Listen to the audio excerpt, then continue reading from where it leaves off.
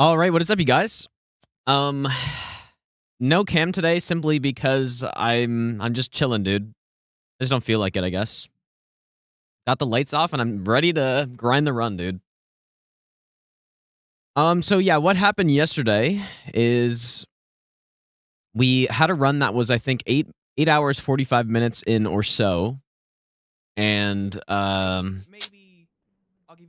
died to it's just something I didn't know. Like I didn't get a sneak attack on the Deathrite Bird in Snowfield, and then it didn't one-shot him, and then I died, basically. So it kind of sucks, but that's, I guess, I don't know.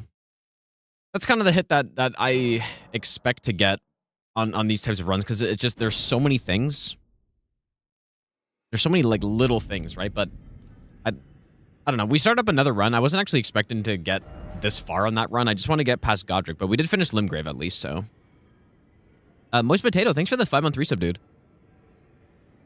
But yeah, simply we're starting in Liurnia, I guess. See how far we can get.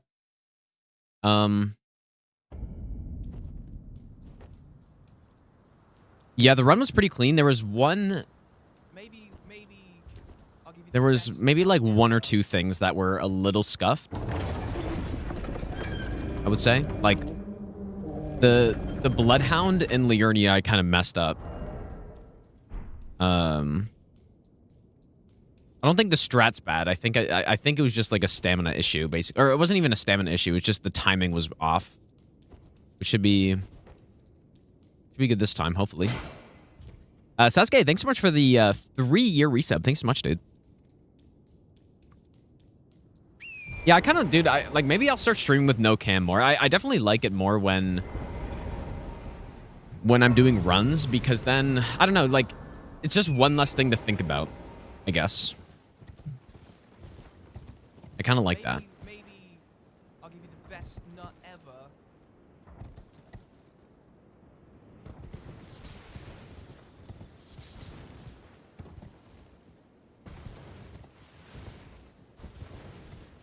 Reminds me of the good old days, dude. When I didn't use cam for like the first, probably at least my first 3 years of streaming. I never used a cam. Yeah, surely pre-recorded, dude. Oh If it's not pre-recorded, do 3 spins right now. Evar, thanks so much for the 5 gifted subs, dude. I appreciate that. Also, GSG, thanks for the 9-month Prime sub as well. Yeah, it's kind of nice not having, like, my lights on and stuff. It just, I don't know. Maybe when I'm doing runs, I'll use camera less, but I don't know. Maybe just for tonight, because it's kind of late. I've got the lights off. It's kind of nice, dude. Yeah, I didn't one-shot the Deathrite Bird because it wasn't a sneak attack. That was why. It was supposed to be a sneak attack. I, for some reason, ran close to him. I have no idea why.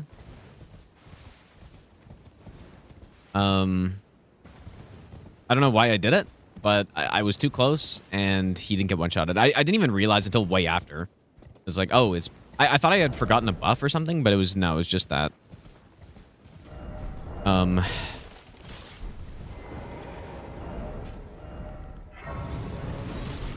It was, yeah, it wasn't a sneak attack, dude. Devastating. Surprised no matter. Why don't... Oh, but don't... Oh. Do I actually... I don't think I need to buy anything from him. Yeah, this is a fun run, though, dude. This is a fun run. It's not so bad restarting this one. I think there have been some Elden Ring runs that I've done that it's just restarting really sucks. This is not really one of them. Honestly, most of them are like that, to be honest, but... Yeah, I don't know how long, like... I'll probably... I don't know. I may stream for a while tonight, but we'll see. Not sure when I'm going to be tired today. Impossible to say at this point. Someone in the Twitch chat had a good explanation earlier. It's like, fix sleep, ruin sleep. Fix sleep, ruin sleep. The classic, dude.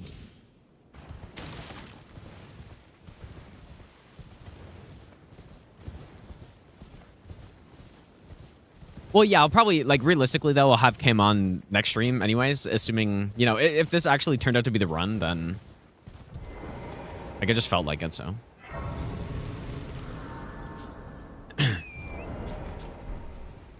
Yeah, lost a bet to Hob, yeah. Right, yeah, I'm hideous, dude. I had to shave every hair on my body. Actually, it was a waxing. Brazilian wax, or whatever they call that. I don't know if that's actually a thing, but something like that.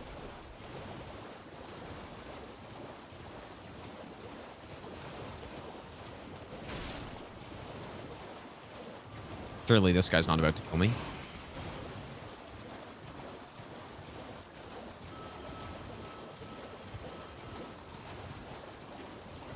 I actually don't know. Like, is he gonna...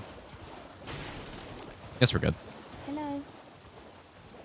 Hello. Like, imagine that, dude. Like, I start stream, immediately get hit. That wouldn't be so bad. We're not really far in yet. At least. Could be worse.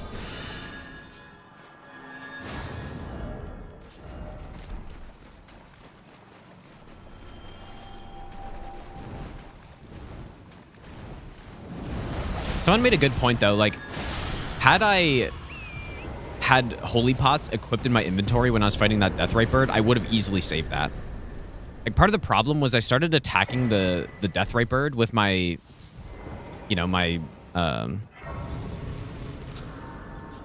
Bolt of Gransax, and it just dealt 0 damage, basically, because all my buffs were out. So, if I just had a holy pot or something, I would have probably just finished him off when I started attacking him. That might be a nice, just a smart thing to do, just in case. But that really, like, it really shouldn't happen, though.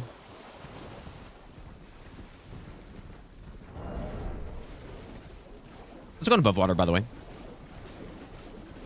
Oh yeah, I guess I didn't use Cam for God Run 3, but that was different. God Run 3 was like, I had like, I'd basically taken down my other camera setup because I had ordered a new camera, like the camera I have now. And so I took it down because I was anticipating it, and like I set up the other, I guess the other mount I had, I guess. And so that's why I didn't have it up. It wasn't, I don't know. This time I just simply don't feel like it. It's grind time, dude.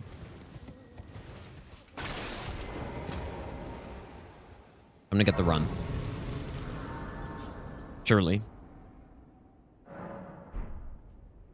expecting Bolt Melee to finish him? That's what I thought too, but I think just every buff wore out by that point. Every single one. Even if I just had like Sacred Order on, like maybe it would have been enough. But I really don't know. Like I should have Memory of Graced out when I had that big I got a big punish opening on him. I should have just Memory of Graced out. Or, I mean, in the first place, I should have just simply not messed up the strat, I guess.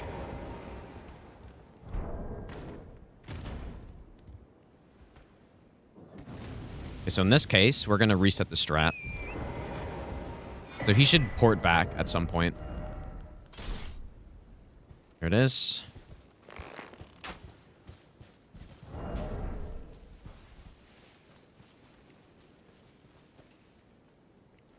I should really just do a Stormblade strat on this guy, dude. I like this cheese a lot. That's part of the reason why I wanted to do it. But there's no question it's riskier.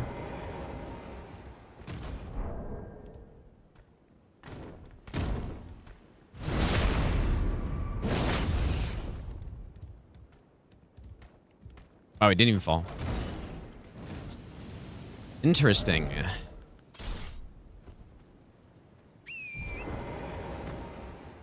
Where'd he go?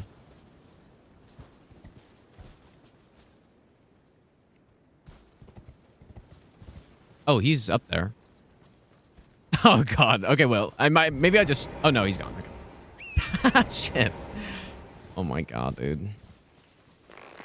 He's gonna die from arrows before falls off. I guess my angle was just a little off there.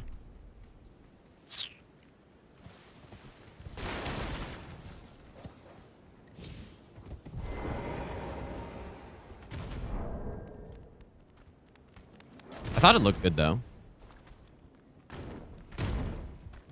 Okay, that's got to be good. Surely.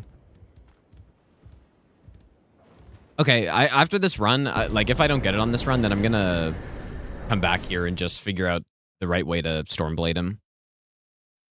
Because, yeah, I like I said, I like that strat, but clearly, I don't know. It'd be like, those guys get stun locked by Stormblade, so it just will remove the meme or the mess up potential. 7 hits is my best run so far. That's not this run. I mean, yeah, somebody said maybe I should have finished the last run. Maybe I should have. I don't know. Like, I could have probably gotten a 1-hit PB on it. We'll see. I mean, if I get that far again, I might just finish the run just for extra practice or something. Yeah. If I get that far and get hit, like, maybe I just finish it. There's only, I mean, there's about 4 hours left, though, so it's still a pretty significant amount. Not a trivial amount left. Oops.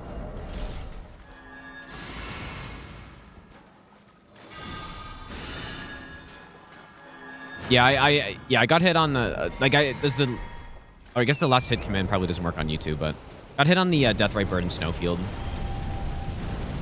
Unfortunately.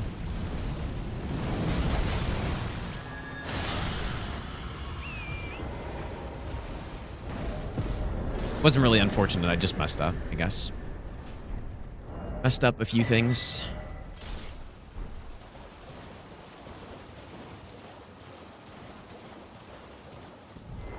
Yeah, today I ended up waking up at, I think, like, 2:30 or something, dude.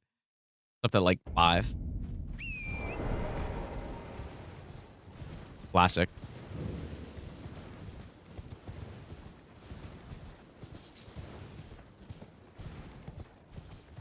I was told in a dream that... Wait. I would get the run if I didn't use face cam. Or I lost a bet to Hob. Cannot confirm which one. Let's get a +4. I'm honestly just going to start killing the Revenant after we talk to EG and stuff. I feel like it's safer. It's not even much slower anyways. Just a little bit. That way, also, if I forget the heal, then... It's like, oh, I can just rest into it.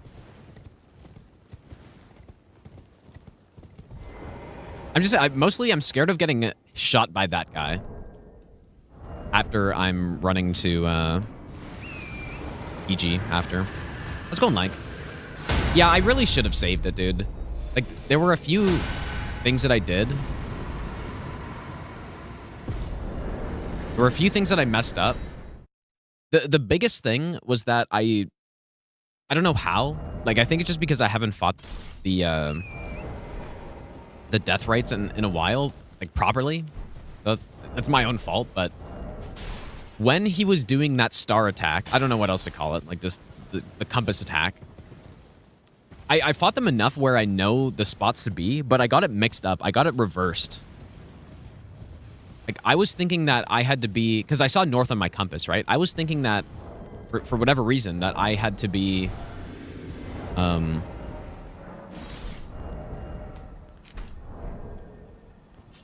guess I should maybe pull him first. Yeah, I was thinking that I had to be north of the boss, and that was the spot, but it's actually, the boss has to be, between me and north. So the boss had to be north of me, basically. And I just got it mixed up. So, like, had I remembered that, I would have been in the right spot. I would have memory of graced right there. And it would have been fine. Like, they were definitely just like, hello? You're actually joking me, dude. Oh my god.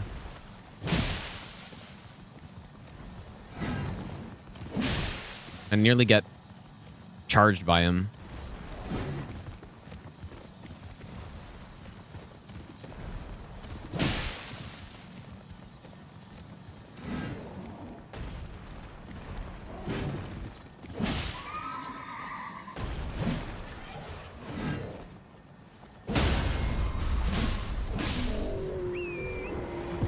That is unreal. I would love to see that again. Yeah, someone, like, I forget who in the Discord, but someone sent me a good clip of how to dodge that charge attack, which I did numerous times on the Limgrave guy. Like, just running and jumping front left seems pretty good. And it's funny because I hadn't even practiced it or anything. Like, I just saw the clip of them doing it. And the Limgrave guy did it to me from, like, a weird spot. And I'm just like, okay, I guess I'm going to do it. And it worked perfectly, so.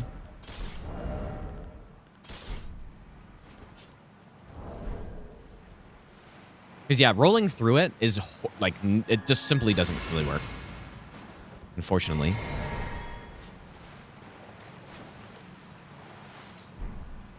Yeah, it seemed like I locked on straight through the Knight's Cavalry there.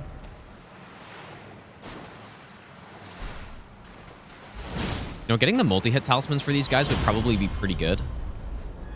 Especially because my damage by this guy is not very good.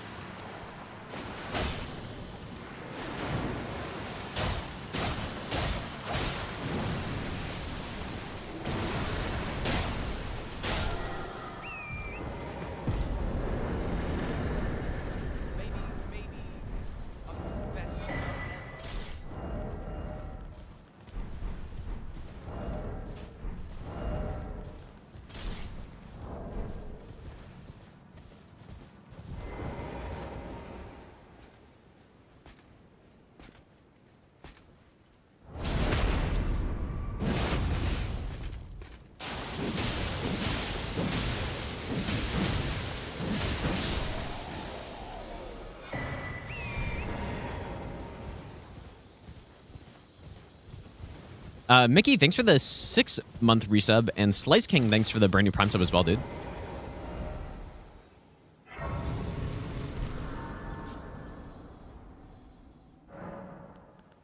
Okay.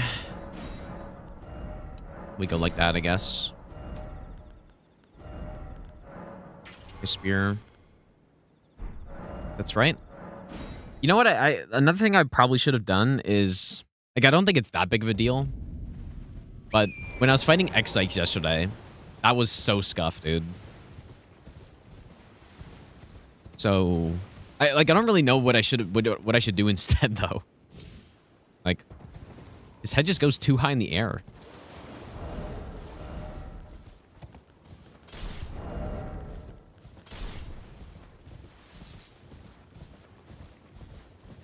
But yeah, that last hit should have the hit from yesterday. I don't know what part of it is clipped, because it was pretty long after the, like, original mess up, I guess, where I ended up getting hit, but yeah, just the Deathrite Bird got me.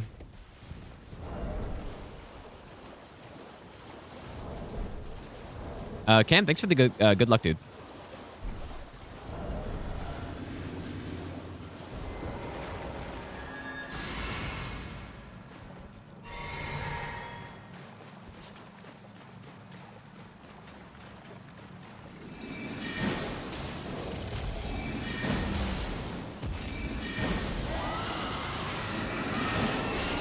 No stun? I don't know why, like, does he get some stun resistance when he's, like, waking up initially, maybe?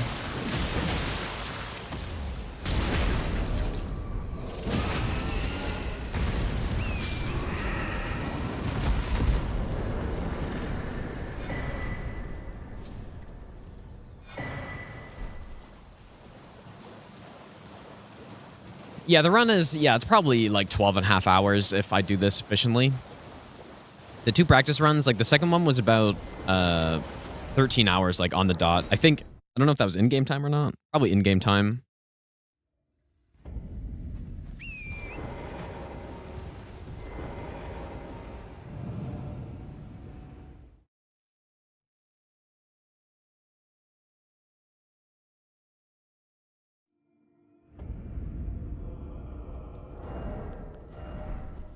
Also, one thing happened here too, and I was trying to get Spectral Lance. The guy just survived, but maybe it's because I don't know. Maybe it's because I didn't level up or something. But I Not really supposed to level up yet, so.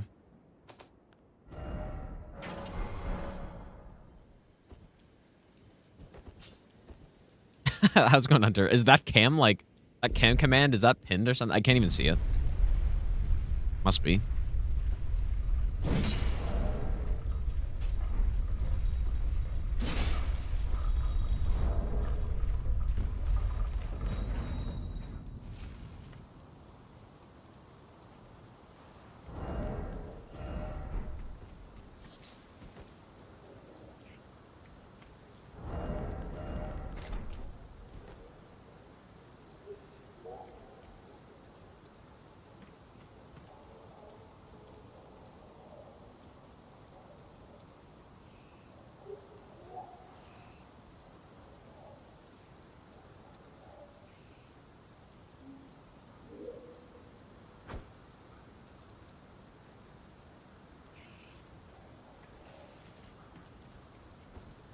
I'm pretty excited about the next run as well, dude. I think, like, the actual next...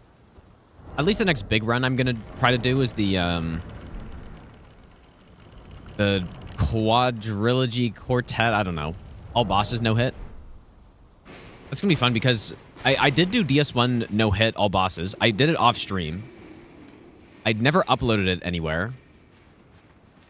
But, like, I don't know. People haven't seen me do that run before. I routed it on stream and stuff, but I don't know. I just didn't do it on stream. I just did it off stream. But that was like a while ago now, I think.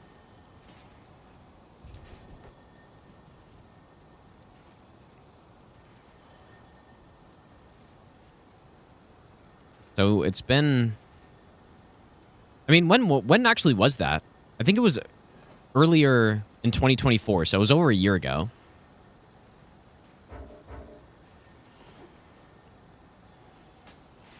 Is it really still shooting?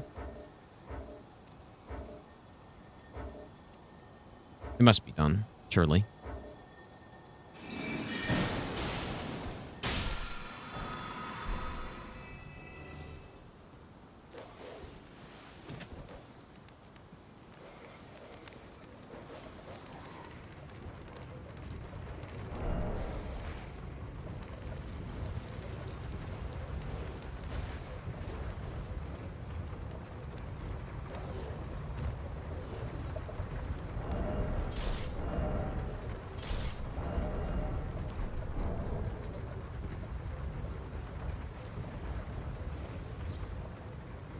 I wouldn't, like, I kind of would like to have the controller viewer up, especially with no cam, just so that there's, like, something, you know, something to look at, but I need to revert my OBS version, dude.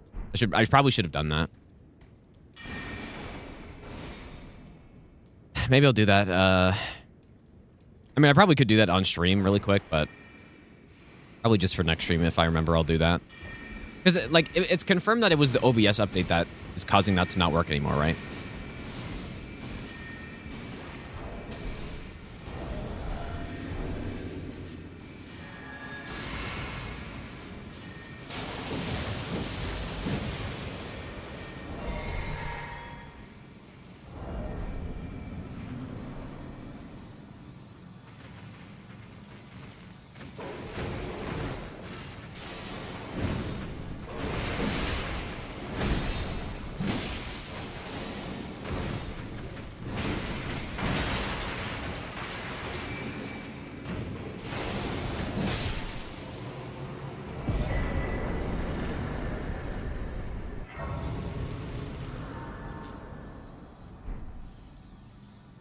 I don't know where I'm going next. Crystallian.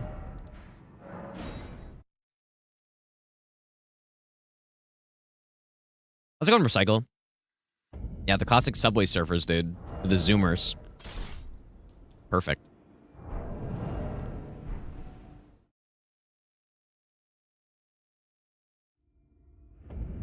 Do I normally stream this late? I don't...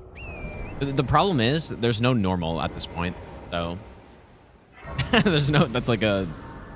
I can't answer the question.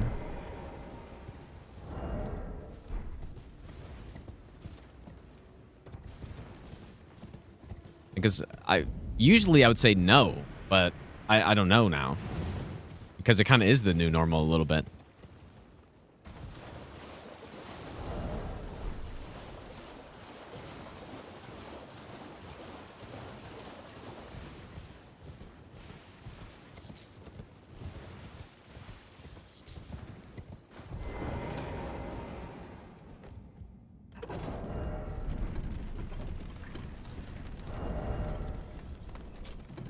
It's probably right down to swap back to Stormblade here.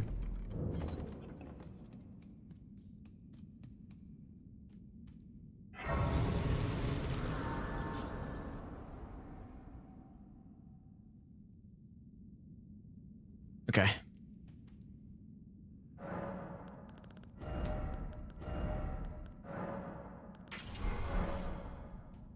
Sen's gonna win this year? Well, I don't know about win, but... Well, a win for the Sens would be making the playoffs.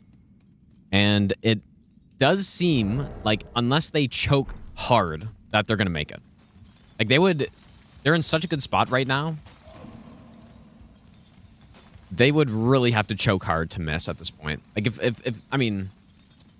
But the problem with the Sens this year is that they've been very streaky, right? Like one moment they're on a 6-game win streak, and then they'll lose 6 in a row after that. So it's hard to say, dude.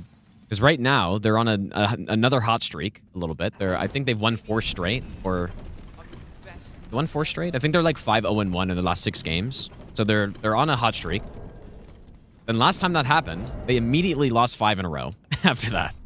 So the good thing is they have a really favorable remaining schedule.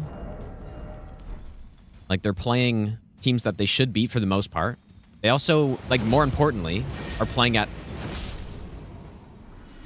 Kind of didn't know what that sound was. They're playing at home most of the games as well. Like, that's the bigger thing. Because sometimes, like in NHL, it doesn't really matter most of the time. Not most of the time, but a lot of the time it doesn't matter who you're playing, because it's still an NHL team, so you can still lose, but...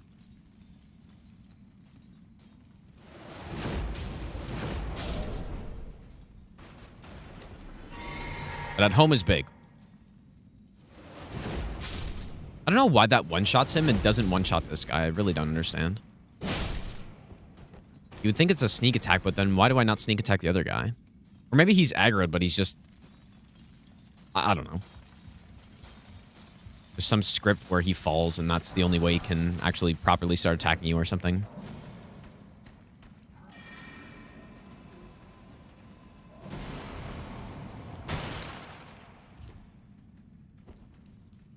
Yeah, I don't live in Ottawa, but I live close.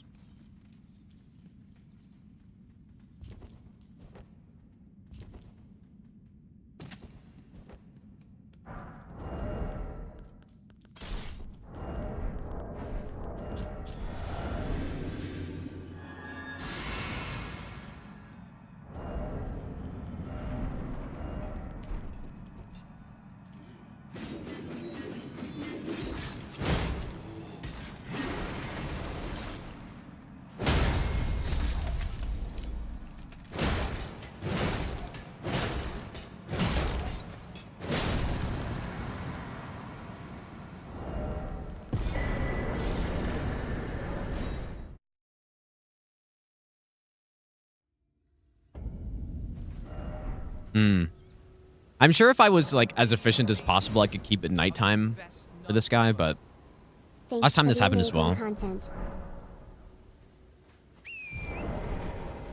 Porpoise, thanks so much for the 6-month Prime sub, dude. Also, Casey, thanks for the gifted sub as well.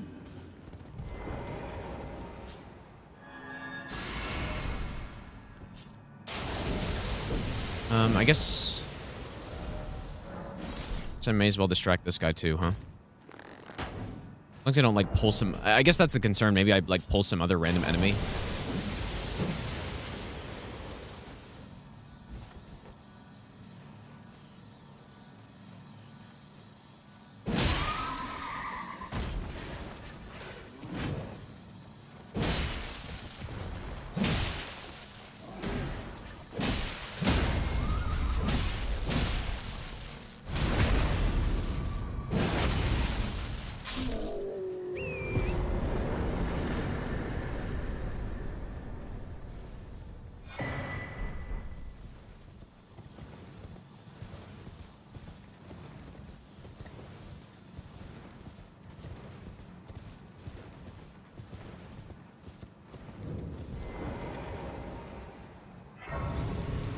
Can I torrent dismount iframe the halberd? Well, actually, it seems like the best way to deal with it is just to jump over it. So that's what I've been doing. If you go back in the stream yesterday, when after I'd reset on this run, like the run we're currently on, the Limgrave Knight's Cav was being a total asshole, but I was able to like do the jump dodge like 3 times on him, so it seems like it's pretty good. Sick thing, thanks for the brand new prime sub, dude.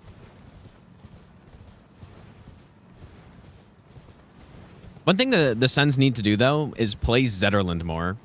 Like, I feel like he's getting shafted playing with the 4th line right now, who are unfortunately basically just 2 AHL players.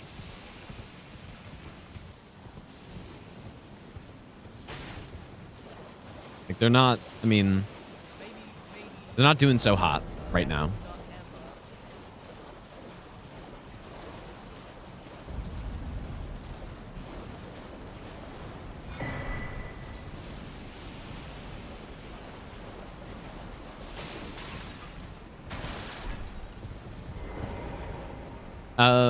Durarkaron, thanks for the brand new prime sub, dude.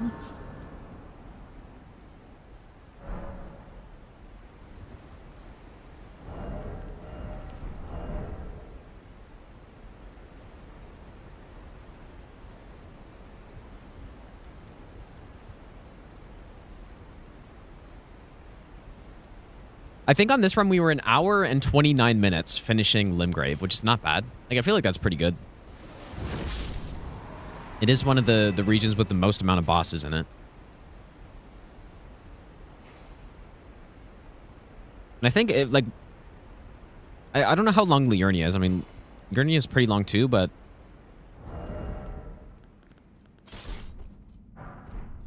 Yeah, I can't remember last run how long it took. Like 240 maybe, or something like that?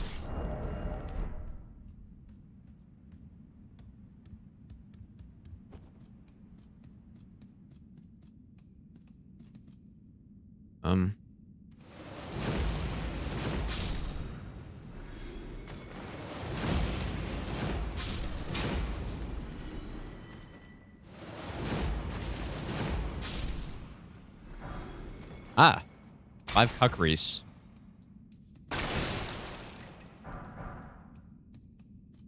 Interesting.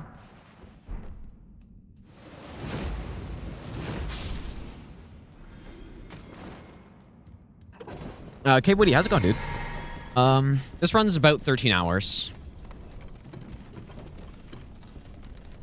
It's a pretty long one.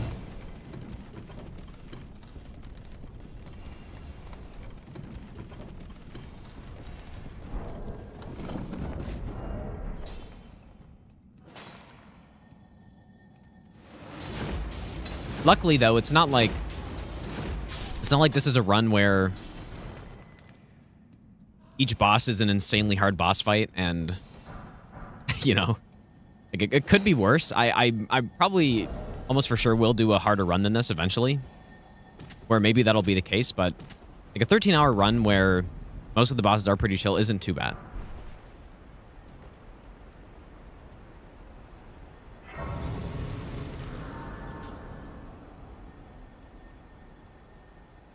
Yeah, doing a harder version of this run at some point, though.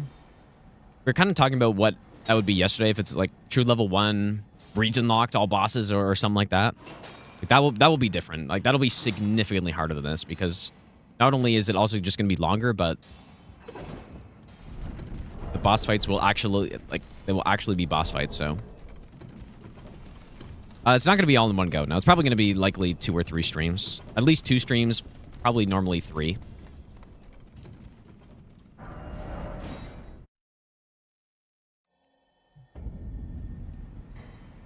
To level 1 means no stat boosting.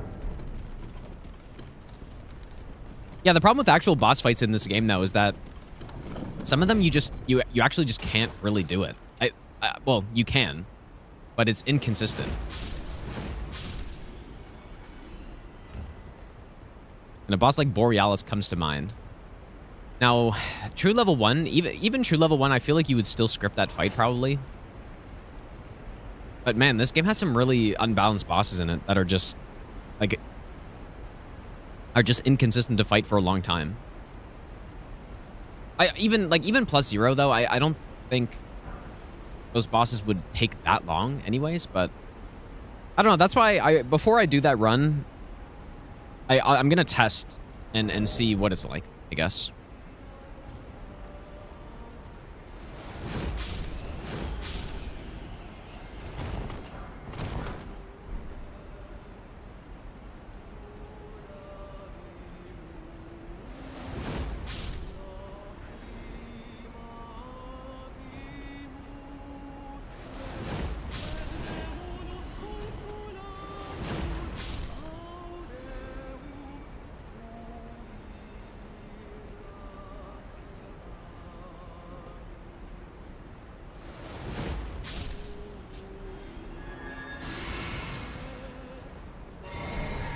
I think I want to stand out here. Maybe a little further up, but better to be further back than further up.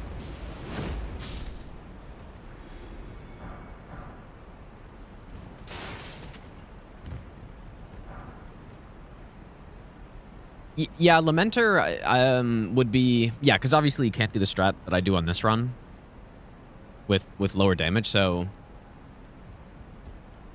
You would probably end up doing the... Like, if you get Lamenter along the fog wall, like what I've found, you get Lamenter against the fog wall, he very rarely rolls out of stuff. So, crouch poking can work. Crouch poking was the strat that I figured out for Stranded all DLC bosses no-hit, which I haven't done, but I'd routed it. Or at least most of it. And yeah, I basically just started crouch poking him, bring him against the fog gate, and he would very rarely roll out. And if he did roll, then I would just body block and continue. And that worked pretty well. I've seen people do it with shield crash as well.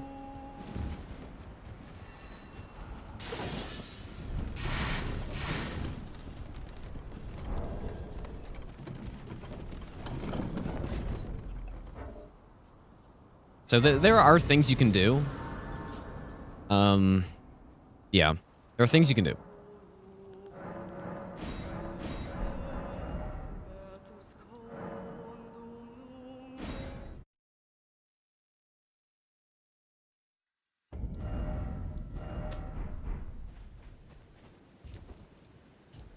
Well, then I presume.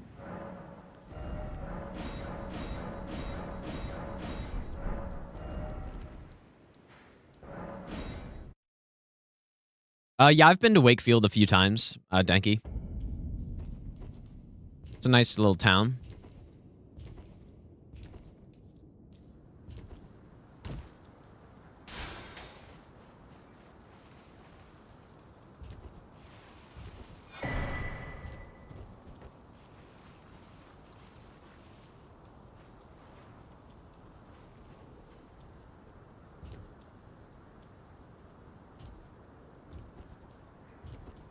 Erdbeer, how's it going, dude? You like true level 1? Yeah, that's the problem. Yeah, the limitation on weapons to use would kind of suck. Like, that might just be only using Starfist the entire time. One thing I like about this run is that we do use, like, 4 different weapons.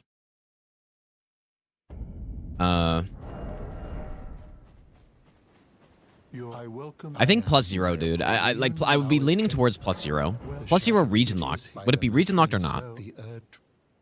The problem if you don't do region locked is that well, I guess the problem just overall with plus 0 is that the what is it fucking called, dude? The meteorite staff exists. And it would probably just be going with the meteorite staff the whole time. Okay, wait, I just need to make sure. I was supposed to level up here. Level up, finally. 13 faith. Full strength, I guess. Well, no. I wouldn't. I'm talking just plus 0 with levels. is what I'm talking about. So not true level 1 plus 0. So yeah, you go Night Comet, you go Slicer and all that stuff.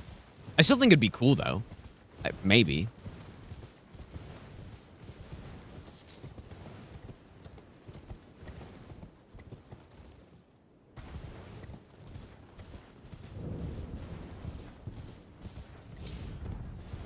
I don't like this part. Ever since I got sniped here one time. And maybe I should just get the Grace, dude. Because that guy should be shooting the wall every time.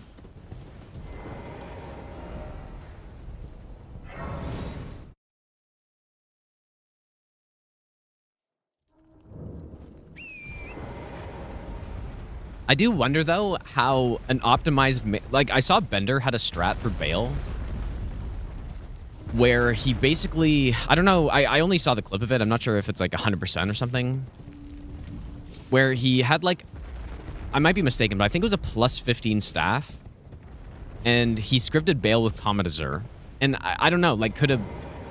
If you had high intelligence with the Meteorite staff, could you do the same thing?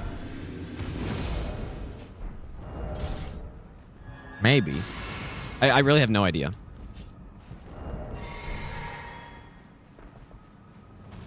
Oh, was it 50? Oh, okay, that would make way more sense, actually.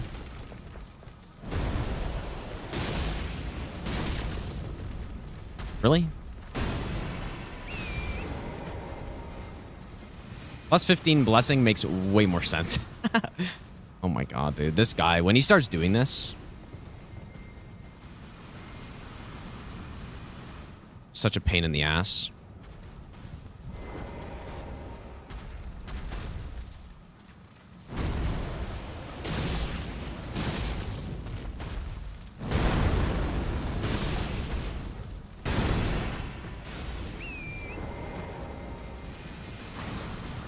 Oh my god, dude. My angle wasn't...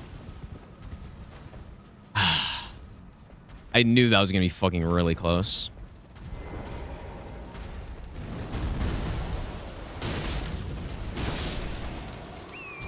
Like, I guess I should have gone the other way.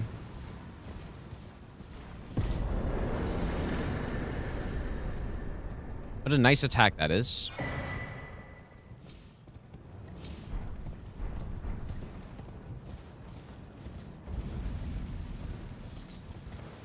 I find that especially bad on this one because the terrain just...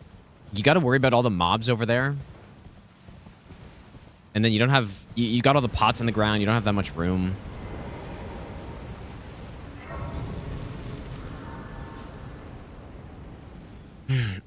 Yeah, that was not so good.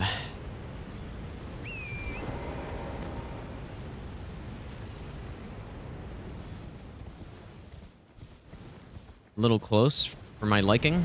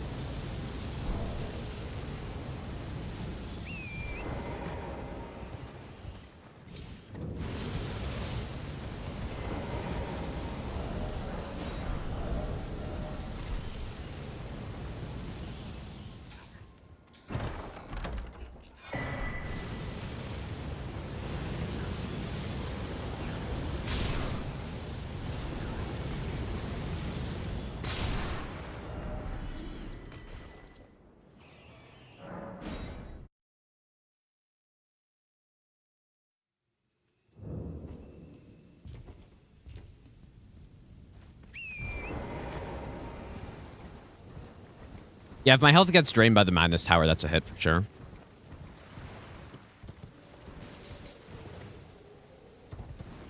Let's go on Opie. Since I kill everything on this run, has it made routing nicer? Like, nicer than what?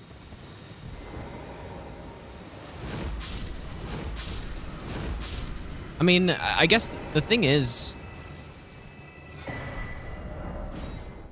Even like a normal no hit run will still get the things we get on this run, right? So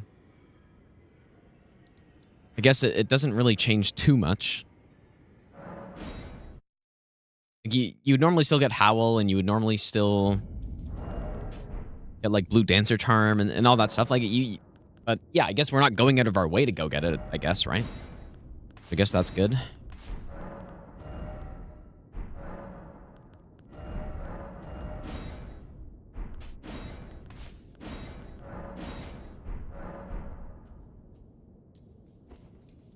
Golden Land for the DLC dragons? Yeah, for Senesax I am. I mean, maybe it would also be like a good idea on all the other ones, but the other ones I just use Holy Pots on. Except for the one in Shadow Altus, and that one I do use either Holy Pot. I run out of Holy Pots or something, or if he's in a bad spot really far away from me, then I'll go with... Yeah, I'll go with the Golden Land. Golden Land goes really far. Like, it's not a scrap, but it's... I don't know how far it is, to be honest. I don't know what's comparable. It goes way further than the Bolt. I don't know. I don't know what goes as far as Golden Land, honestly. This one, this one.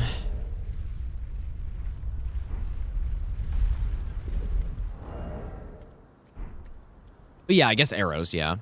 That's true.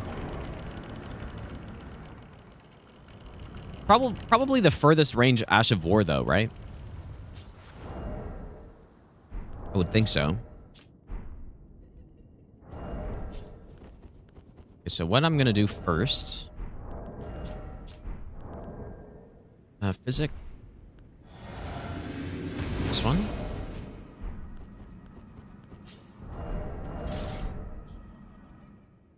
No, it definitely goes further than Frenzy Burst.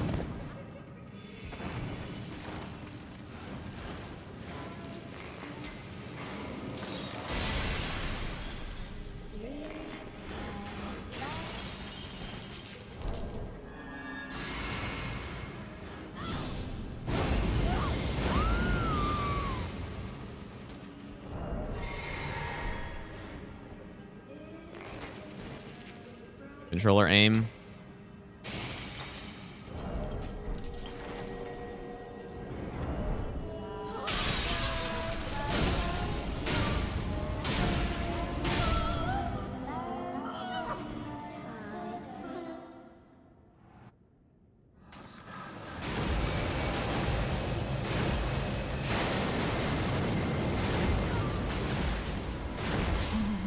Little Rani, my dear daughter, weave thy night into him.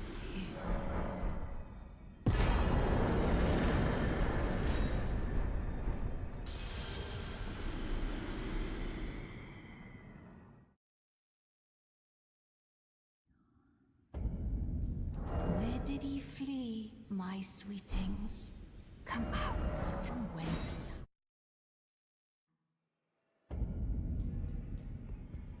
Marsh, thanks for the good luck, dude. Only fine. You have it now to become the thing as much.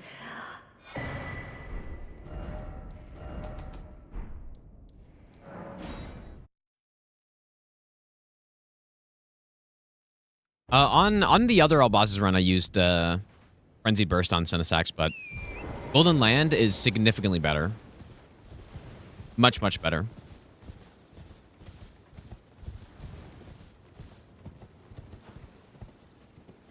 There was no buff, actually, Madman. It was a sneak attack. Like, I was missing that 20% bonus damage from a sneak attack. So it's like, it was very obscure, right? That's why I was so confused, because I used every buff. Like, I did everything properly that I knew of. I just didn't really realize that that sneak attack was happening and that it was crucial to get the kill. So that's what happened. Yeah, Snowfield is right before DLC. I go Snowfield and then kill Moog and then DLC. So yeah, like I was kind of planning yesterday. Okay, let me make sure I get all the right stuff here. I'm supposed to level up. I think we just get more strength. Yeah, I was planning to kill Moog and then probably end, and then today I was going to continue through the DLC and probably try to finish the run, but obviously that didn't happen.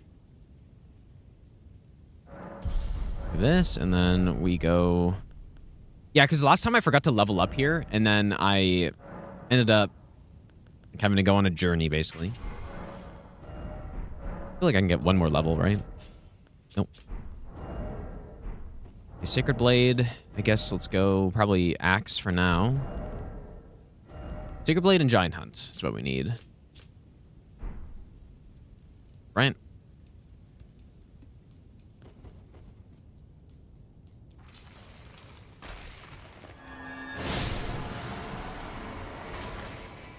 No, Magnus is very reasonable for no hit because you can just finger sever out of the fight 3 times. And that's good enough.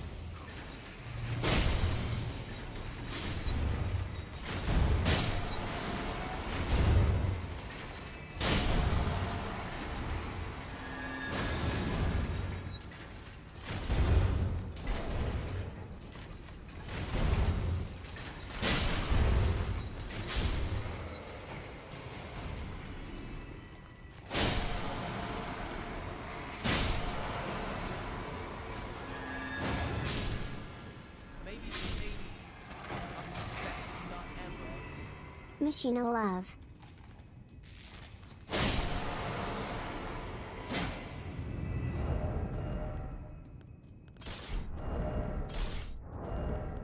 Use a Starlight here.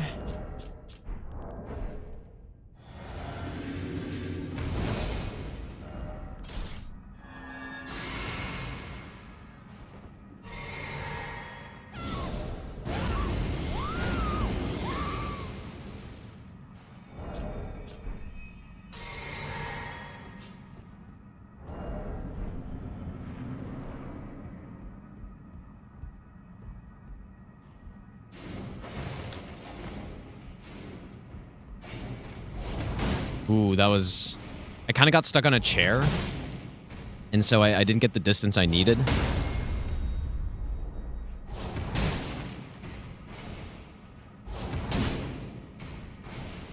So then it made me go kind of late for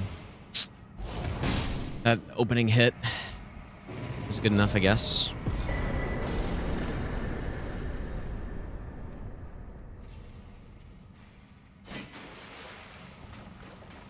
It's a very scary boss. It shouldn't be that scary, but it's mostly all of the chairs, all the pews in the arena just getting in the way. It's so, like, why did they do that? It's so annoying, dude. Very annoying. Oh, you know what? This guy also did something that I hadn't seen before last run. And it was... Or wait. No, maybe it wasn't this guy. It was one of the other guys. No, wait. Maybe it was this guy. I don't know, he didn't teleport. He just, like, got up and then walked sideways, which I hadn't seen. Electo is probably safer than that, yeah, because there aren't any chairs. And I can, like, Electo is fully scripted. I just walk in and do the strat. How long did I stream before first using webcam? I think it was at least 3 years. But I don't remember exactly. It was at least 3 years.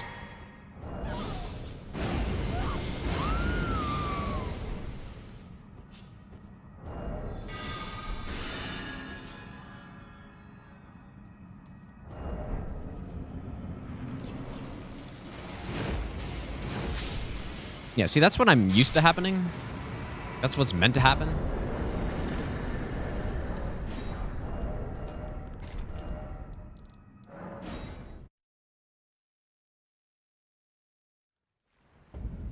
Takumi, thanks for the 2-month Prime sub, by the way, dude.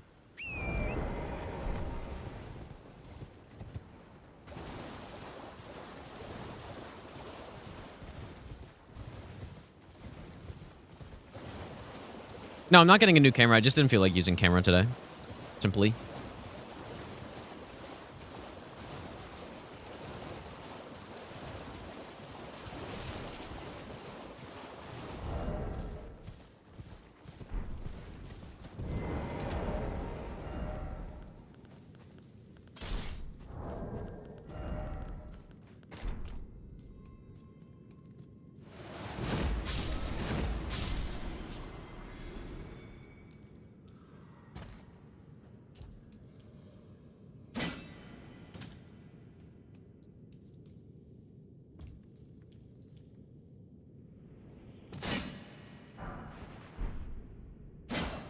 Yeah, definitely bad hair day, dude. You're right. You caught me. My infamous bad hair days.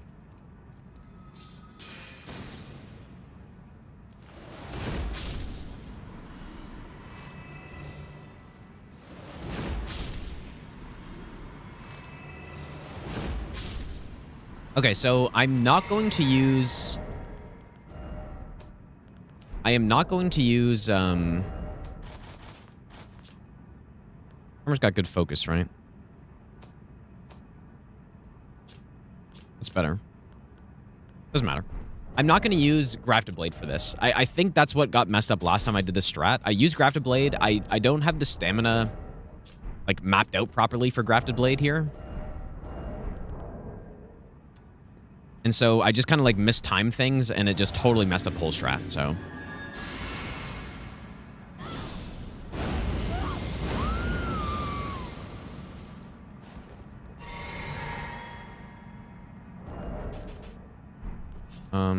Okay.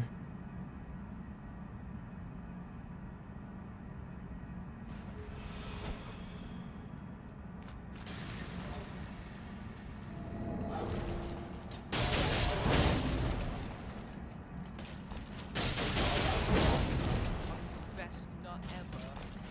Best 9 months of my life.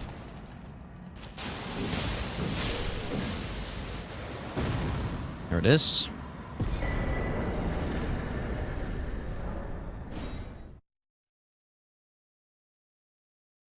Vsauce Michael, thanks for the 9-month resub, dude. Welcome back. RTSR rolls off the tongue. You're definitely right. Like, Red Feather Brainsword does not. RFBS. RFBS. Sounds bad. Let's go with this one, I guess. And this one. Wait, do I have to...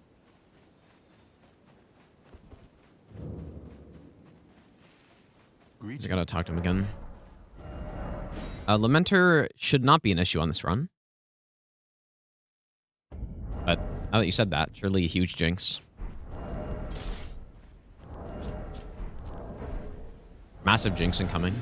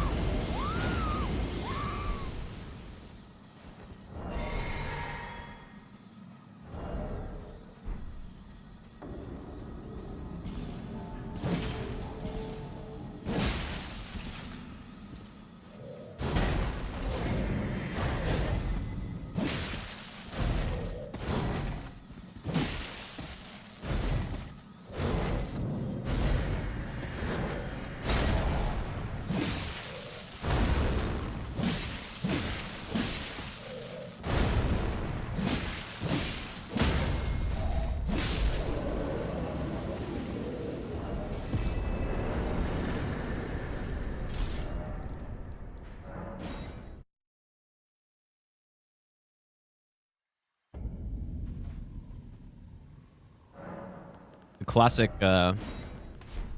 classic jump attack whiff.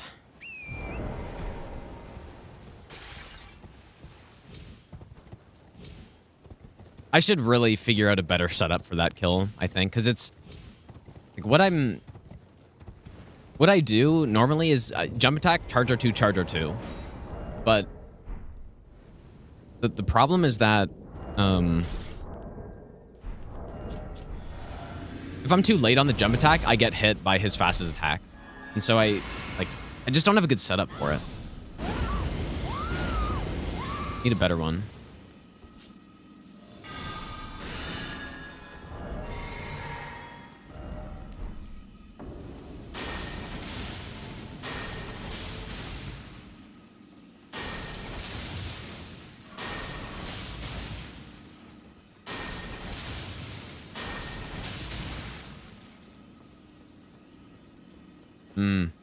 Bastard.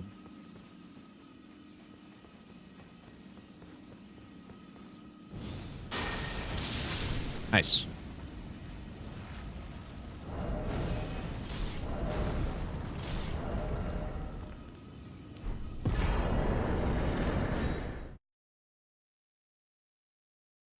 Grafted Blade gives you 5 in every stat for 1 minute. It's like an insane buff, right? And not only does it do that, it gives you a better version of Endure. Like, so Endure, what it does is it gives you basically unlimited poise for a couple seconds, plus how much damage negation? Like, the damage negation, if it works the same as Perseverance in DS3, which I'm pretty sure it basically does, it gives you the, like, 50% damage negation. And then, like, after a couple seconds, that goes down to, like, 25% or something. Like, I don't know the exact numbers, but it gives you a few seconds of, like, insane damage negation.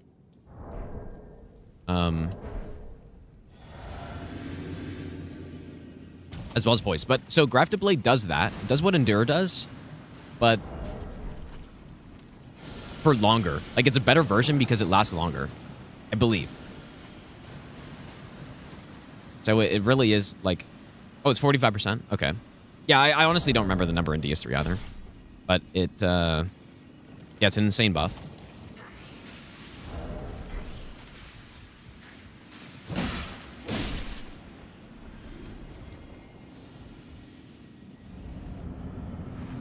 And not only that, you can also stack it with... you can also stack it with Endure. So you can go with the double.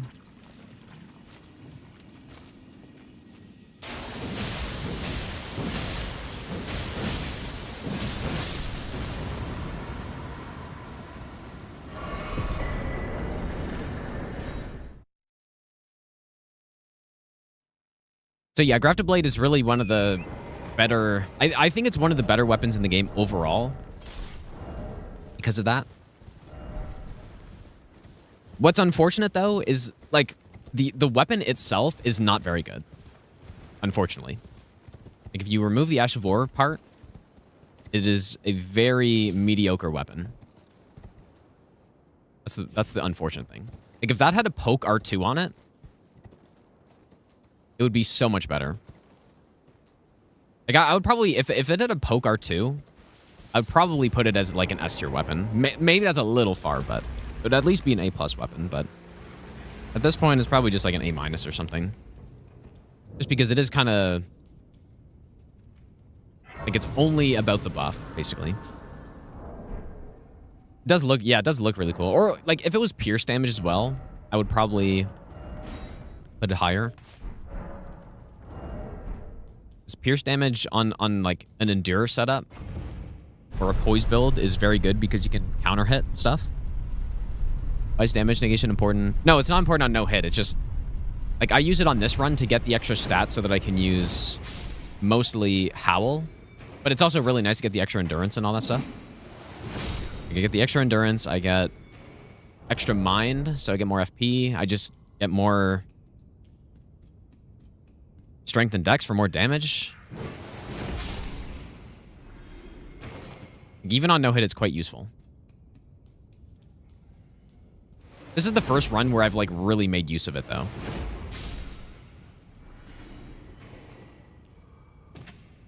What I like about it is that it makes me not have to swap on the 2-finger heirloom every time.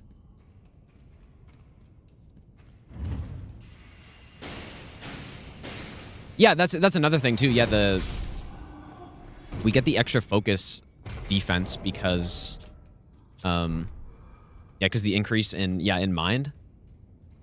So I don't have to worry about proccing myself with Howl early in the run.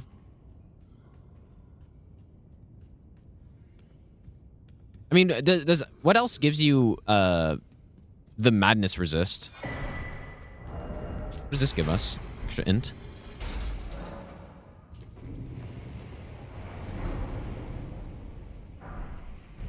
Yeah, okay. All levels give focus, so.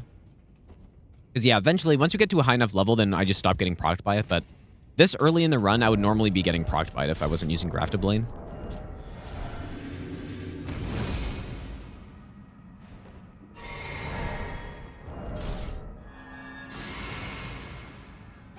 We haven't been hit on this run yet. We're kind of at the stage where I'd be resetting if I get hit. I had a run that was pretty far yesterday that I reset because we got hit.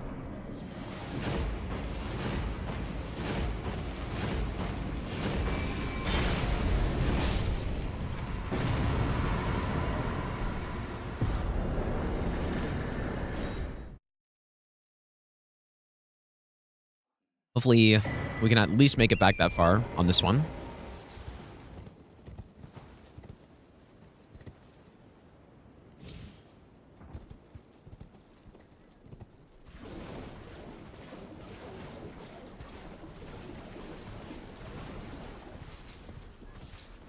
An extra one over here that I'm going to get because I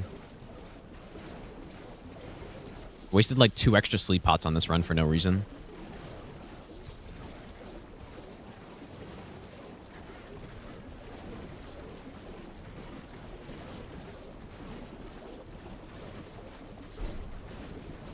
The eSwap, I still haven't messaged them yet, so.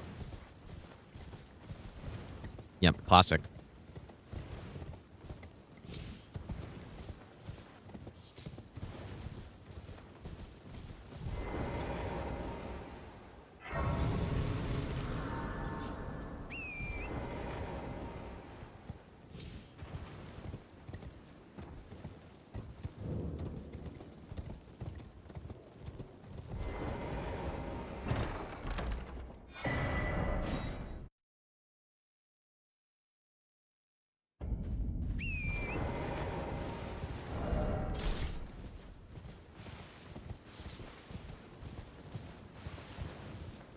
Yeah, Pirate Souls game I guess could be cool. I definitely like the just like fantasy setting, fantasy medieval setting in games just probably the most.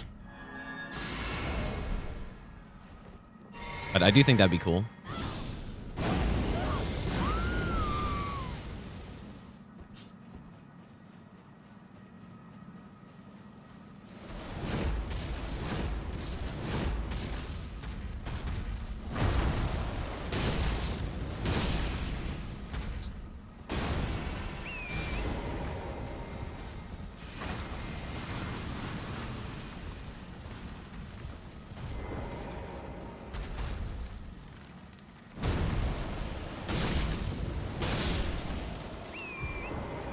See, here, when we get that attack, we have a lot more room to work with, so.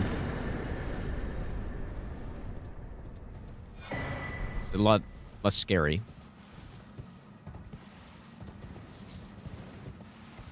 I think that's just a garbage attack, dude. That's the real problem.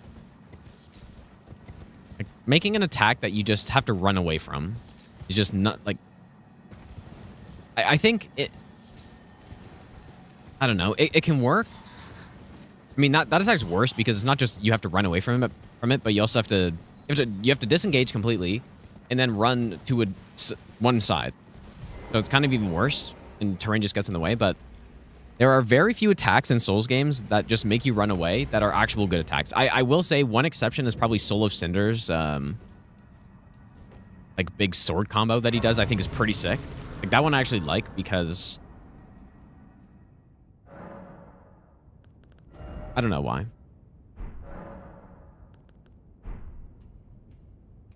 I guess that one, it doesn't, like...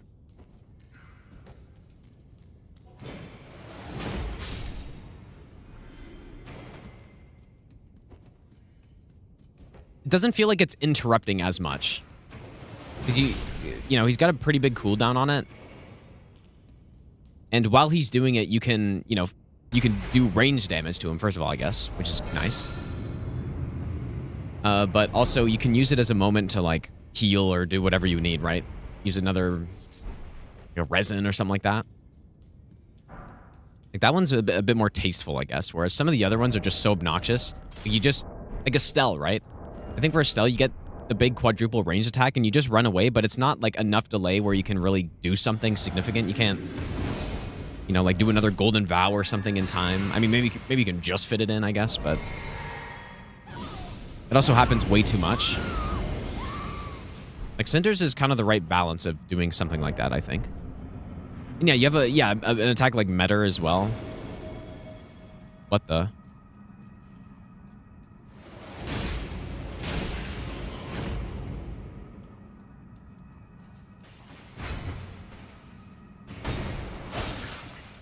Survive that?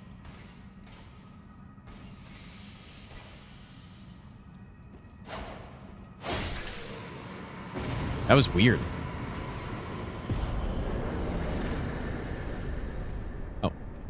this one.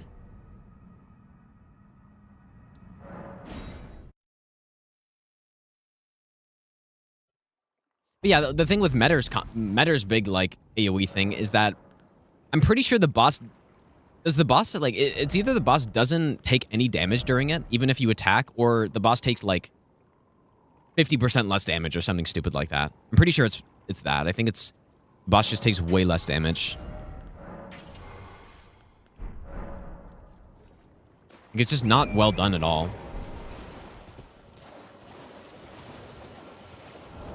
It's not how you do it.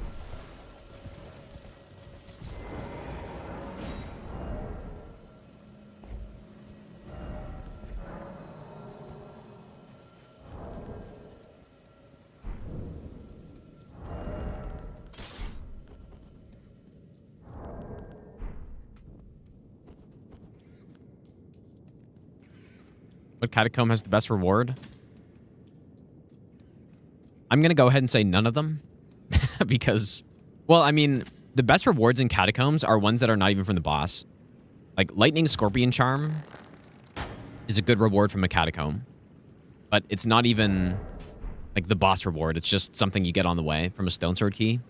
Golden Epitaph is also very good. But again, not... Like, first of all, it's not really a catacomb, I guess. It's a hero's grave. But... It's not even from the boss, dude. But I guess you get... I mean, hero graves don't count, because hero graves have some decent stuff. From, like, a strict catacomb? I don't know, dude. Oh, yeah, Lord of Blood Exaltation. That's actually a good call. Yeah, you're right. Yep, you're right. Don't forget that that's actually a catacomb. Yeah, Knights of Lightning Spear is in a catacomb, that's true. Yep. Okay, this one and this one. Oh yeah, I was gonna swap to like Ice Spear for this part. I think it's gonna work out nicely. Let's just go with that, I guess.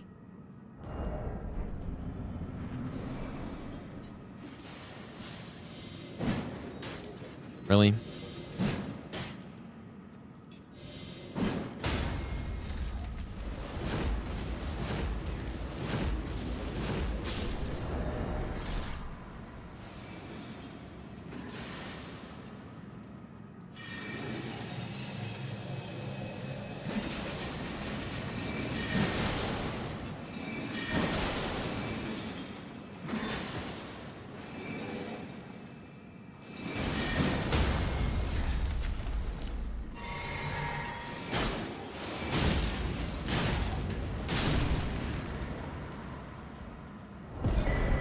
Well, Blue Dancer's from a cave. Caves overall have much better rewards because you usually get not a Spirit Ash. And like most catacombs in the game, you just get a Spirit Ash from them. Which... I don't know. Yeah, caves and tunnels are much better. Like, especially the tunnels, right?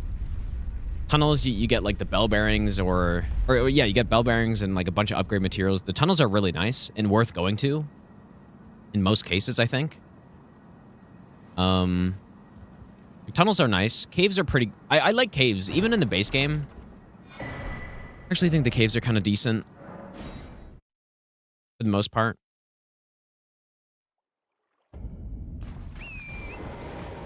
Like the catacombs are just like... They feel all similar to each other. There are some that are good. Like the cave one is pretty good. Or not the cave one. The trap chest one, I meant to say somehow. The trap chest one I think is pretty cool. Like the catacombs like that are worth it because it's like just some trick. But yeah, just the normal catacombs, I just feel like they're not really worth it.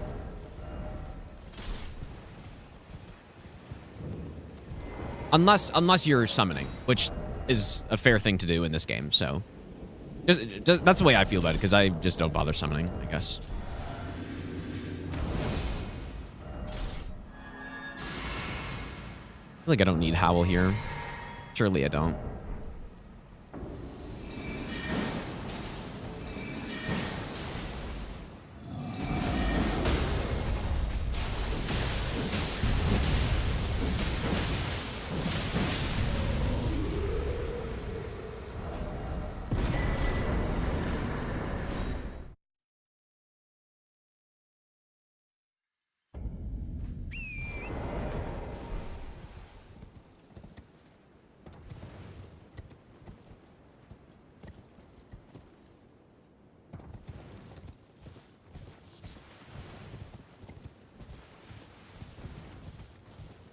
Hardest DS3 boss casual? Probably Frida, I would guess.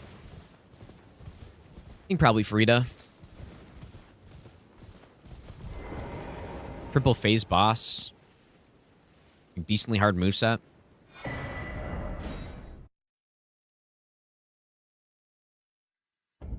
Anywhere Great Blade Phalanx would be better than Glint Blade Ash. Not that I can think of. I mean, I guess it's just because every strat on this run at least should be good by this point. It's hopefully good.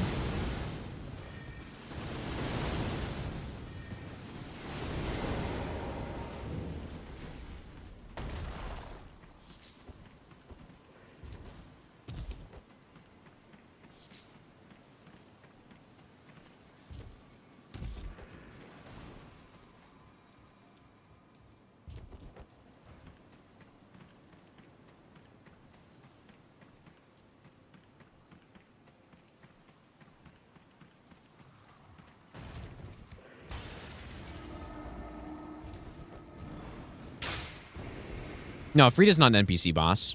Like, an NPC boss is a boss that has all of the same abilities as the player, right? It's just like an invader kind of thing.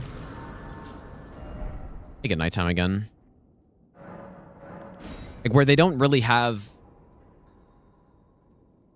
like a normal moveset and like certain combos that they do, but they can kind of just do anything and they can just roll around and all that stuff. Like, the rolling is probably the worst part.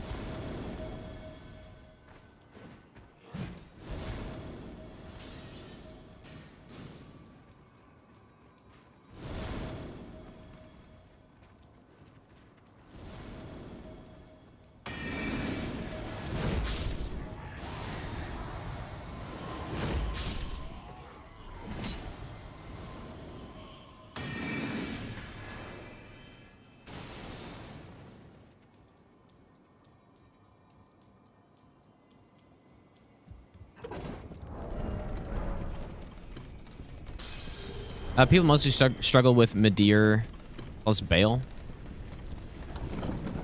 Yeah, I'm not gonna lie. I struggled with Midir big time on my first playthrough, dude. He's one of the hardest bosses for me because I had my Black Knight sword build where I was just perseverancing through every boss, and it simply did not work on him. Is the main reason. And then I started trying to pick at the feet, and that obviously didn't work. And yeah, I don't really remember how I beat him. But I definitely searched up how, and I think I saw a Fextra Life site on like tips for beating Midir. I don't know if I said Bale, but I meant Midir. And it said to use Pestilent Mist on him, and so I tried that, and it was like, holy shit, this is garbage, dude. I mean, it's honestly not that bad if you know what you're doing, but when I was trying it, like, I didn't know when to use it at all. It was miserable. It was so much worse. That's honestly just terrible advice.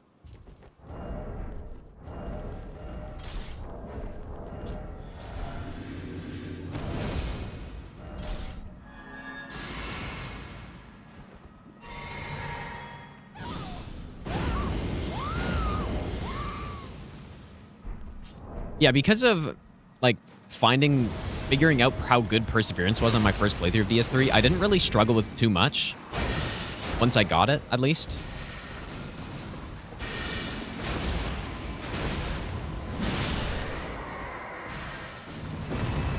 Like, I first tried a bunch of bosses that I probably shouldn't have first tried.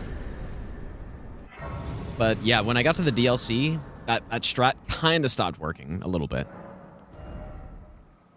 Like, especially, I think Frida, I didn't have too hard of a time with, because Perseverance is really good against her. But when I got to the second DLC is where, like, it kind of just didn't work anymore. My build wasn't tanky enough. I got to Demon Princes, and I was just getting smoked by Toxic all the time.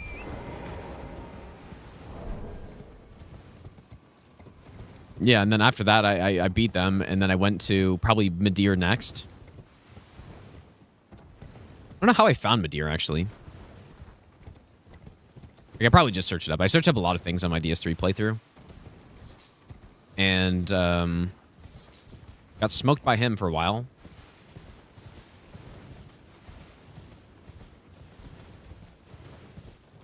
Wait, what are you guys saying? I took a hit. And then, yeah, Half-Light I smoked. I think I got some like PvP guy, and then I don't know, he was just bad, I guess, and I just beat him. And then Gale, the problem I ran into with Gale with my Black Knight sword build is that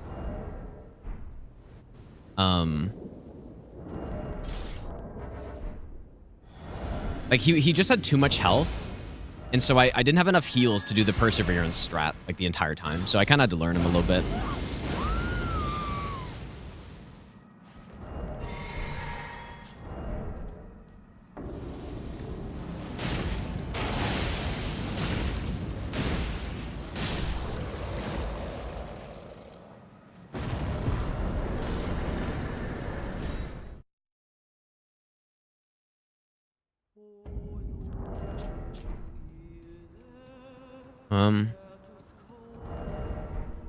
Sleep pots.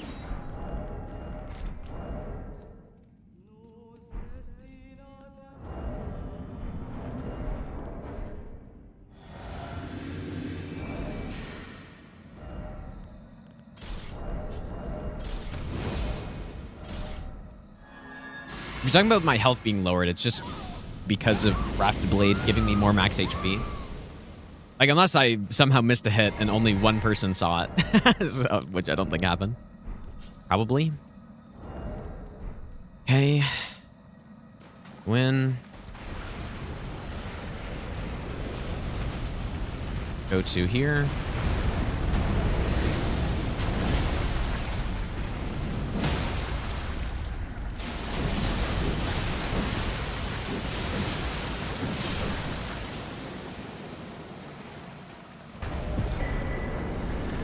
All right, Liurnia done. So I guess that takes about an hour 20.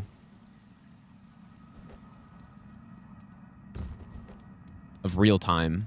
In-game time, we are at 2:39. Like, I'm sure I could probably easily do that in 2.5 hours if I just... I'm not slow.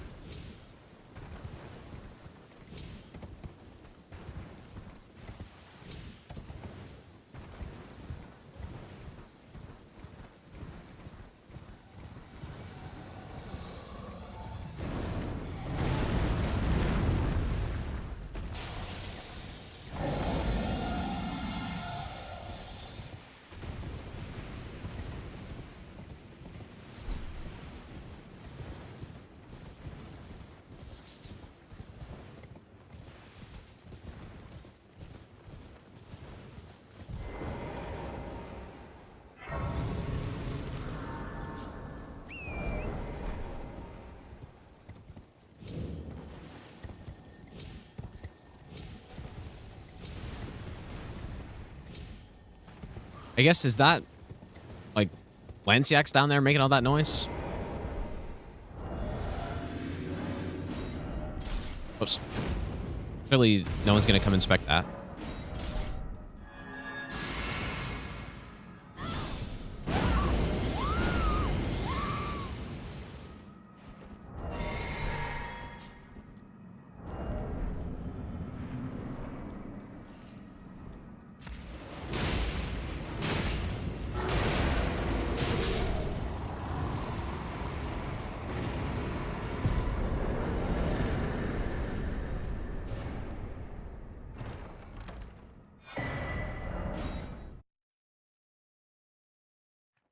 You haven't watched Challenge in a while. Starfist, Sacred Blood Fiend's Arm still used? Yeah, those are still the best weapons, I would say. That I know of. I mean, it's possible that there's some other weapon that just is better, but those are the two big ones.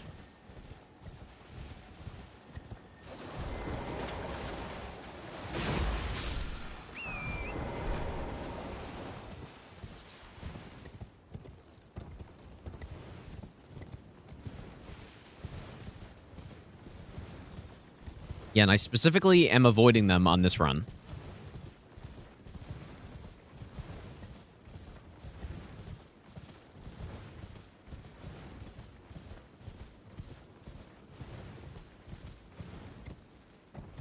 I do think it would be interesting, like, trying to think of a route where I go to the DLC early, because I was kind of thinking about it yesterday a little bit. Because we were talking about how Rolana's the scariest boss on the run because she's just like a normal fight, and we fight her like 10 hours in. So like trying to make a route that fights her as early as possible. Why don't I try no hit run, but status effects only? Probably because it's just not possible, I guess. You just can't. I mean, I guess you could probably make an exception and allow Black Flame. I feel like that would make sense.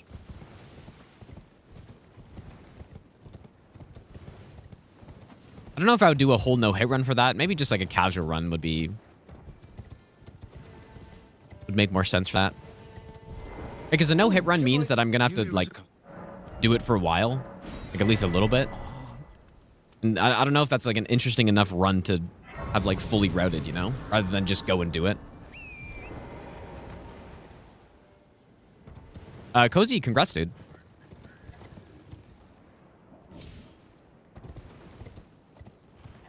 Yeah, because when people do like no ox runs, like the nightmare run that I was routing at one point. Not sure if I'll do it eventually, but it's a no ox run, but thrown in ox, like that ox category is Black Flame. Because of percentage damage. So it's basically like percentage damage only, I guess, if you're doing like an ox only run. So then, in that case, you can kill Elden Beast. And the bosses that... Like, I don't know. I don't know how fun that would be, to be honest.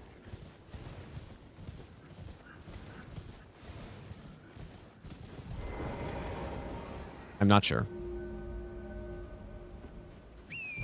Okay, so last time I think got too close to one of these imps and I aggroed him, so...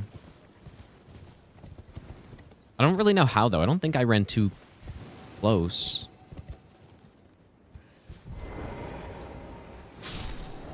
Maybe nighttime makes a difference. I don't know.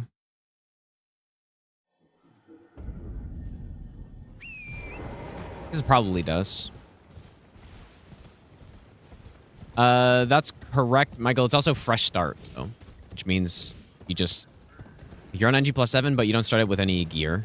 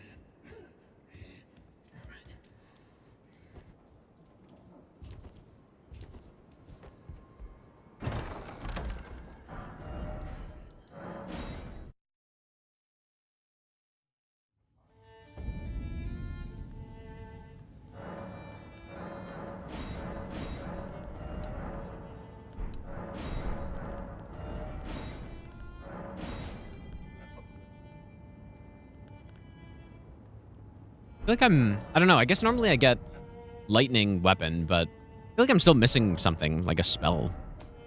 But, okay, anyways. 11 intelligence. That's correct.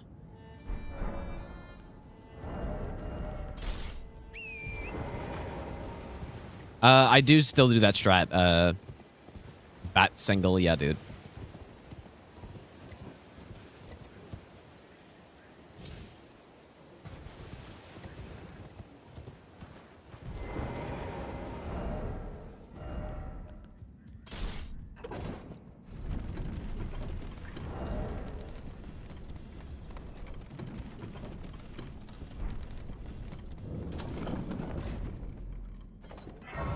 Maybe we should equip Bloodblade as well.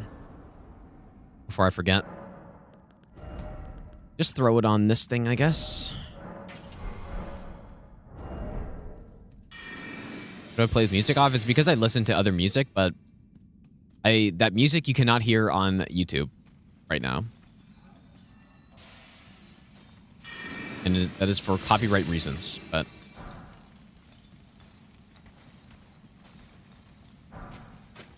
I mean, somebody actually brought up a good point, too, because like one of my reasons that I usually say is that I play the game so much that I would hear the music over and over again and get kind of old, but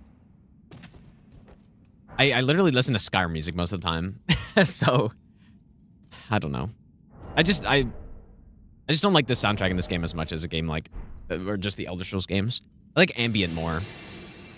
I like good ambient music to play to rather than like intense boss music all the time. Okay, so what's going on here? So we'll just go in. I should have time to buff, I think. It does usually take this guy a little bit of time. Get all the way up there.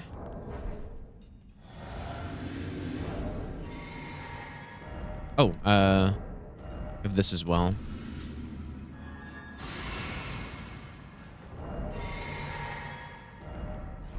What am I doing?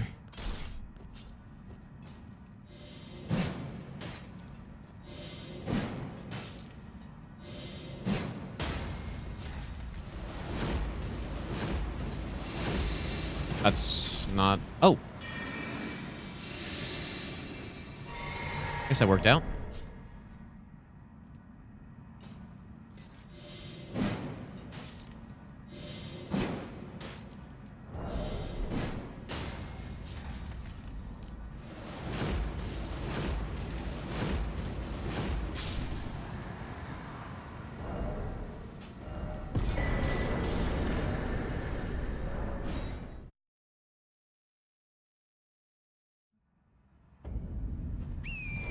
Yeah, just the YouTube delay. Like, the YouTube live stream delay is just huge compared to Twitch because I'm streaming in 4K.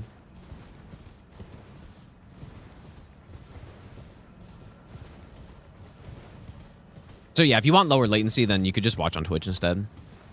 And then there's probably only like a couple seconds. But I don't really want to stop streaming in that quality because it's really nice for the VODs as well, right? Like, that's kind of the main thing. I'm sure there are a lot of people that like the really high quality VODs that are on Twitch if they want to watch the past streams.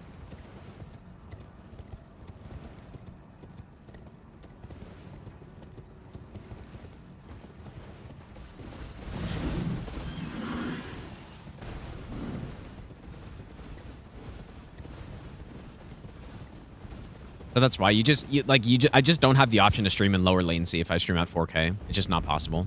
At least I don't think. Like, I don't... The setting to stream in low latency is literally grayed out. So... I guess I don't need to level up yet.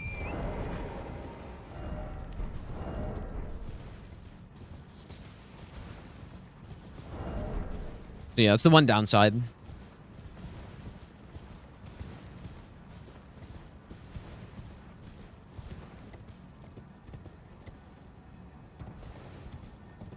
Yeah, I'm definitely going to play Night Rain at least for a bit. We will see how fun the game stays, or how long, I guess.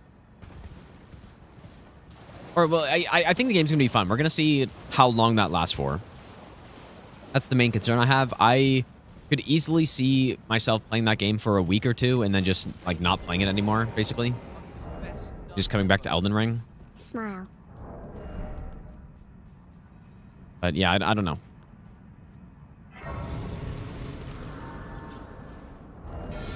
I fear that is what may end up happening.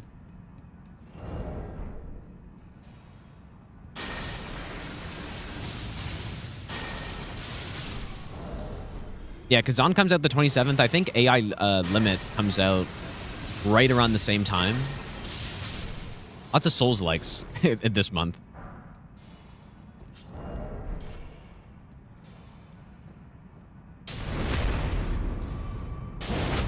Witcho Chief, thanks for the brand new Prime sub, dude. Also, Aiden, thanks for the 6-month Prime sub. Yeah, I think AI Limit is this month as well, if I'm not mistaken. Maybe it's not. I think it is.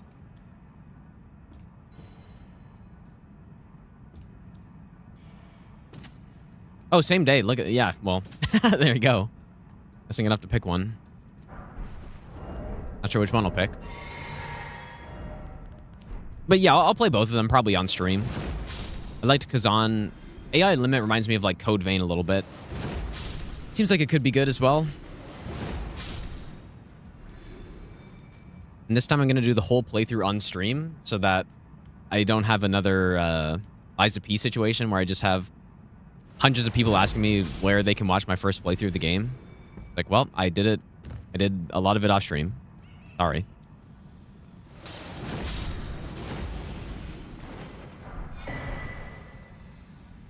Okay, I'm actually going to remember to pick up the Golden Foot here this time.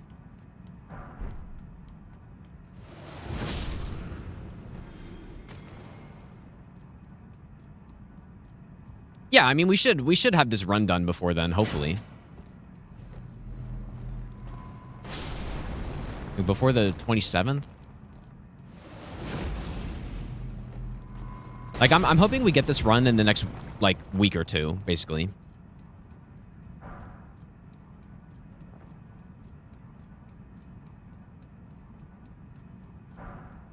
Yeah, like, yeah, within, like, 10 or so attempts, I think that's probably pretty reasonable. Just because those moments like we had on the last run where there's just some really obscure thing, that could easily happen again, you know? There might just be another thing like that. It's like, well, I just kind of didn't really realize we get hit that way.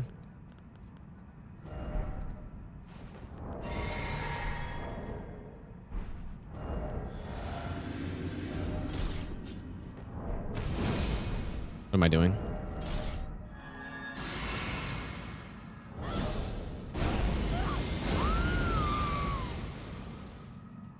Yeah, with the bird, the reason what happened was I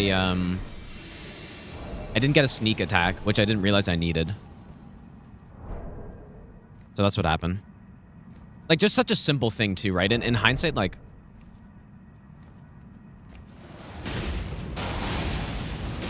I shouldn't have, I don't know, it's so simple, right? That's what can be painful about it. Like, man, that's so easy. But I simply did not know. Which was the problem. I simply didn't know.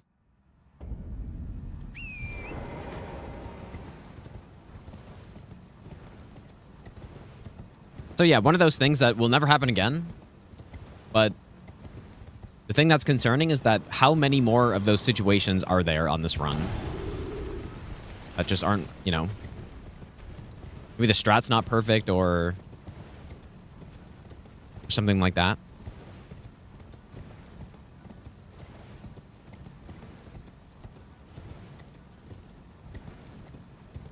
Will I do a no-hit on Wukong before Night Rain? I don't know. I kind of have a few runs planned before Wukong, I think. Like, I've been talking about that quadrilogy quartet all bosses no-hit run with Dark Souls 1, 2, 3, and Elden Ring. I would like to do that. I kind of want to... I was thinking about doing some run requests as well. So yeah, I'm not sure if that's going to be before Night Rain. I don't know when Night Rain's coming out. I don't know. Have they said the date yet?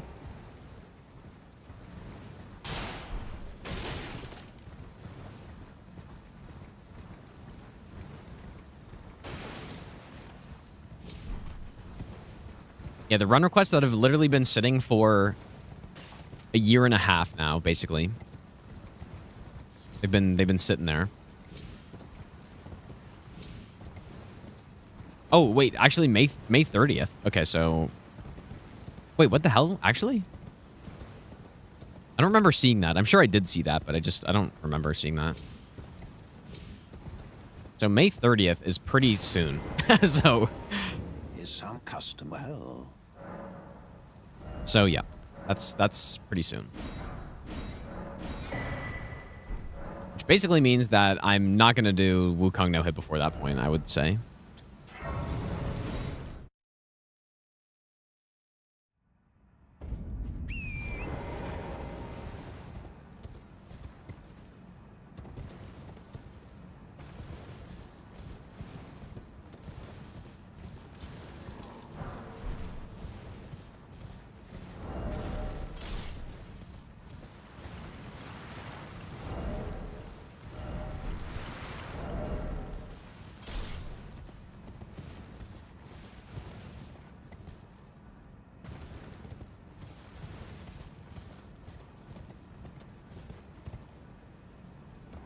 The gods demand repentance. Cough up your coin. All of it. Brian, thanks so much for the $20, dude. You do not need to do that, man, but I appreciate it. Thanks, dude.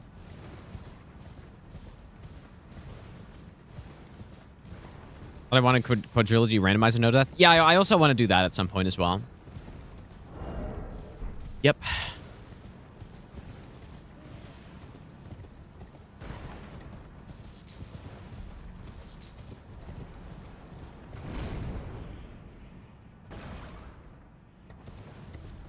I forget. I was working on the DS1 all bosses randomizer deathless, but man, I kind of suck at that game. I had one run that got pretty far. I also think the randomizer is just pretty hard in that game. At least compared to Elden Ring. Like, I think the Elden Ring randomizer is the easiest. And all of the Dark Souls games, I haven't done Dark Souls 2 randomizer, but the other Dark Souls randomizers are much harder to actually do a no death on.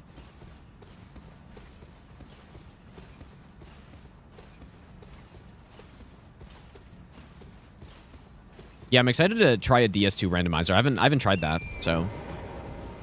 But DS3, I have done like randomizer no death before. But you'd think that'd be much easier. I mean, I played DS3 so much.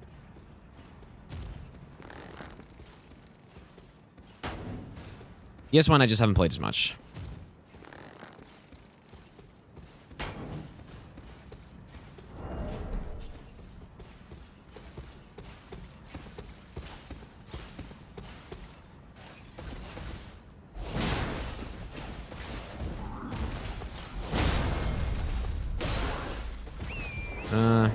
I guess I'll put here. Don't really get that many runes from this guy, though. Probably I shouldn't have done that. Like, the good spots to use it would be, like, gold free and then, like, right card. Some of those main bosses.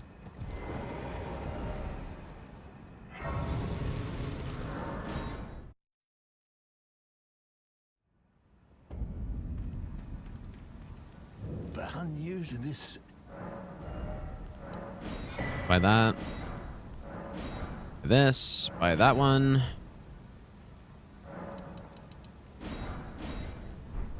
oversight.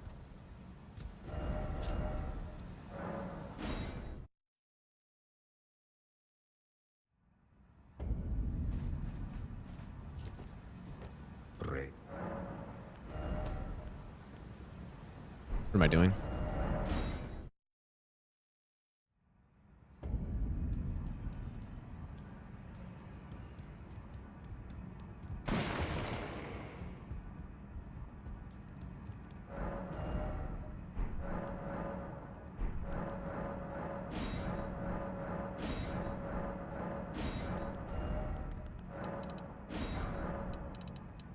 Oops. Insane extra stone.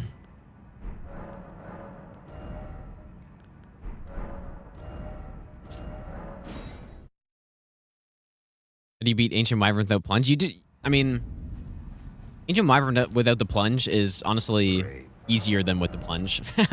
Like, if you don't know how to do the skip, like Ancient Wyvern has a very, very basic moveset.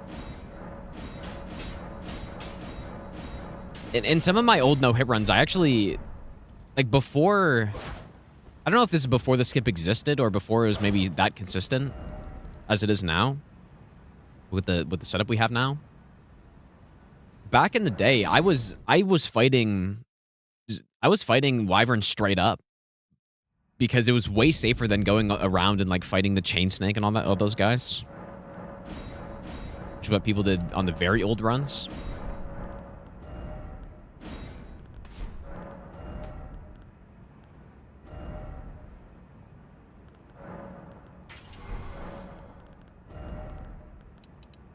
We can probably level up now, I think. Yeah, it's really easy. Like, all you do, if you're playing DS3 and you want to try it, all you do is go to the right stair. Like, so when you enter the boss arena, go underneath the legs and go to the right staircase and just bait out the fire breath over and over again. And so what I used to use is, like, I would just pick up the Irithal's straight sword, or like, I think I did this for no upgrade, no hit. That was a long time ago. I used the Irithal's straight sword, and I just used frost and then reset with the fire, with the torch, and then just did that. And it was basically faster than going all the way around, because he died so quick. And maybe throw in STS as well. Yeah, with the randomizer, I don't know. I honestly cannot remember how Wyvern works in randomizer. Like, I still think it's basically the same thing. You just fight the boss.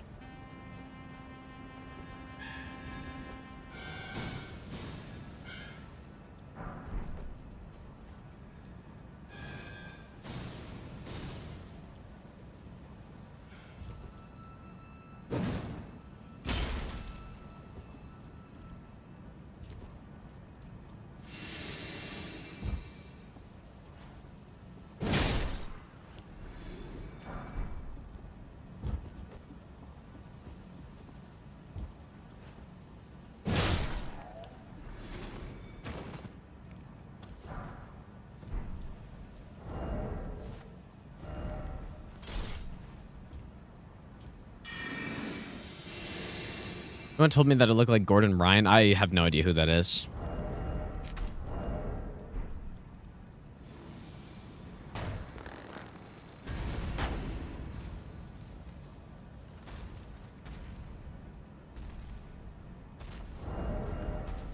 Who's Gordon Ryan?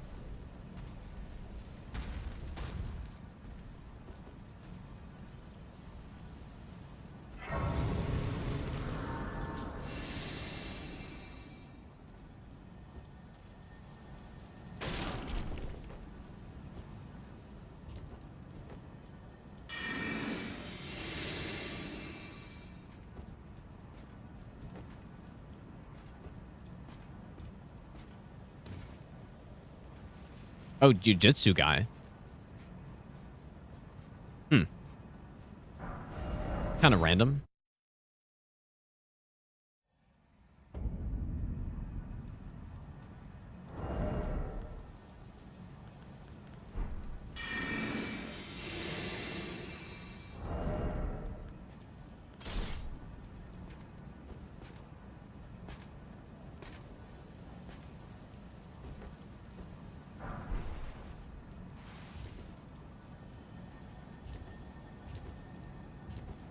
Look like Mike Pence. What?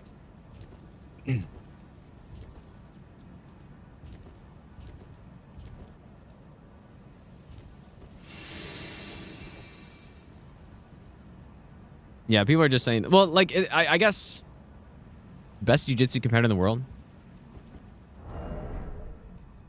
Yeah, I don't know. I guess no one's told me that I look like him before.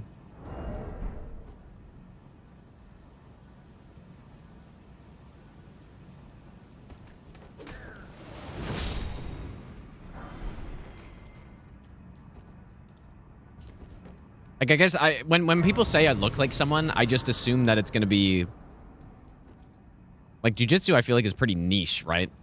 A little bit. So it's not like I would just know that person. Especially like I don't know anybody, dude. Like people come in here saying I look like some actor, and I just have no idea who they're talking about. Because I don't really like watch movies, or I don't really follow famous people at all. So I just like usually people come in here and say someone that I have no idea who it is, and then like, oh yeah, they're in this movie. It's like, okay, I guess I've maybe heard of it, but that one's like a little bit. I mean, like there's no way I would know who that is, I guess. I'm looking into this way too much, dude.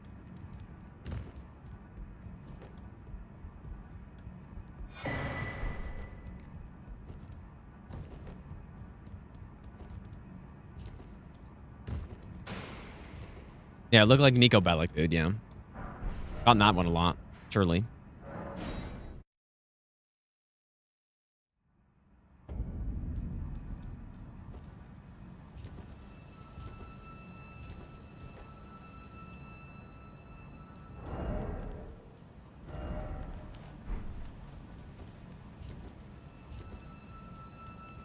I look like Ovi. Definitely. Identical.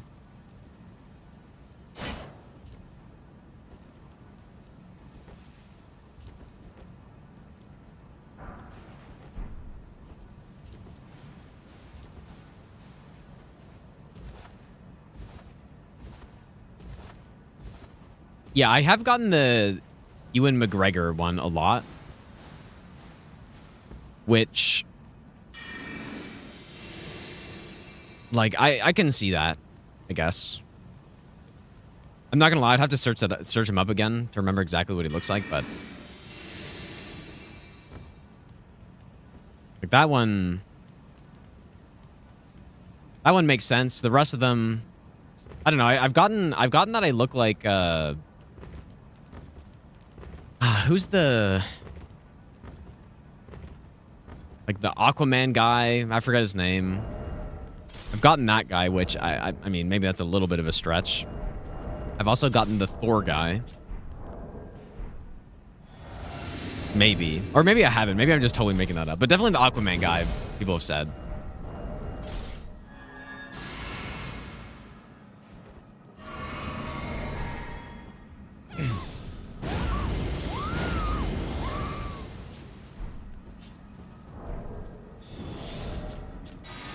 We did that a little early.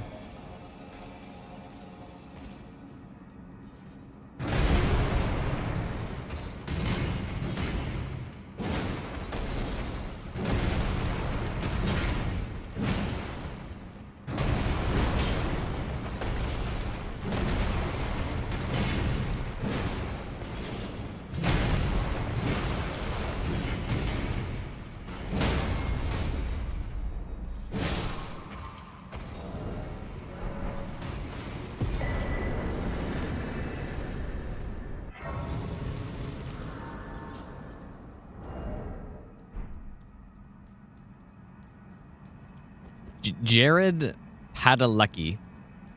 I have no idea who that is, dude. No idea. I mean, there's some people that I just don't know their name, but like maybe I know something. The only people I really know are hockey players and like arm wrestlers. And like some musicians, I guess, but even that though, there's so many people that make music that doesn't really narrow it down.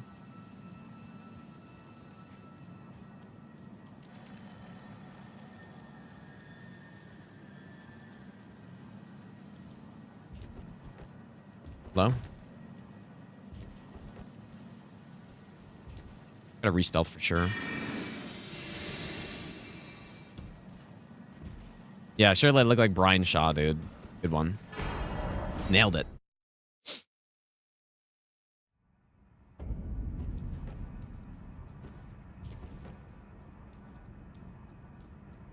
Yeah, the Ben Shapiro one. Yeah, I know who that is. That was insulting, dude.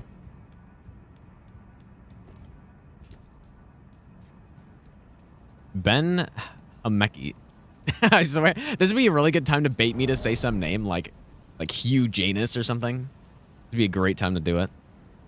But no, I have no idea who that is. Becky Hameki. Oh wait, no, that's surely a fake name. Surely, dude. There's no way.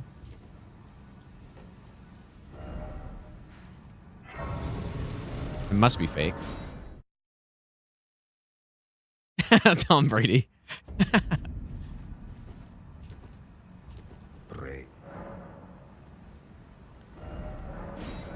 Plus 17.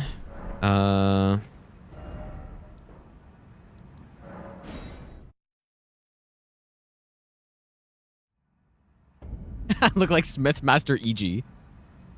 Nice, dude. Okay, so let's get to 19 endurance.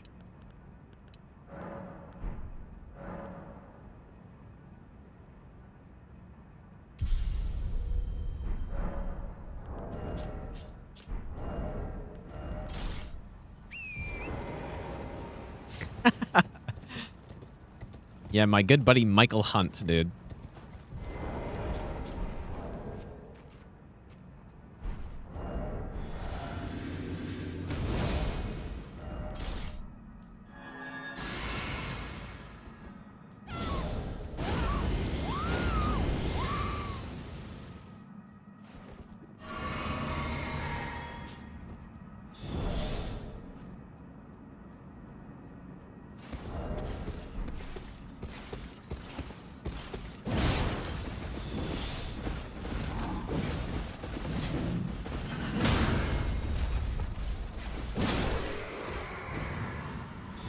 That was weird.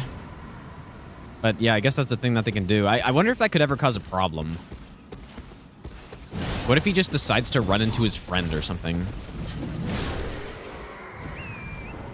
Well, I actually whiffed that on purpose because if I hit him, I would have been in a sort of bad spot. So I just did a tap attack and tried to miss, or like... yeah, I did a tap on purpose to not get stuck into a long animation and then whiff, basically.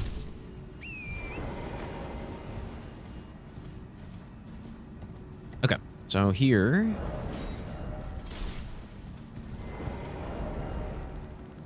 Great bow.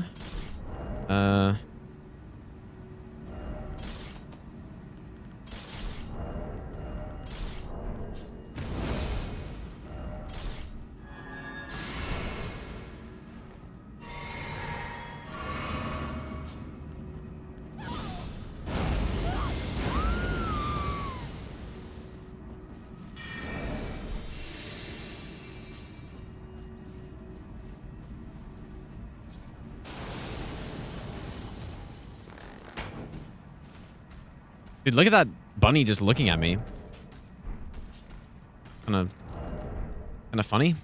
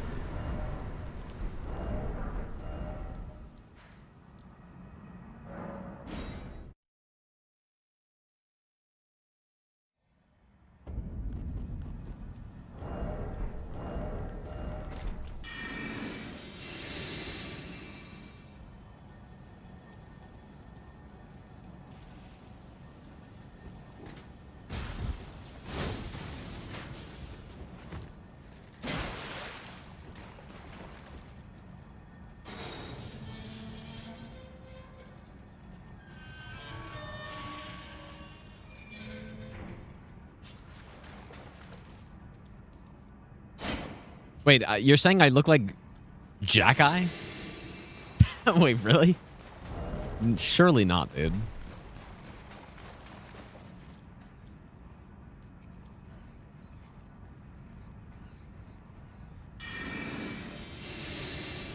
I love Gina Machino. Have a good night, dude.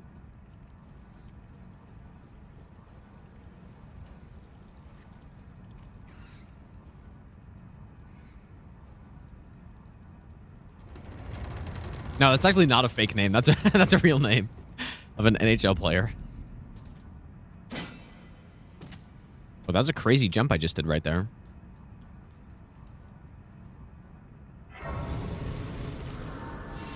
Wonder if it's bad if I don't rest. Yeah, I should probably just rest, I guess.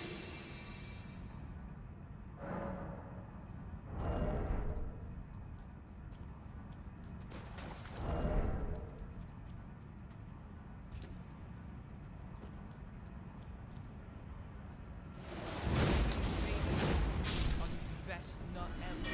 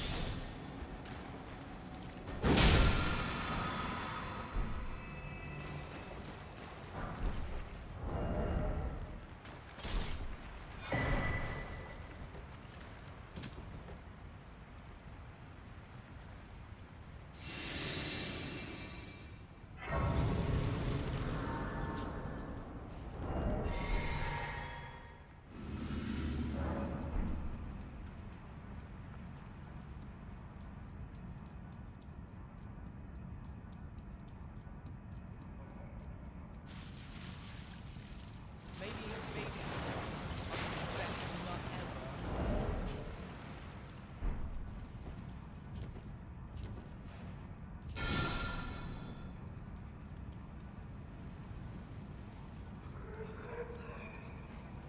Yeah, first playthrough, no spoilers, dude. Yeah.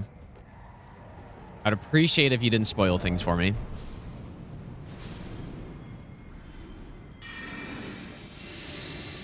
Oh, these goddamn Twitch chatters, dude.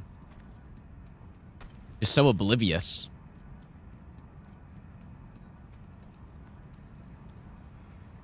It's like they're not even real people, dude. How could they not tell? Actual real-life NPC, dude. How could they not tell that this is a 100% blind first playthrough? I've never played a Souls game. Chris, thanks so much for the raid, dude. How was your stream, man? Maybe best nut ever. Cat check.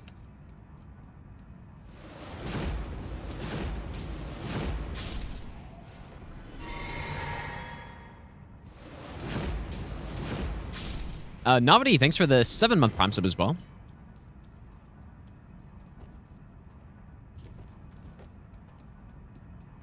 Yeah, those like 4,500 hours I have in the game are actually all on the load screen, or like the main menu screen. I just really like the main menu music.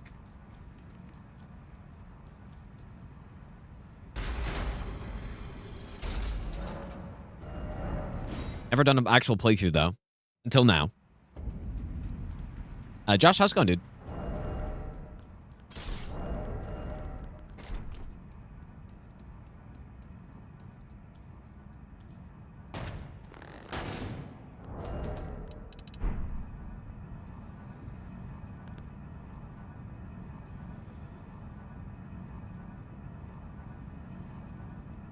Yeah, I only play Elder Scrolls. I mean, my profile picture says it all, dude.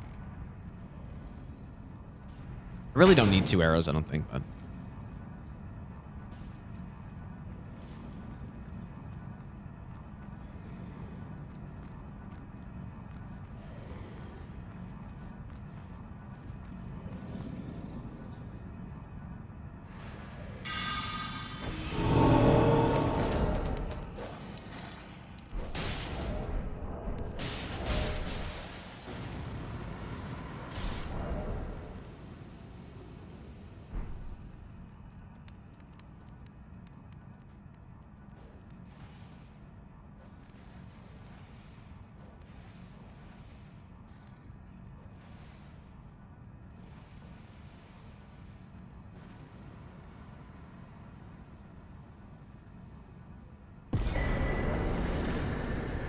What a cool strategy. I had no idea that was possible. I just randomly decided to try it.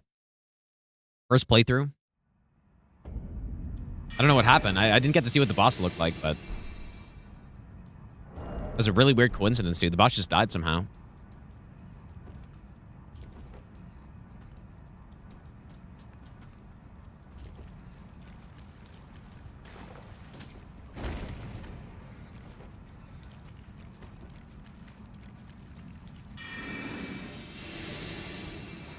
That's what happens when you level up your luck stat in Dark Souls, dude. You just randomly you just randomly do stuff like that.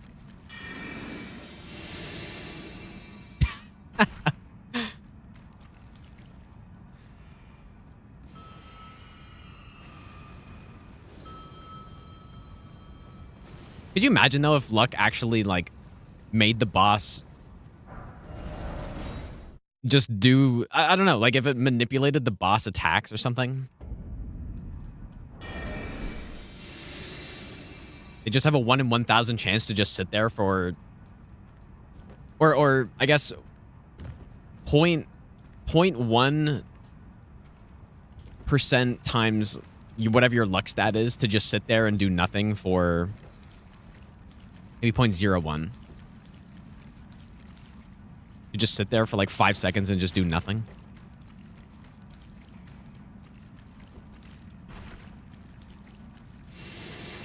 And then you have a 1 in 100,000 chance that your attack will just insta-kill the boss. It'd be kind of cool. I mean, what game was I playing that? Oh, I guess Night Rain has the Maroon's Razor kind of thing in it. Like there was some... Wasn't there some weapon that had a perk or passive on it that you had a chance to just instantly kill an enemy or something?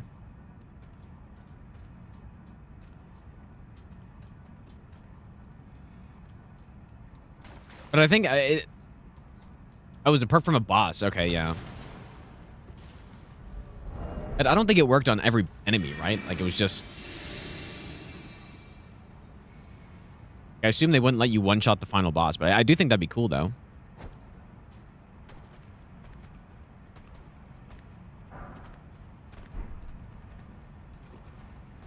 I mean, yeah, if it's not gonna work on the boss, then it should be like, I honestly feel like it should be a pretty good chance.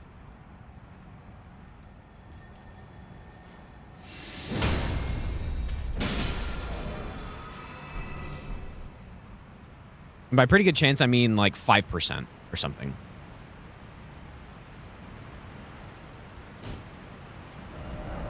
Whoops, that was... I haven't missed this in ages, dude. I really just was not paying attention there.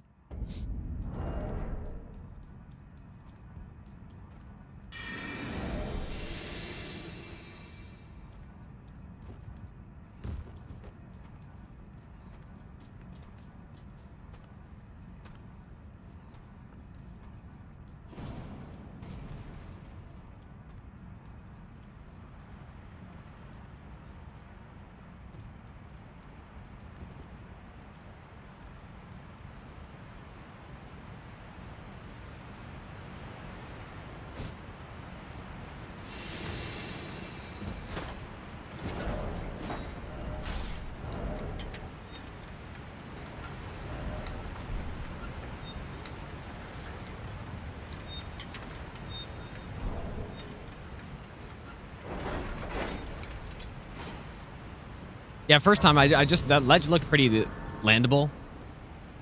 So I just thought I'd try it and it seemed to work, I guess.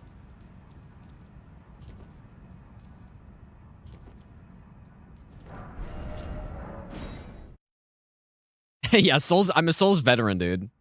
Yeah, I've done like 5 playthroughs of Dark Souls 3 and about 0 of Dark Souls 2 because that game is terrible.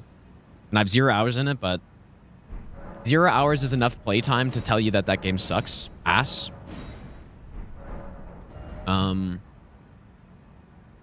And I've played Dark Souls 1 like 10 times, basically. So yeah, I'm a Souls veteran myself.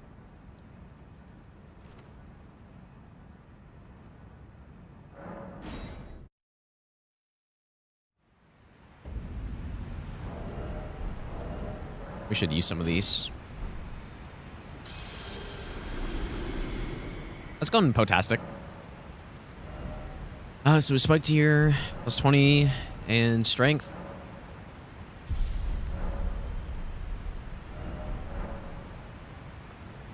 I'm a Redditor. I am today, apparently. I am, but just for the last, like, 15 minutes. Since it's my first playthrough. Okay, so...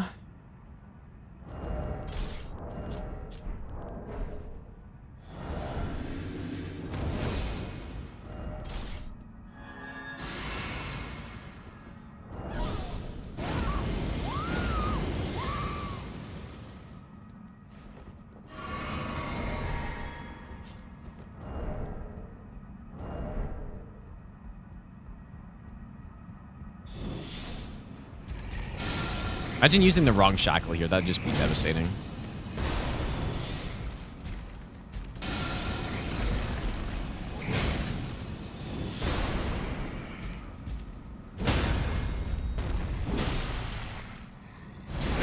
That would be devastating. I suppose I'll use one of these. This guy does drop 100k.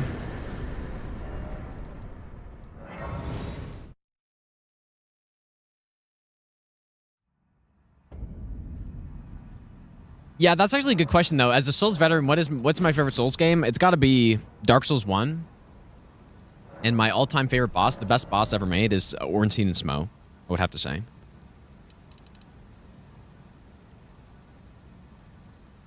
Simply zero flaws. Hopefully it was fine that I leveled up there, actually. I don't know. I couldn't fathom a boss better than Ornstein and Smough.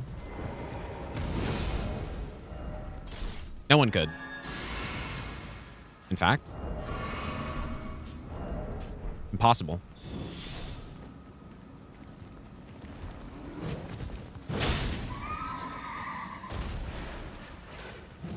Maybe. Really? Best not ever. Good morning.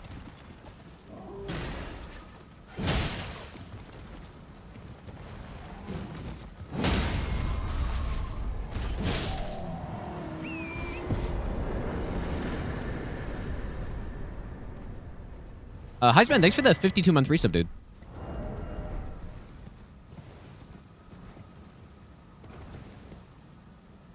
I'm not gonna lie, though, dude. Elden Ring makes me appreciate Ornstein and Smough more. Simply because they added so many shittier duo bosses in this game that it pushes Ornstein and Smough up the list.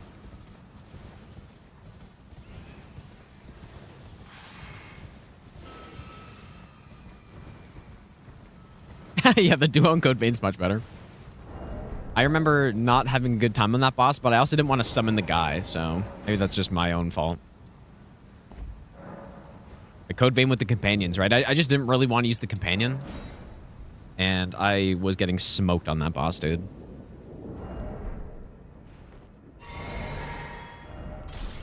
This one...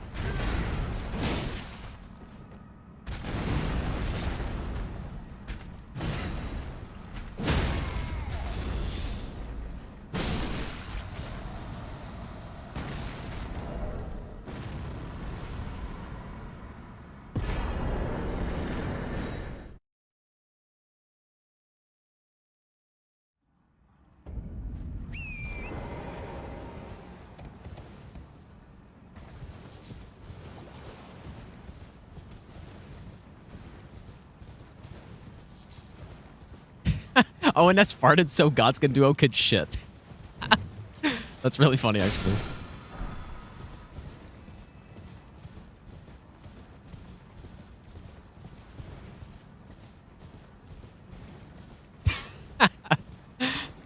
Oh my god. And you know what? Like, it's actually... That's so accurate, dude. Oh my god. My eyes have been opened. Dang. That's deep.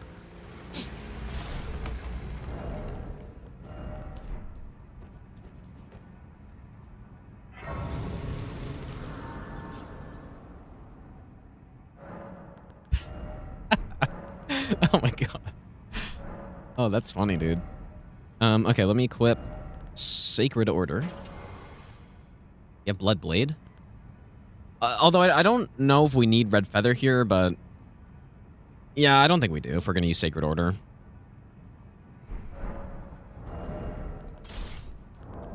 Like, that's pretty much how I feel about it. I prefer... Well... I prefer ONS over Godskin Duo, probably. Well, I don't know about that, actually. Probably stealthier, I guess. I don't know about that.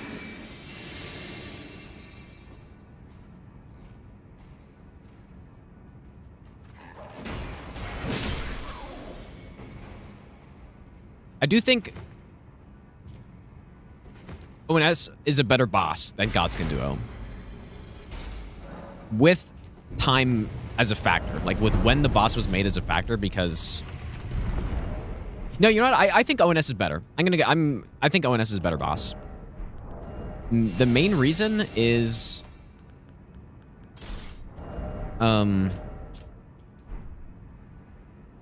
at least Ornstein and Smo doesn't have the stupid passive AI. Right? Like, at least it feels like it's meant to be a duo boss, and there's a reason for it to be a duo boss, even if it's not a good one.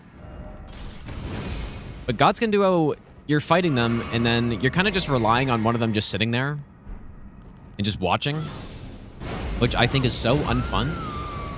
So...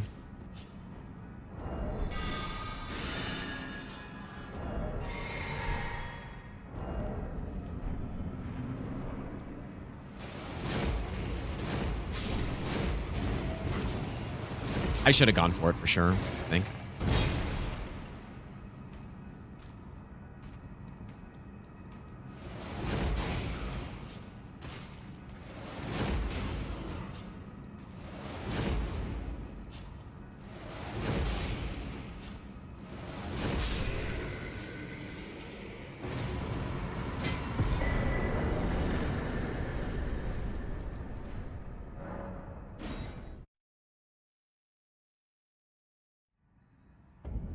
Where did he flee? Is it that to be? Yeah, that whole, like, duo boss passive AI thing in this game, just really, I really don't like it. And as I've explained before, it is simply because, what is the point? Why is it a duo boss when it's basically going to just be made not into a duo boss because you're giving them AI that just makes them, like, sit there and do nothing, basically, right? I would say, though, like, Godskin Duo is probably one of the better duo bosses in the game, still. But I still think they're bad. Like, at least individually, they have good movesets, though. Like, so that's kind of nice. But that's not the only requirement for a good duo boss. Just, like, two cool enemies in the same room. Like, that's not enough for me.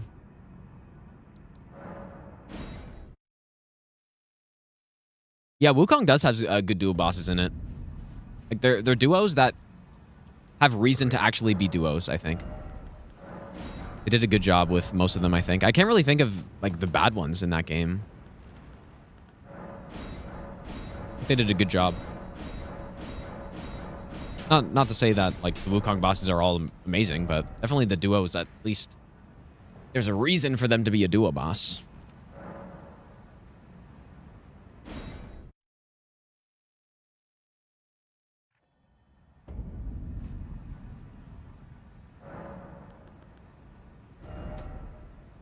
Sacred Blade.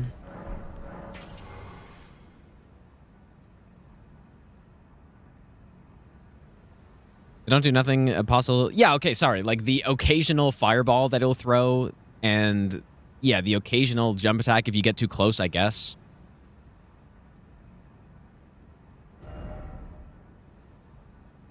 But that's unfortunately that's just not good enough.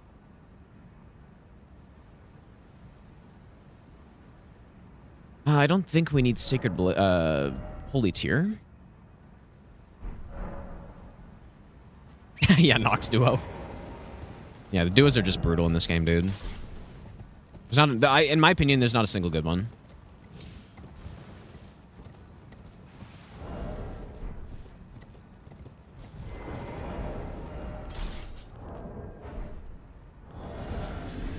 Like when Noble starts rolling. Yeah, I mean, it's just not good. It's just unfortunately not good. I really like the Godskin snail fight is like a better version, I think. It's not a duo fight, but if you wanted to have both of the enemies in the same fight, that's the way to do it.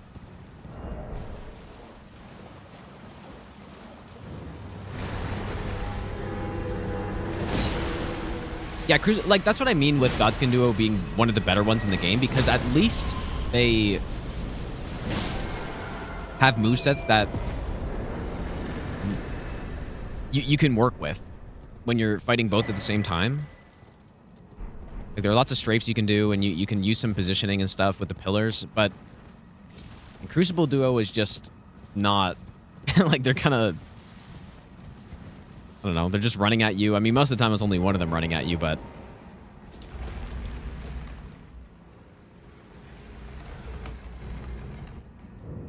it's not as simple to like weave between them, I guess.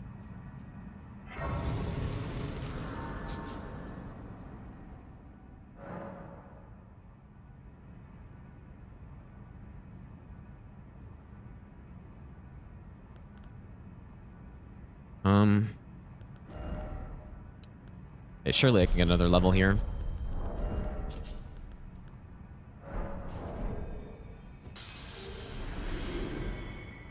Why is Apostle not hitting you? Well, yeah, but that's, I mean,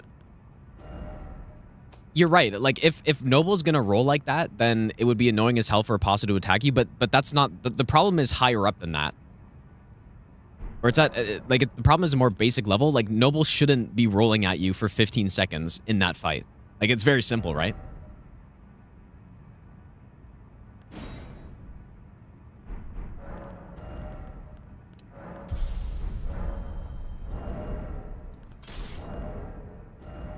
I'm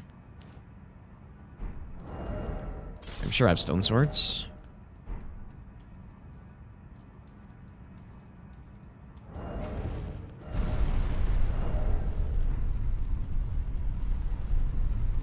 What do I want him to do? He's a rolly boy.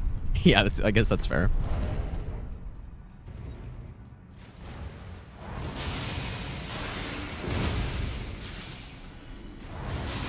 Please don't block it.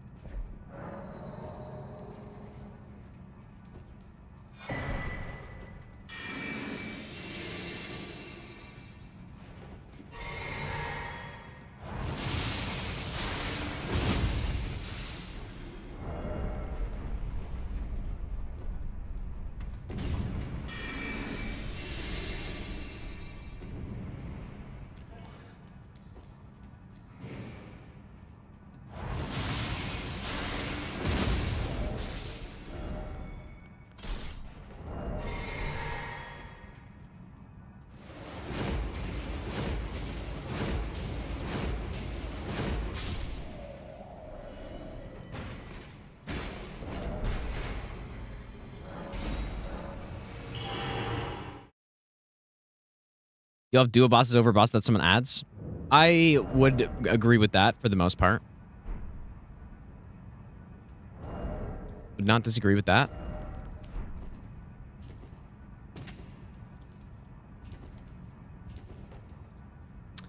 You don't find it interesting to punch boss 15 seconds while it does nothing? Well, I don't think it's a chance thing. It's based on distance if Apostle aggro's, right? No, the roll is terrible. Like, it's just... You guys are still talking. I think Godskin Duo is a terrible boss. Like, it's not a well-balanced boss. And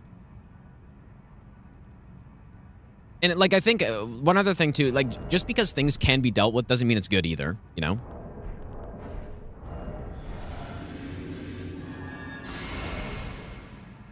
Is it really 1% chance? I thought it was distance based. One. I think I already did that. Health. That's even worse then.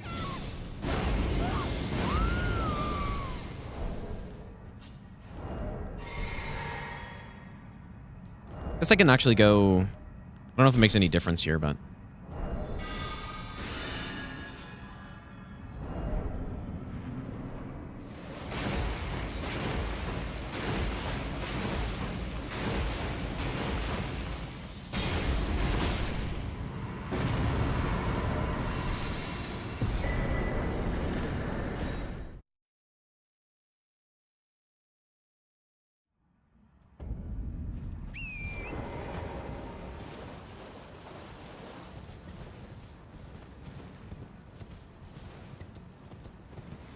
Stormblade's still at 13.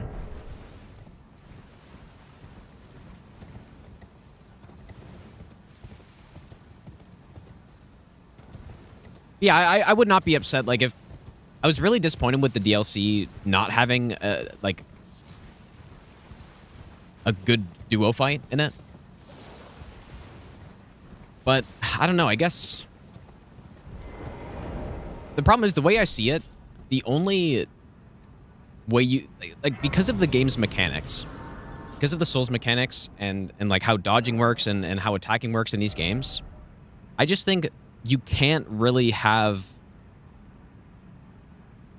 a good duo boss where they're not basically like a 1v1 fight but masked as a duo kind of, right?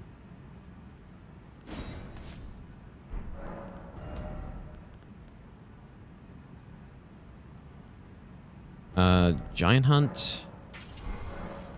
So we need this one as well.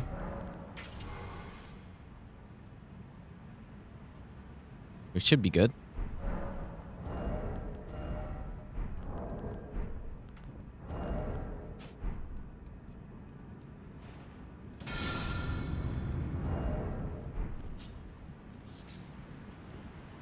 So yeah, the good ones, in my opinion, are the ones that isn't just like tons of kiting them around and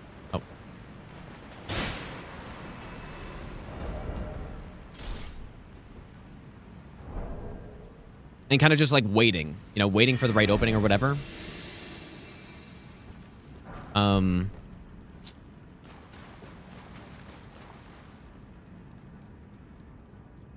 Or I guess even like baiting certain attacks that allow you to punish the other one. Although that's kind of how ONS works and how, I don't know what other duos, but like that just doesn't feel like the right balanced playstyle for a duo boss in these games, I think. I think Demon Princess does it perfectly.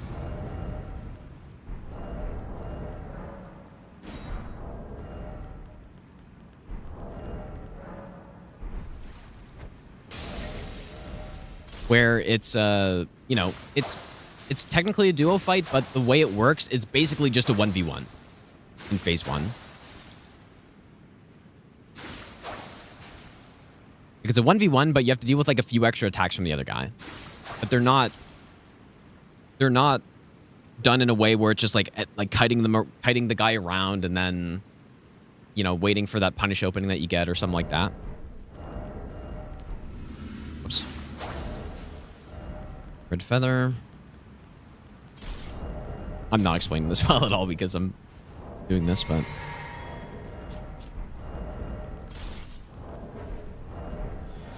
Yeah, so the, like, ones like Demon Princes are the ones that I think work. Ones where it's just 2 enemies placed in a boss arena just basically don't work.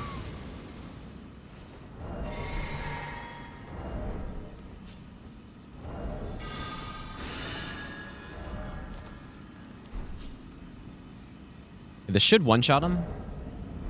If not, a Pillow Lightning Spear.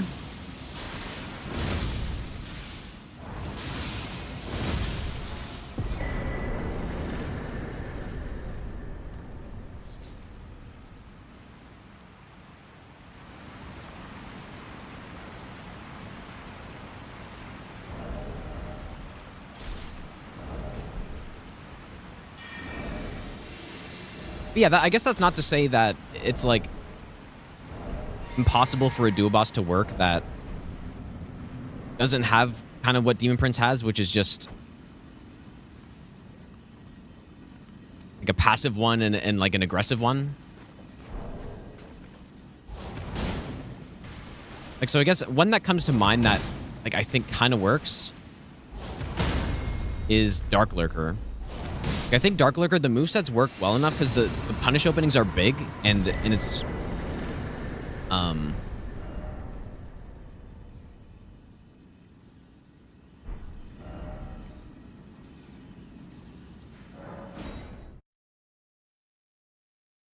like, I still don't think it's that good, but it is definitely one of the better ones because, yeah, the punish openings are just big enough and you can kind of run around the arena in a way that you can pretty easily get safe punish openings, basically. Dark Lurker Glazing. No, again, I don't think it's like a really good boss, personally. I think it's okay. But it is one of the better ones, I think. Like, where it's one that kind of works, that where they don't have... Yeah, that, like, ranged attack thing, or... Like, it's not really... it's not really a duo boss that masks itself, and it's actually plays more like just a one-on-one. It still kind of works. Oh boy, how'd this happen?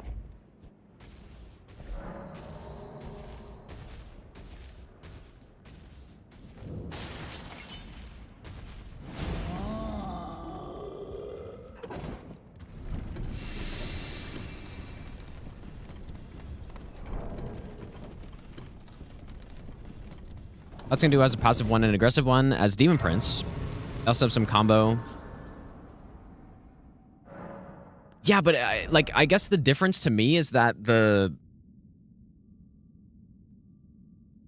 like, usually, you know, if you're fighting Noble, which is what I would normally do, like, you're kind of just fighting Noble and then Apostles, like, you're just dealing with him on the side. It's not... I don't know, like, this other Demon Prince is, like, constantly attacking you still, right? He's not just sitting there, but the attacks that he's doing are, you know, you have to be aware of them, but they're very simple to manage if you're paying attention. And to me, that's different than a boss kind of just, like, idling. And you know, you have to worry about the other boss in that case with the Apostle, or, you know, any duo boss in this game, but it's more just they're sitting there. They're not, like, committing to an attack that is then allowing you to, you know, engage with the other one and get your punish off on the other one, I guess. You know?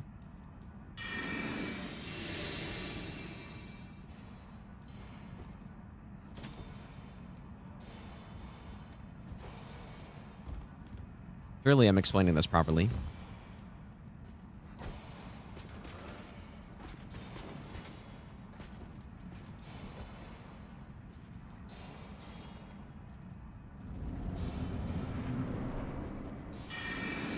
Yeah, and I think another important thing, too, is the...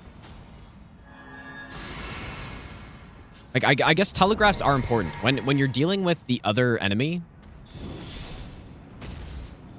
things should be properly telegraphed, right? Because, yeah, you're right. Apostle has the fireball, but Twin Gargoyles have their instant poison attack as well, right? It's not instant, but... Like, that's not... the right way to do it, in my opinion. You need to have some sort of telegraph there that like signals to you that you have to do something. I mean, not to mention the like potential combo with like, a fireball and a noble attack or something, right? Which is possible.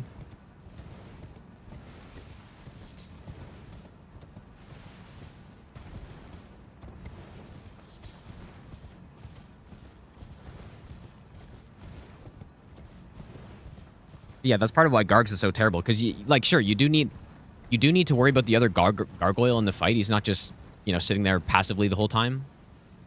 But it's because he has this, like, super obnoxious poison attack that, like, usually... Like, especially if you're not claw gripping, then you're kind of just not going to have a good time. Because that attack's going to be hitting you, and you're not going to be prepared for it, you know?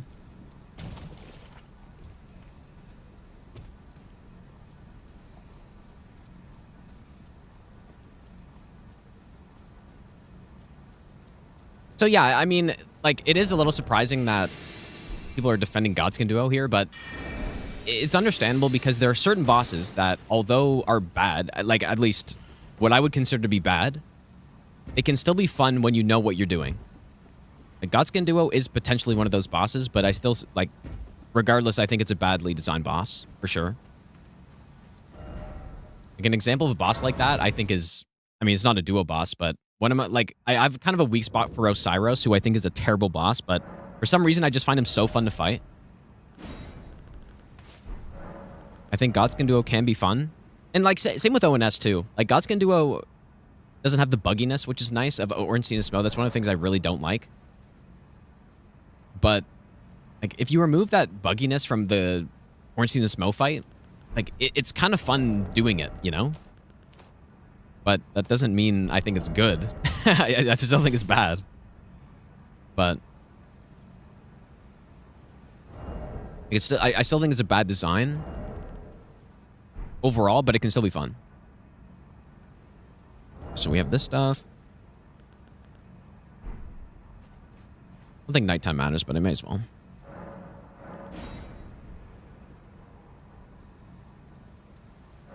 Yeah, Abyss Watcher, the trio fight is just not good either. That's the trio fight in Abyss Watchers really just brings that fight down for me. Phase 2 is fun. I mean, it might be a little simple, but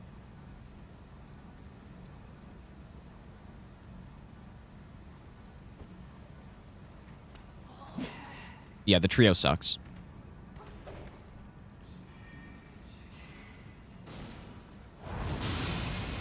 Yeah, exactly. Yeah, Waterfowl is another example. Like, that's an attack that I feel like is fun to deal with. But I also recognize that that attack is... like, I think that attack's way too much. I don't think it's a good attack. And I think Godskin Duo, I don't feel as strongly about liking it as much as some of those other things, but I do think it's a fun fight, fighting them straight up. Like, decently fun.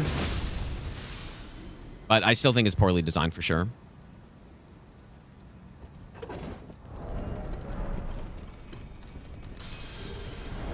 Whereas Demon Princes, I think, are well designed, and I also like fighting them, so.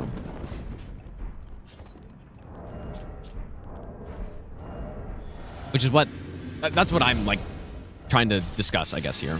It's not really how much I like the boss, I guess. It's more whether I think they're a good boss or not.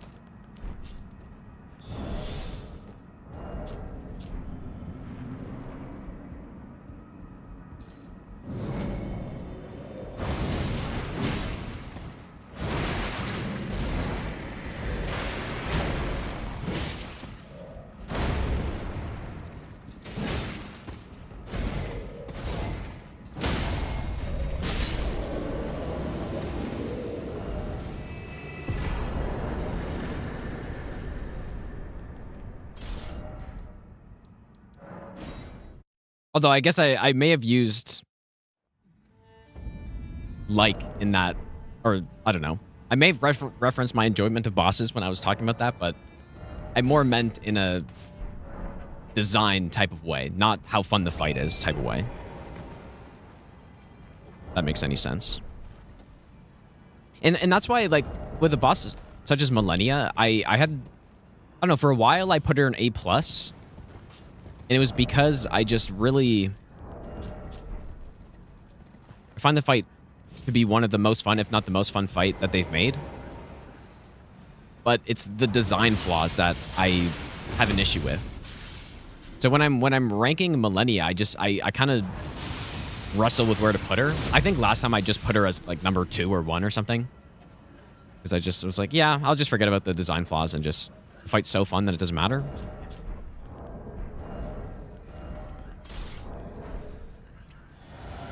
But yeah, like I would never try to argue that Waterfowl is like a well-balanced attack and a well-designed attack, you know? Like, it's clearly way too much.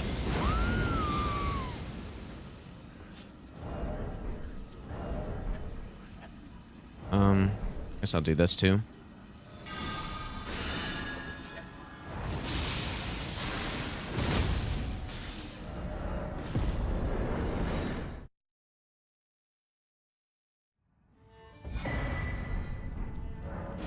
Being objective, God's gonna do is well designed on a technical level, but it's really to figure out the technicalities on a practical sense. I disagree with that. Like, I think they just threw 2 enemies in a boss arena that they already made the moveset of. Probably didn't really think much of the balancing of the fight, and it just so happens that, yeah, you can deal with things, but not in a way that screams good design to me.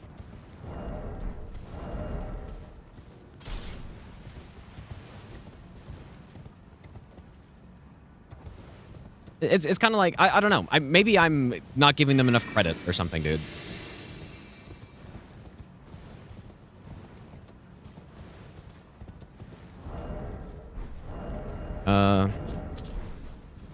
Ooh, I didn't change. You know, I'm gonna go back. I didn't swap to the physic here.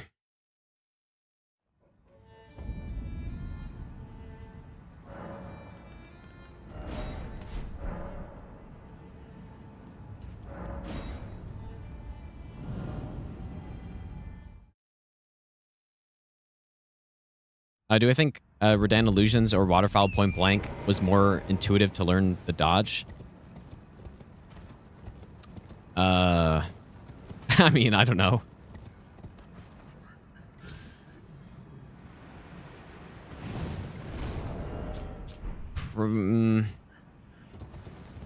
Well, it depends what dodge as well, right? Because, like, Consort clones... first of all, I guess there are multiple attacks that have clones, so you'd have to be more specific. If you mean the meteorite ones...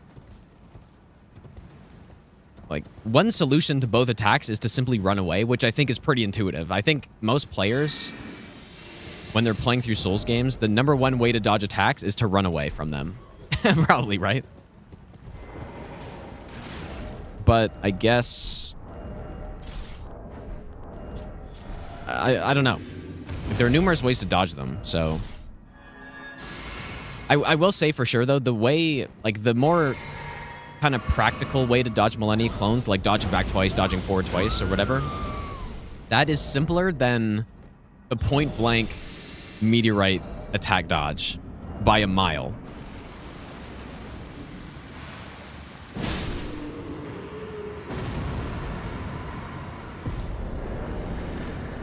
Like, I actually think the Liurnia clones is a pretty cool attack. Whereas the Consort one with the meteorite into clones or whatever, I think is garbage. I don't like it. And what I think, when they were making Consort, what I believe they were thinking is that you would just, like, tank, you know? You would just... The clones deal such little damage that you can just tank or block them. And then, you know, you kind of dodge the main attack. If people are struggling with that boss, that's what you should do. Like, dodge the meteorite. And then just basically block the clone attacks. Even if you have a shitty weapon, like even with a dagger or something, you can probably still block them. And then you just roll the main attack, which deals a lot of damage. I think that's what they were thinking.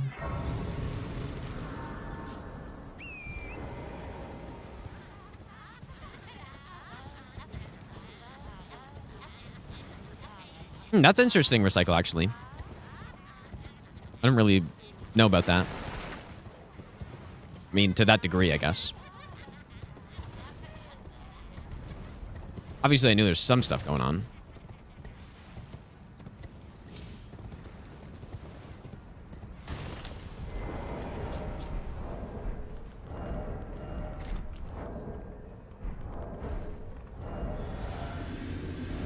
Regardless, I still think it's a bad boss, though.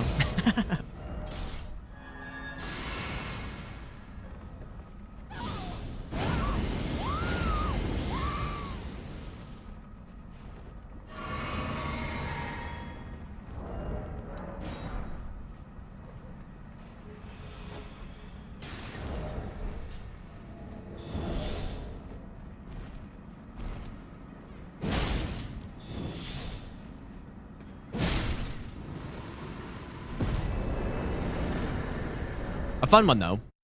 Like, I just put it, like I said, I just put it in that one of those categories that it's a fun boss that I just don't think is well designed or well balanced. Especially as a duo, I guess. Or being in the duo boss category.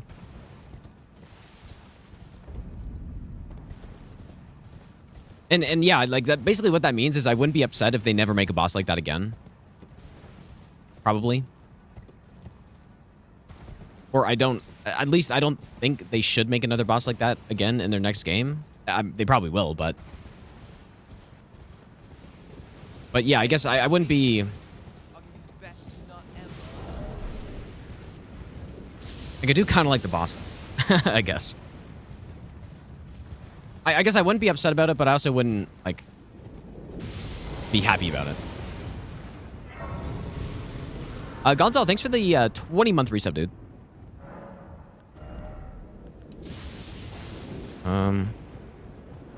Should be good. And then let me place the marker before I forget, like last time. Last time here was kind of a disaster because I accidentally healed myself.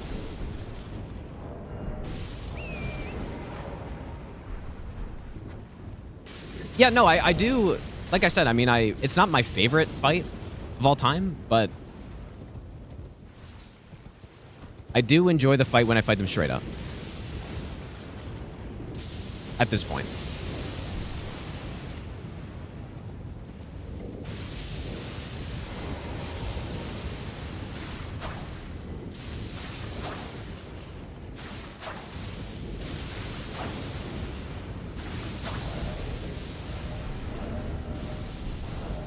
Okay, so red feather.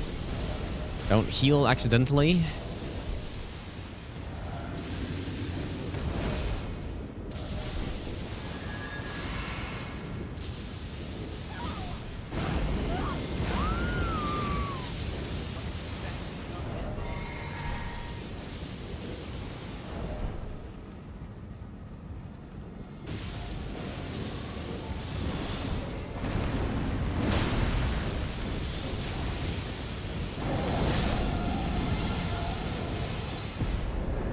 Nice.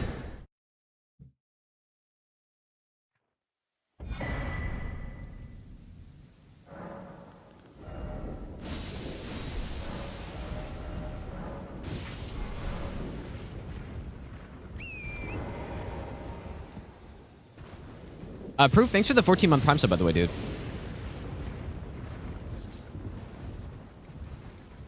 Yeah, I mean, I am excited for the Godskin duo fight. Like, I'm gonna continue that fist-only run. Eventually, I don't know when exactly, but I'm gonna finish up the DLC. I'm gonna redo the base game bosses that I already did. And this time I will not be parrying because I didn't really realize until later that that wasn't really the best thing to do. Like I said, I still think it could be good to throw it in there if I need some, like, regen of stuff with the assassin daggers or something, but probably not as the only way of I'm dealing damage.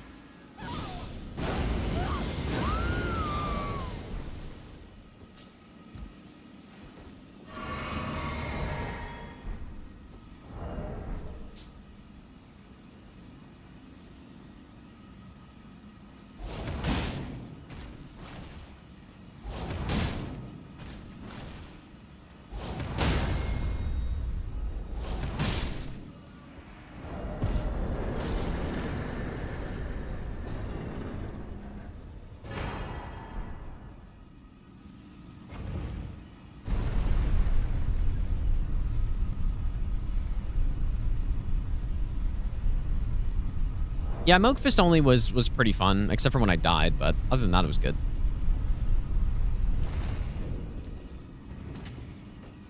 Like, Moog's a pretty decent boss. The only, like, I like the fire in Moog, honestly. Like, I think it's, at least in theory, I like it. But what I don't like, and what I just hate in these games overall, is when things are inconsistent.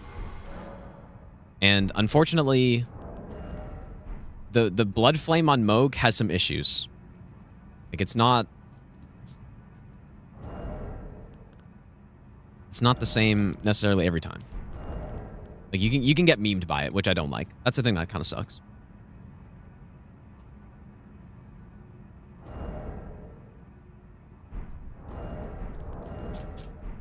Should be good.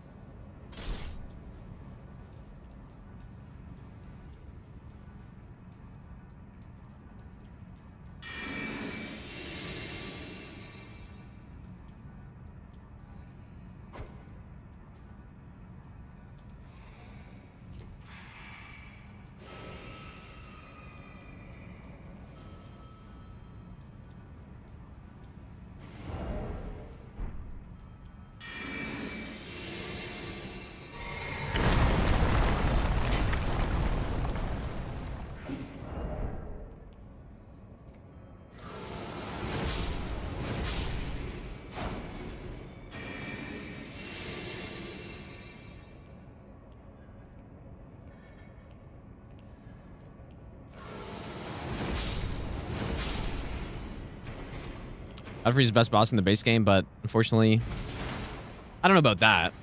I think Godfrey's pretty solid boss. But for me, there's no way he makes it, like, to S tier or anything like that. Not at this point.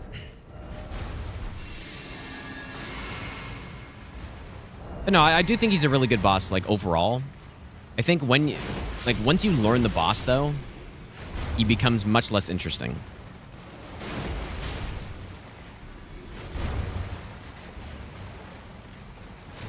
But that doesn't mean, like, simple is not necessarily bad.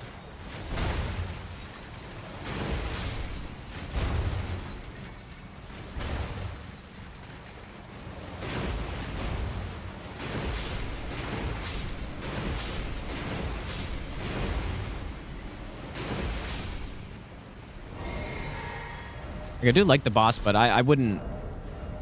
I personally wouldn't say he's one of the best in the base game.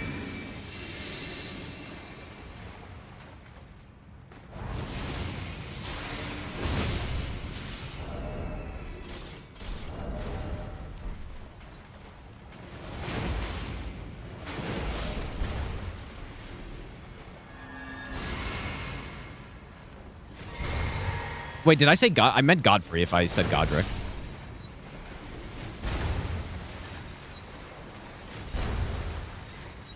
Honestly, I like Godfroy.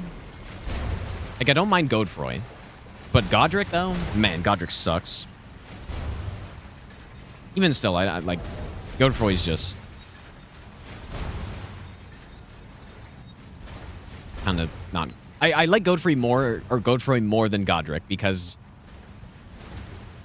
you don't get the garbage fire.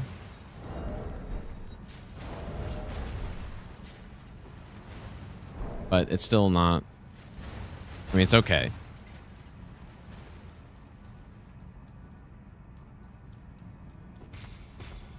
Which would be the best boss, in my opinion, in this game?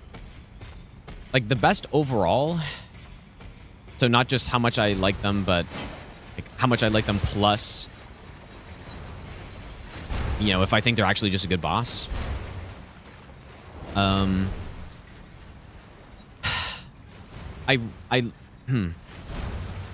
really like Morgoth. Like, I would want to put Millennia there too. But I just think, like I was saying earlier, they maybe went a little bit too far with her. The problem I have with Morgott is that it's a numbers issue with him, in my opinion. I don't know why they wanted to like give him no fucking health or poise, but I mean mostly health actually. I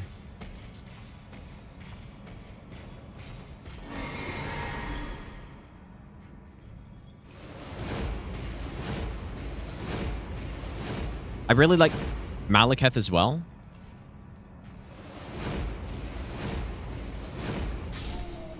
Like Malekith, I think, like again, I wish he had more health, but I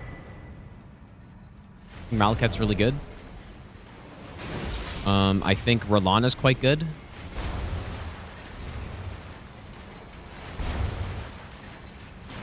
I think Mesmer's decent.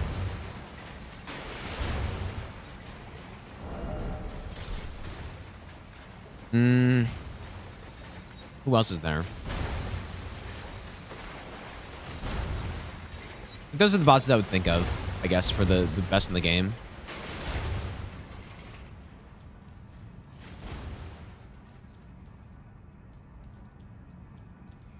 I guess this guy. Yeah, Geist is good, but I wouldn't put him, like, at the top or anything. Yeah, Midra... Yeah, Midra's really good, too. Yeah. Definitely Midra, too. Okay, so this one... Yeah, Midra's one of those bosses that are, like, quite simple, but simple doesn't mean bad. Like, I think Midra's a really good boss.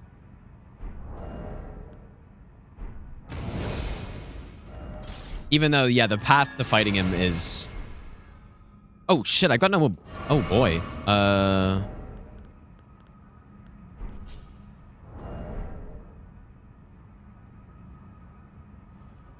What do I actually do here?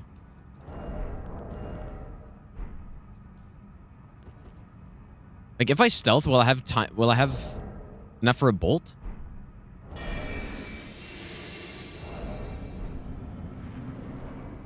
I don't think the boss is gonna die here, but... Oh, a little bit of a mess up here.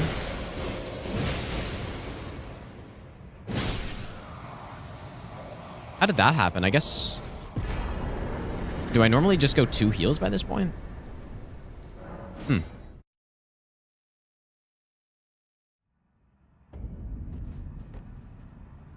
Whoops. That could have been kind of bad.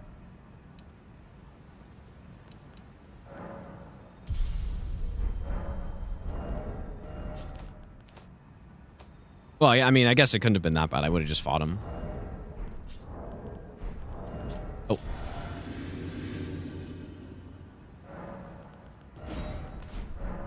Love Midra, hate getting to him. Yeah, that's how I feel about it.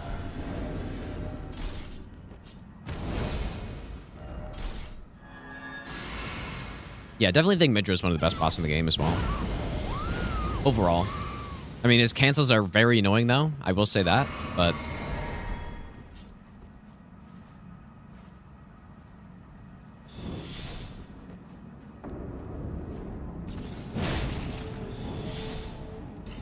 Bale, I mean... Bale's a tough one, because I think before I learned him well, I put him super high. Because he's a cool-ass boss, and like his moves are really cool and all this stuff. But... Man, the fight, though, like, I think the fight is pretty good for a dragon. I think it's better a fight than Midir, better than Sin, probably, better than probably any other dragon they've made. But it's like, it's still not that good of a fight in my opinion. And it's got some issues with it, so.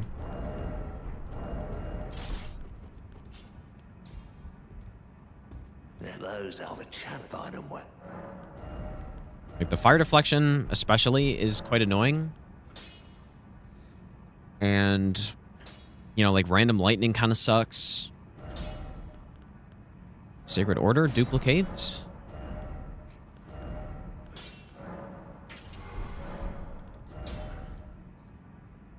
But no, I would put Bale at this point in low S tier, mostly because of how sick the boss is.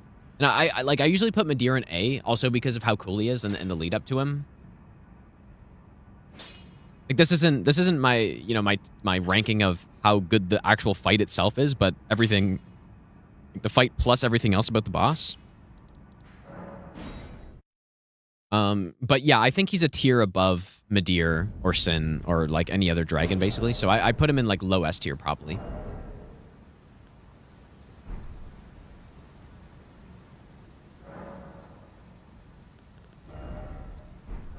Okay. Oh, we don't have Holy Scorpion yet, I guess. No, I think Divine Beast is pretty good as well. I like Divine Beast. You know, maybe he could be a little over the top, potentially, but I think he's pretty good.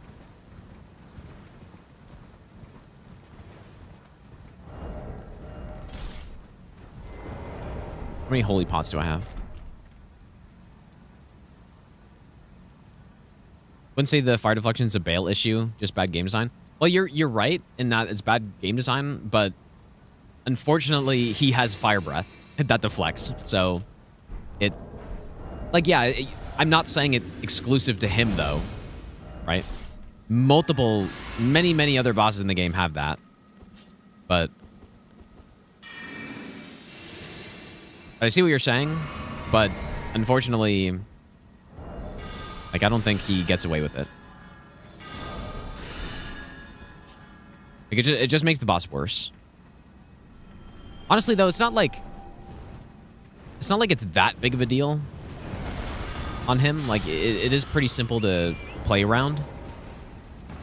But it's just unfortunate. Especially with how commonly it happens. It's no Borealis fire breath, but still not great.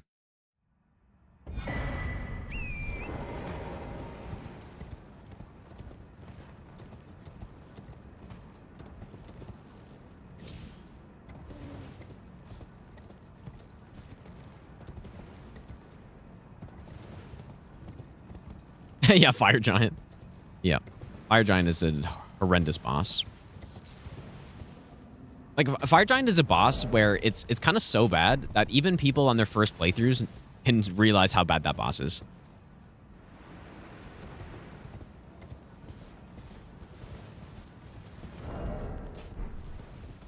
Like, that's how you know a boss is really bad. When people who, like, really analyze and learn boss movesets, like, figure things out that you would never normally figure out, like, you know, like waterfowl dance kind of dodge that you would never figure out on a first playthrough. When people like that hate a boss, and people that do their first playthrough or, you know, just very casual players of the game don't like the boss, you know that's a terrible boss, dude. You know it's really just, like, basically just objectively bad. Although, I mean, I've seen some people say they like the boss, so, I mean, it's not everyone, but...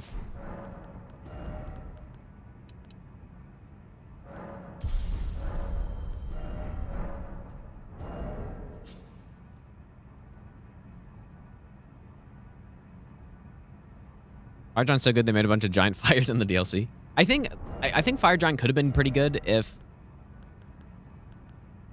Probably the main complaint I have with that boss is the terrain. The terrain's the problem. If the terrain was good, then, like, the boss wouldn't be nearly as bad. Because then, like, fire breath wouldn't even be an issue. Because it wouldn't be deflecting, presumably, off a bunch of things. So that would be kind of fixed. And I don't know, just a lot of problems with the boss would be fixed if he's on actual good terrain. But he's not. Strength.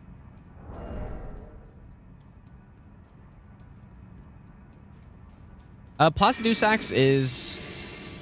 I don't know, dude. Like, what I said about Bale, about him being so cool that it kind of...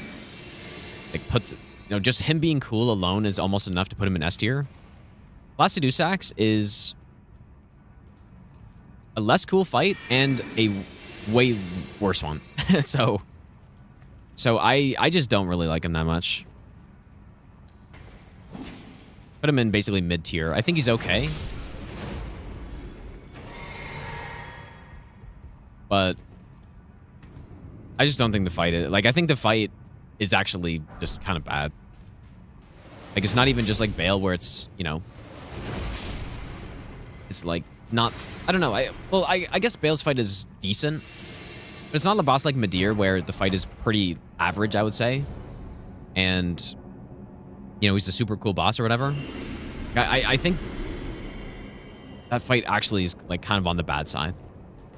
Not like horrendous, but on the not so good side.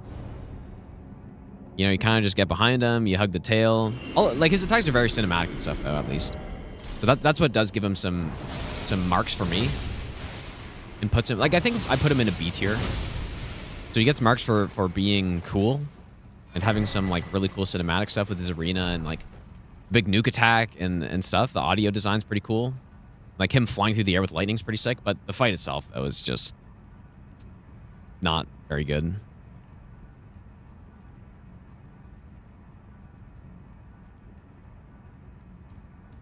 Yeah, and the laser is pretty cool as well. Like a cool looking attack, but yeah. Attack, tail, and run. Exactly. That's basically what it is. The avatar, yeah, the shadow avatar I think is not bad. It's not bad. But yeah, that being said, with Placidus X though, I don't think it's a bad boss at all. Like I would still put him in B, which is above average. For FromSoft bosses, that is, right? Like that's what my list is based on. It's based on FromSoft bosses, not other games. Because if it was also based on other games, then probably all the Souls bosses would be bumped up. At least the other games that I played.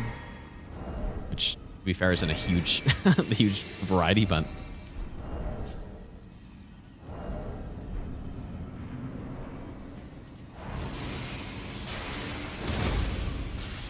Yeah, like I said, the boss I like a lot. Like Malekith, Morgoth. I like Millennia. I like Rolana, Mesmer. You know, like bosses that I would have in like A tier are Divine Beast and Gaius and who else is in there? Like Moog, Orlu.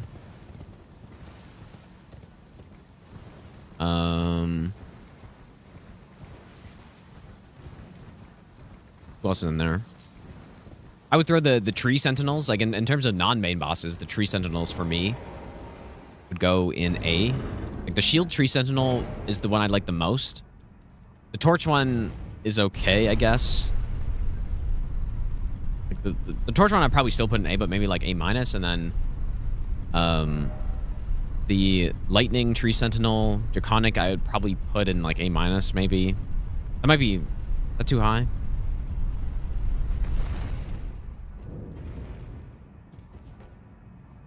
Maybe A- for him. I like fighting all the Tree Sentinels.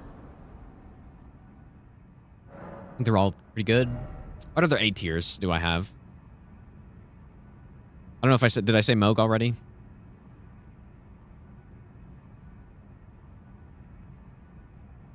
I mean, Moog could be like a borderline S, I guess, maybe. I would put Radagon probably in like A+ tier as well.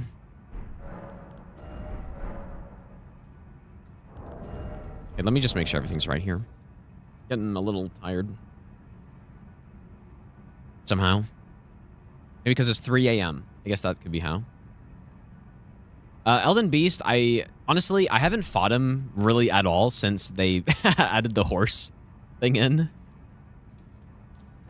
So I would have to fight him again, but at this point, I would put Elden Beast in like a D tier, D+, maybe C-, somewhere in there. Like, I don't think... But I have to see with the horse. Like, I don't know how much the horse makes a difference. It could be really good, and it's like, oh, needles are fine.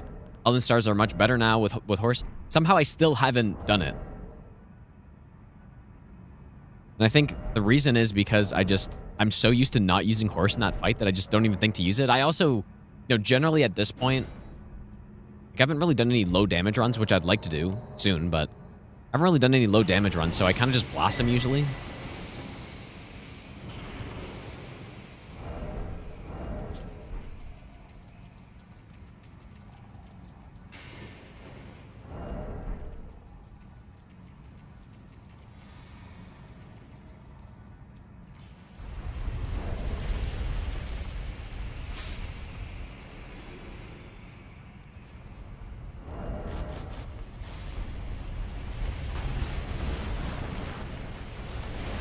I do not like Golden Hippo at all. Golden Hippo, I think, is just a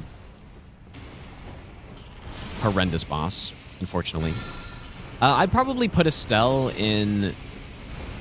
Yeah, like, definitely in the mid-tier somewhere, like a B- or C+. Hello? What?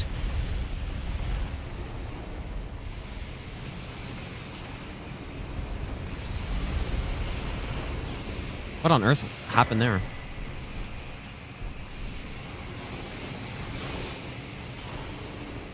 Oh, this is scary with no Beast Torch, dude. It's the first time that's happened, though, where, like, I've actually been... built up a lot of Death Blight.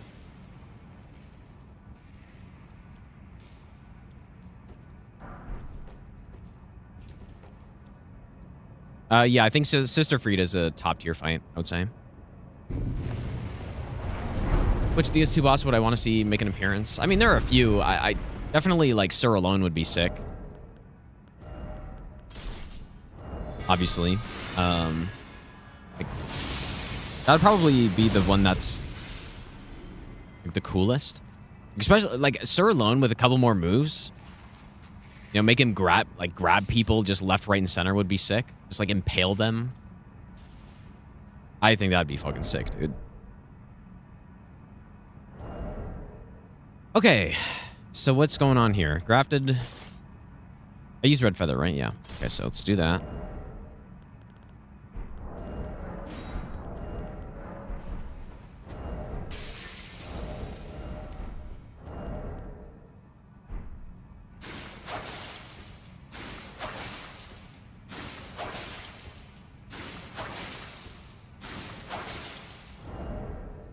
Golden Hippo is definitely the best hippo boss in Shadowkeep. That's a fair point, dude. Best hippo boss in the game, I would say. Is that enough? Okay, so Golden Vow and then Bolt.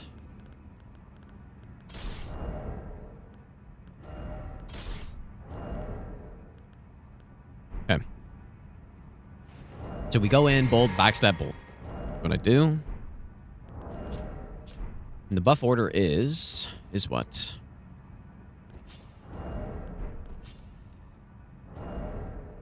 I mean, I don't really know why I do it this way when I can just simply do it like this. So Physic, Grafted, Golden Vow, Brink, Owl, Stealth, Sacred Order.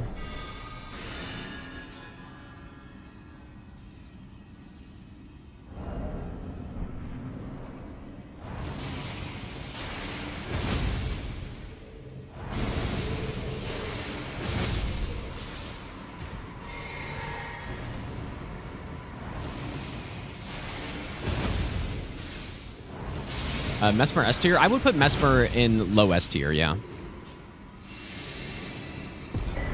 I mean, maybe like middle S tier, I guess.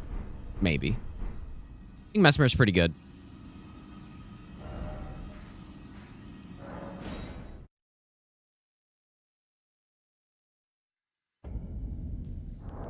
How to rank Frida Phase 2 as a dual boss? I think Frida Phase 2 dual boss is... I mean, I think it's okay. I think it's not terrible. But... I think it's alright. I think it's good enough that I still put the fight in, like, maybe top 5 of my Souls bosses. Like, maybe at this point with the DLC... I don't know. Maybe it's fallen out of top 5, maybe, but... Definitely top 10, though, for me. And so it's good enough that it's still, like, is that high, you know?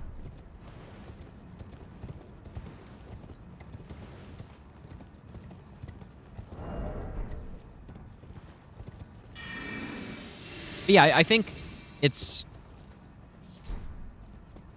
Like, it's well balanced, but it's kind of just a kite fest a little bit, right?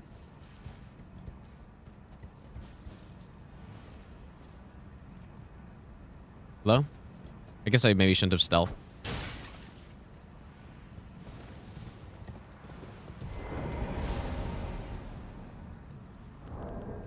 think Devonia should have been a boss. I agree with that. I think they could have made Devonia a boss, probably. I don't know why they didn't, actually. It's very strange. Instead, we got 20,000 NPC bosses, dude. That's what we got instead. They made an enemy that's kind of cool. Has a pretty fun moveset. You just put her in, you know, just some random spot. And you can fight her if you want and get a hammer. Or you can go fight Dane. Or you can go fight Dancer of Rana. Or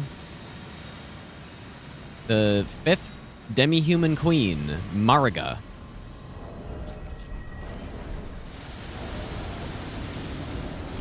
Or you could go fight... I don't even know who else, dude.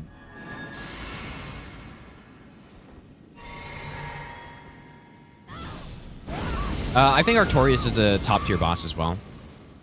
But I mean, that's not a hot take at all. Like, sure, he's a little bit... If you're comparing him to today's bosses in Elden Ring, then he's, you know... He's still, honestly, pretty good. But he's not, like, the best. But yeah, with time being considered, with time being a factor, like, for when he was made, accounting for when he was made, very, very good boss, I think.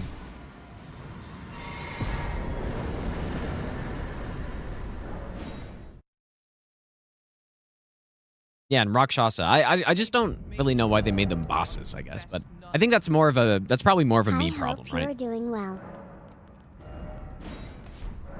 Because I'm the one doing all boss and no hit, and I am the one who really hates fighting them.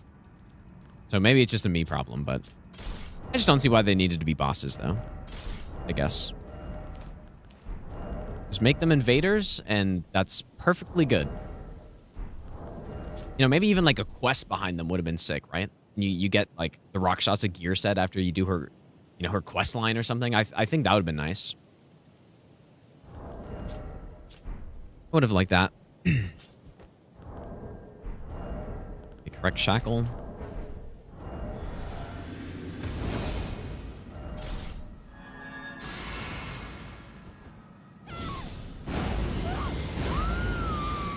Hope Miyazaki doesn't put any NPC boss in Elden Ring 2. Well, if Elden Ring 2 is a thing, I guarantee you, I would bet a lot of money that there are going to be numerous NPC bosses, dude.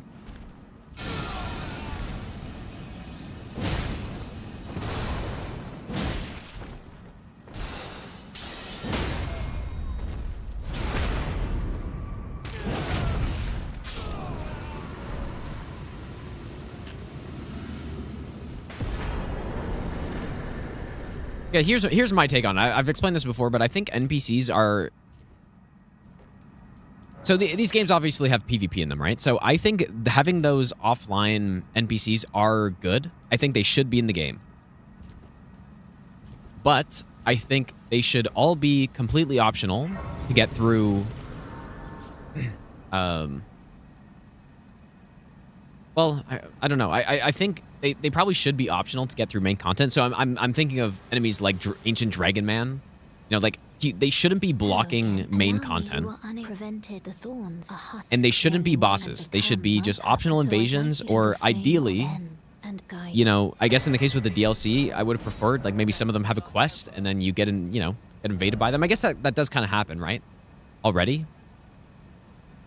With what the hell's his name, dude? The shield guy. So I guess that kind of already is there, but I just don't think any of them should be bosses. And the reason I think they should be in the game is people hear me complain about them, and they're probably like, oh, why do you think they should be in the game? You hate them so much. First of all, I guess I kind of only hate them so much because they're bosses that I have to fight. But I think it's important to give players a chance to try out PvP-specific items in PvE, I guess. I think that's a good thing. So, for example, going through the DLC, when I got my hands on the Ancient Meteoric or Greatsword, like that's a sick weapon that is a very good PvP type of Ash of War. Sort of. I mean, I guess it's also just good because NPCs don't really input read it, which that doesn't exist in normal PvP, but yeah, you get to try like PvP specific things. Like, for example, the what's the scythe called? The one that prevents Estus flasks, like that's a PvP thing. So at least you get to use that in PvE somewhere. But man, they just shouldn't be bosses, simply, I think. That's it. Yeah, the wing scythe, yeah. But that's what I was saying earlier. It is kind of like a me problem just because I'm trying to do all bosses no hit where I have to fight those guys every time. But I would have preferred some, like, especially with like Ancient Dragonman, putting them in a spot where you're blocking kind of like main content behind them is garbage. That's garbage, dude.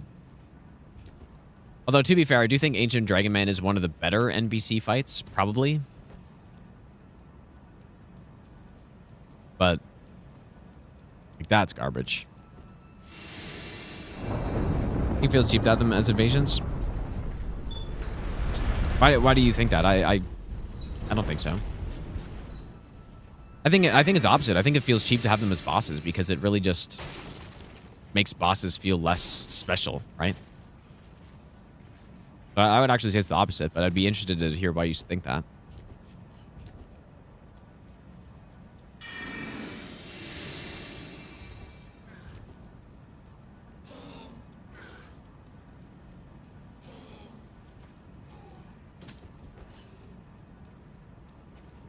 You're not a no-hit runner and you hate let a fight? Yeah, I mean, kind of no matter what you're doing, they're going to be annoying, right?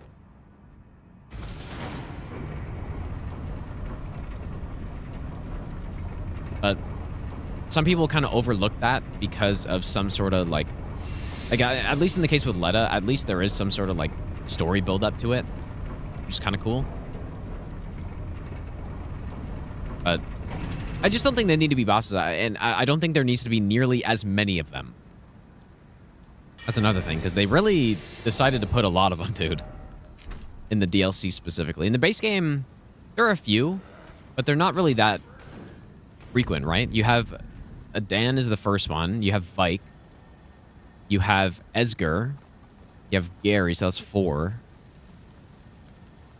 I forgetting someone? I guess Fia's champions, 5. But that's like a lot of NPCs.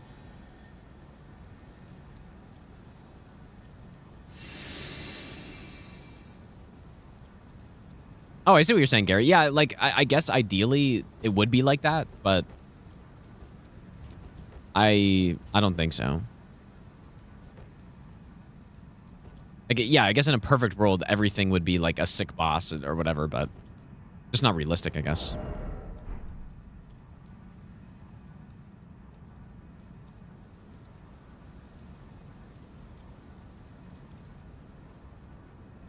Yeah, so I just think having them as invasions is the way to do it. If you want to have...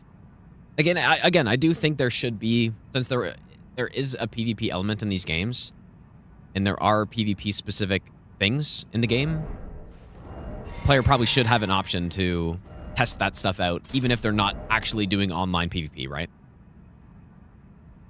But not an issue with Elden Ring, though. Quantity over quality? Yes, but I think NPCs puts that even more in the wrong direction, I guess. Like, personally, I would prefer having the, 10 Erdtree avatars than those NPCs. Like, even just a singular NPC fight, probably. An NPC boss. I think having multiple of the Erdtree avatars negatively affects the overall boss feel in the game or boss quality in the game less than a singular NPC fight, probably. I mean, maybe that's a little over-exaggerated, maybe, but you get what I'm saying. But yeah, I still agree with that, though. Like, ideally, they don't have kind of the same boss. But I'd rather them do that than start throwing in NPC bosses, I guess.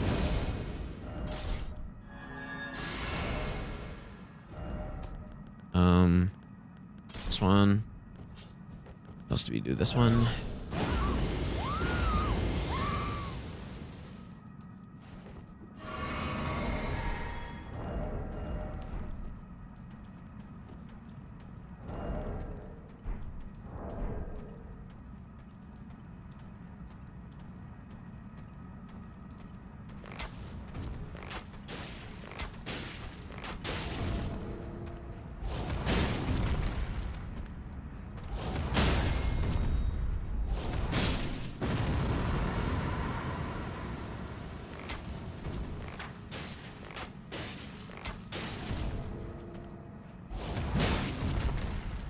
I honestly did not think that was about to reach him there. I thought I was about to miss. Kind of hard to tell in this arena a little bit. Classic Four Kings depth perception here.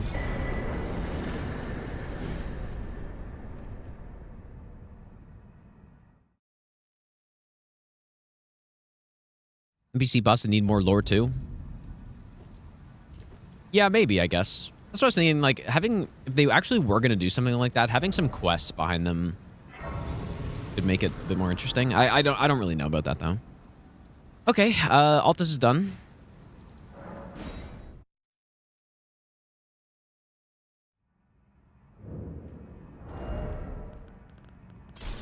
So this is where, when I started the stream, I missed some stuff. Poke, thanks for the brand new Prime sub, and Spencer, thanks for the 25-month resub as well, dude. But yeah, what I was saying was, when we started the stream yesterday, this is where we started from. So, I mean, we're making some progress. We're getting back there, hopefully. Getting back to where we were earlier on the stream. The stream yesterday, I guess.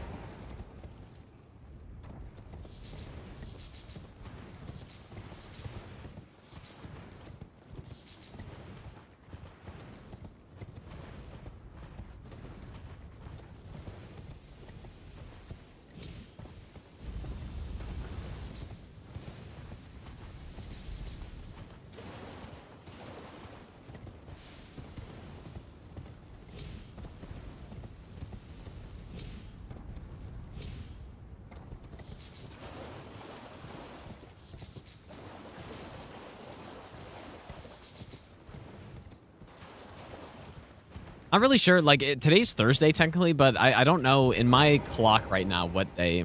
And like, is it Wednesday or is it Thursday, dude? If I lost a day or have I what? I don't know.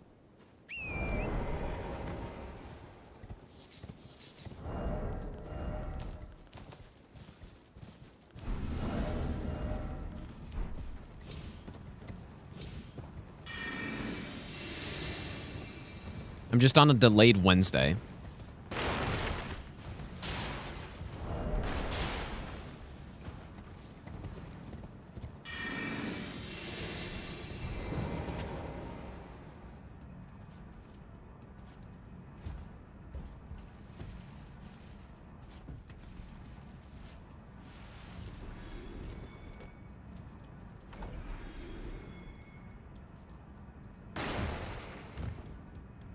Well, I haven't really... I slept a normal amount of time yesterday. Like, I don't know. Just, it was kind of late. Man, the sleep mask is actually so huge. That's one of my best purchases right there, dude, because... Like, it's not... I have blinds and stuff, but it's definitely not blocking out all of the light. And so usually when I'm trying to sleep in the middle of the day, I mean, go figure, it's like I don't sleep nearly as long. But that sleep mask, dude, it's huge. Because I sleep a normal amount, even when it's bright out. It's kind of sick.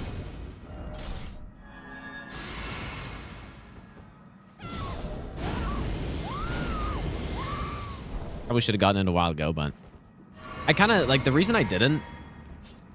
Oh, I have Giant Hunt on this still, but it doesn't matter. The reason I didn't is because I don't really like sleeping with stuff on.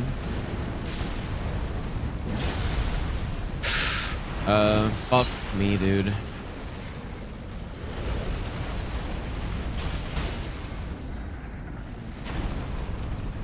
The dangers of the follow-up R2. Right there.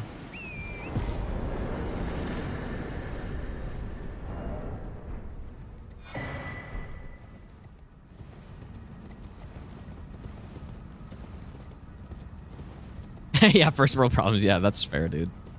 Well, no, I don't know. I guess it's... Maybe.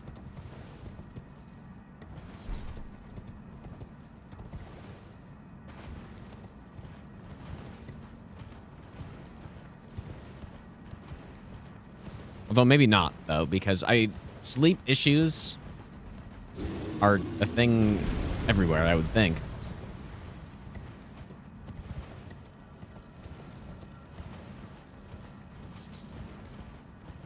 But the cause of that is definitely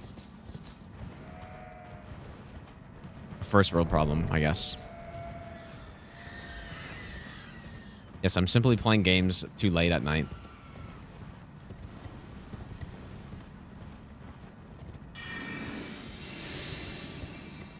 Not exactly a bad problem to have, I guess.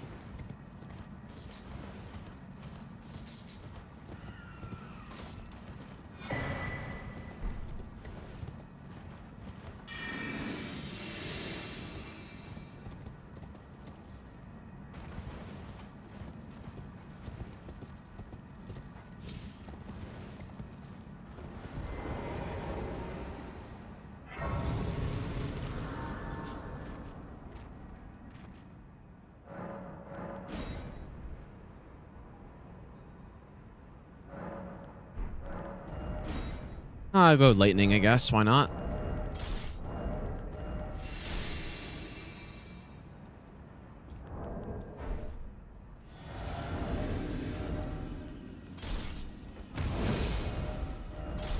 What do I think of the red bears? I think they're pretty solid. I don't mind the red bears. I like them.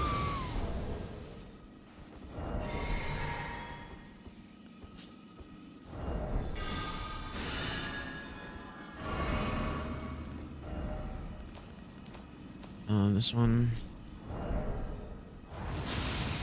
sleep mask am I using? I don't know. It's just one off Amazon. Like, it was one that,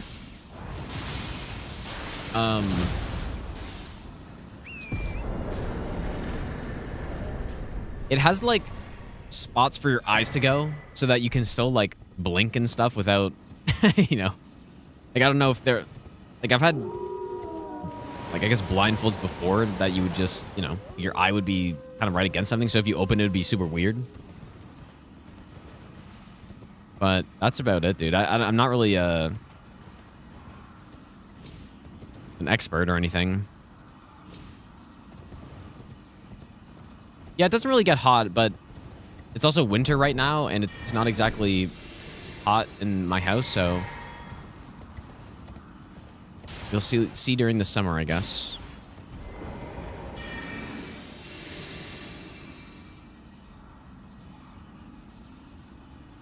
Well, I've just tried like other blindfolds before, I guess, that weren't, like, I don't know. Like, not for actually sleeping. I've never tried one for sleeping before, but just like putting it on, you know, just somewhere.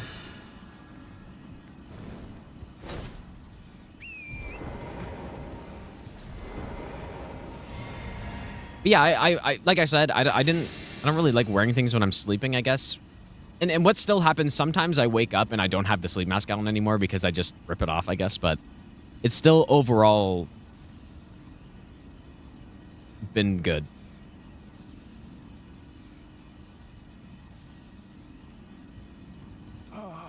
Well, not well for like, I just mean like my mom had some that I just like put on, you know. Like, I don't know if they were for sleeping or what. Like, I guess they probably were. I don't even know. But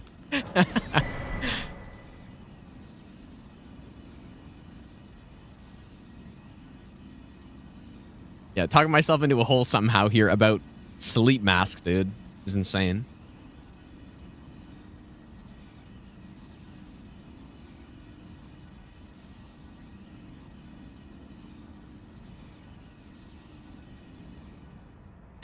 Oh my god, dude.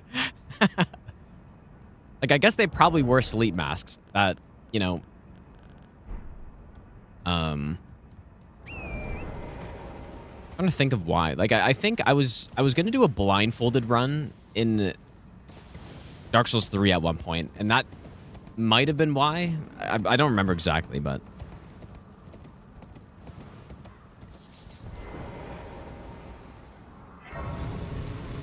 yeah, basically, they did not have those, like, little spots for your eyes to go so that you can blink and, you know, do that stuff, I guess.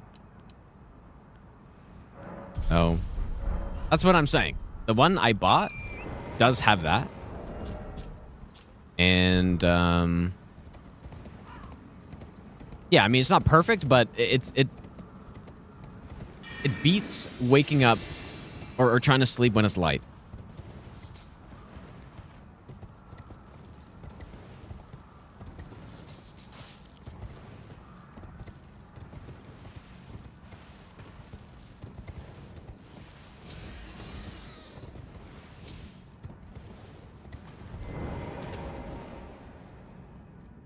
Like, actually, one time I tried sleeping in my closet with, like, I didn't really have any, any sort of, like, mattress that would fit in there or anything like that. So I just slept on some, like, pillows, basically, in my closet because I like, it was kind of in the middle of the day, and I just needed it to be dark.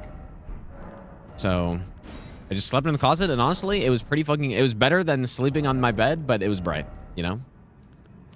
It was still actually better.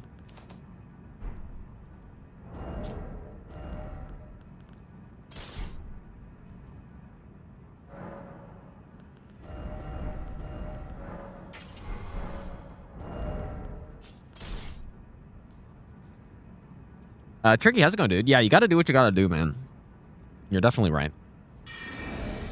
No shame in sleeping in the closet. My, like, tiny fucking closet. No shame in that.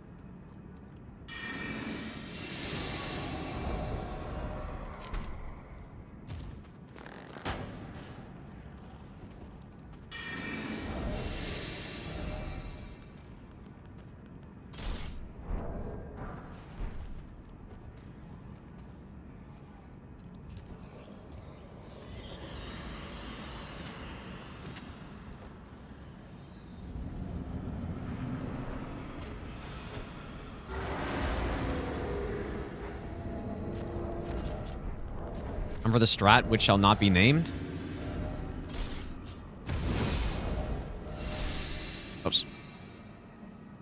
I mean, this position is so sus, though, right? Like, I'm not crazy. Like, this is crazy. Whoever made this is crazy, dude. They knew what they were doing.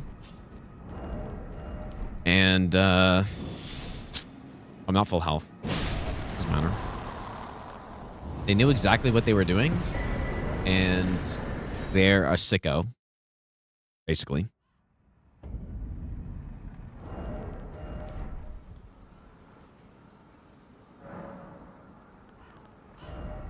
Yeah, you could definitely take that strat to the next level. Go with like a fire infusion. Throw in the oil pod in there. Yeah, you actually could. Okay, we're supposed to go red feather here. Full-blown Diddy strat at that point.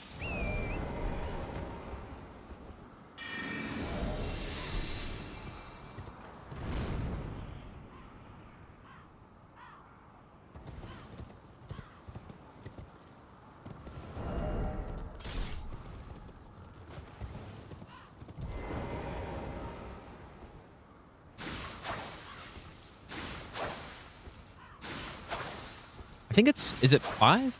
So this is fit 5. Oh, wait more than 5. 6. Oh, I guess because I have the Scar Seal on. Okay, so we go Zweihander. Great bow. Don't need the staff. And Glumblade.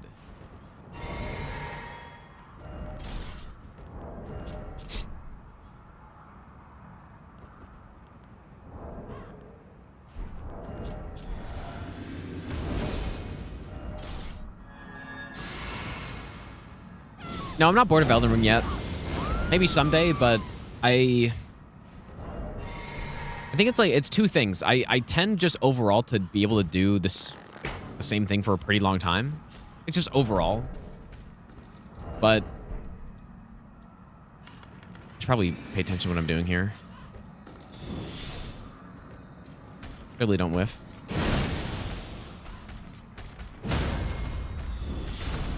But yeah, I feel like these games are just easy to play for a long time. So he might not die from this, but he did. Like, yeah, so it's a combination of just for whatever reason, I have no issues playing the same game for a really long time. But then combine that with the no hit runs and stuff, and then I basically just play the game forever at that point.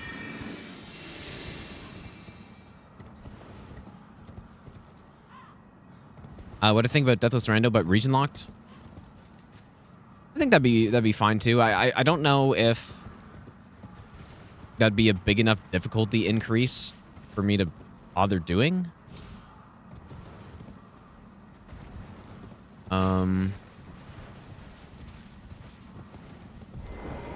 I think that'd be fun. Vinny, how's it going, dude?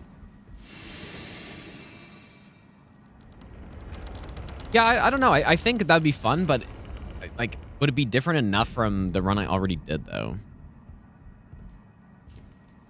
I still do want to do the level 1 all bosses deathless rando. Would I throw in region locked on that? Maybe, I guess. I don't know. Probably not. Aren't you? We rarely fascinate so about the bird. If you have, rise with a. You're now you the drawing room. I am. Yeah, I'm kind of in the same boat, Vinny, dude. That's funny.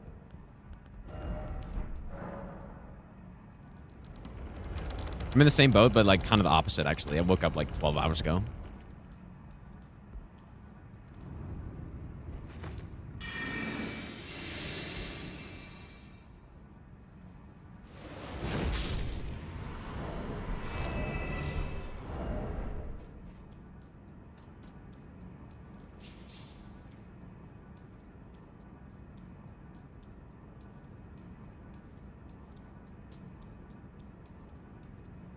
Before Elden Ring, I did the same content with other Souls games. Yeah, I've played DS3 a lot. DS3 is still my most played game. And yeah, just like I streamed the other Souls games for a while now.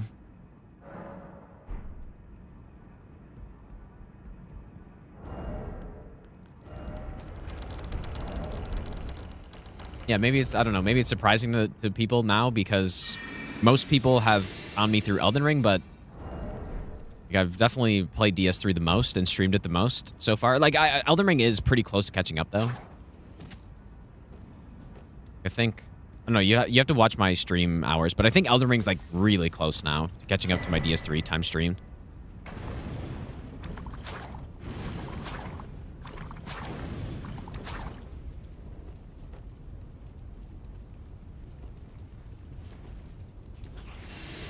Yeah, I started streaming DS3 in 2017, though. So Elden Ring came out 2020, so I guess 3 years ago. So yeah.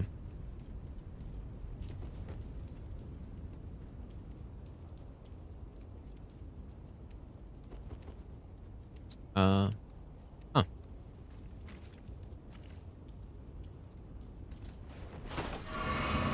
Yeah, Elder Scrolls, we were talking about it last week, or maybe it was earlier this week. We're doing some Elder Scrolls runs, dude. I don't really know what. I'm not sure if I would like to do no damage in Oblivion and Morrowind, probably. Then aside from that, like I've done some no damage in Skyrim. I don't know if I'd want to do more. I would, but I just don't know what, I guess. What more would I do in that? Because I did legendary no damage on the main quest.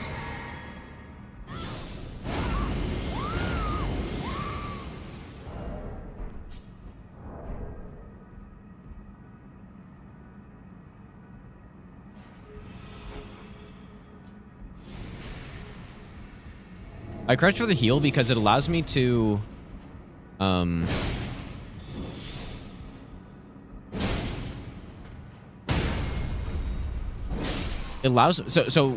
look at the difference. So if I drink my heal and then blue flask, like see how my character like does a pause in the animation?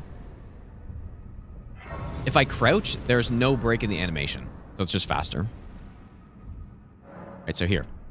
So if I heal and then, so red and then blue, see the pause? If I do red and then blue, instant.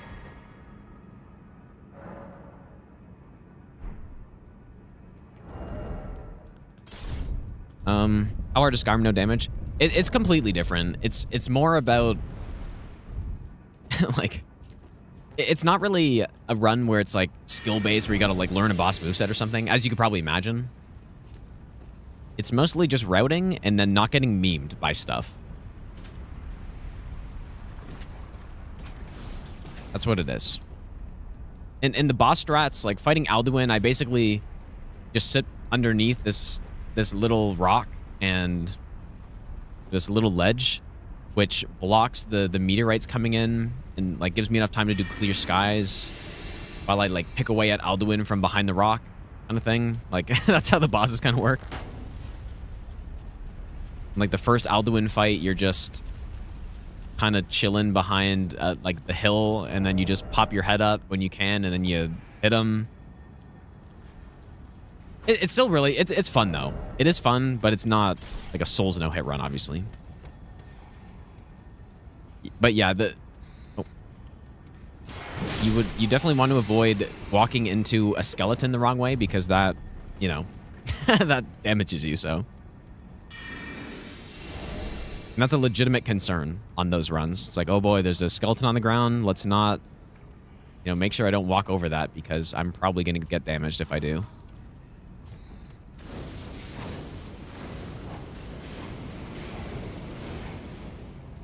Yeah, Minecraft no damage run would be something I want to do as well. I like how fun that would actually be. I don't know. Like, not sure, but I would still like to do it.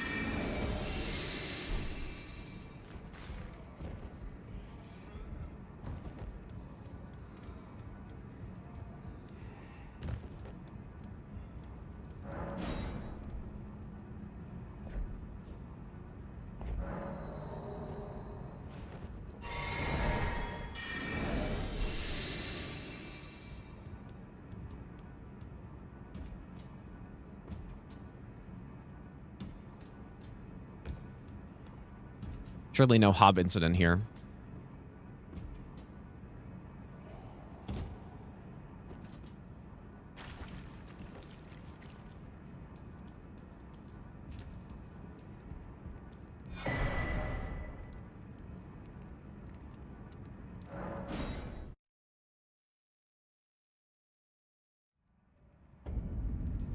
Would I only do no damage / no death? Like in like Elder Scrolls or what? No, but in Elder Scrolls, like we're kind of talking. Somebody, I think it was Bender, just kind of was memeing about doing like a restoration only run or something. Cough up your coin. Like I think that could be really fun to do actually. Skyrim Maybe. with Ostim mod is great. Try that one. Oliver, thanks for the donation, dude. What is Ostim mod? I don't know which one that is. What does that do?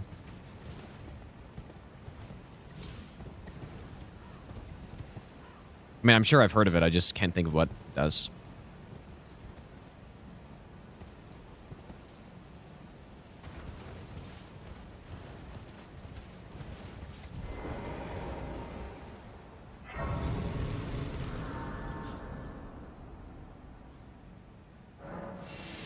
Maybe I'll give you the best nut ever. Oh boy. Kakpiawo. Thanks for the brand new prompt sub, dude.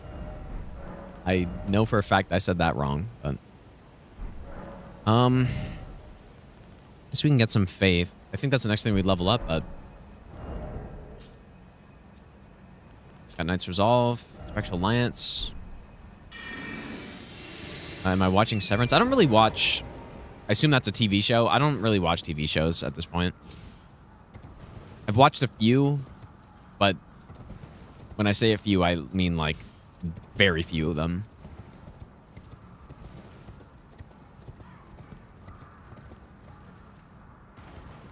But like I watch hockey. That's what I watch.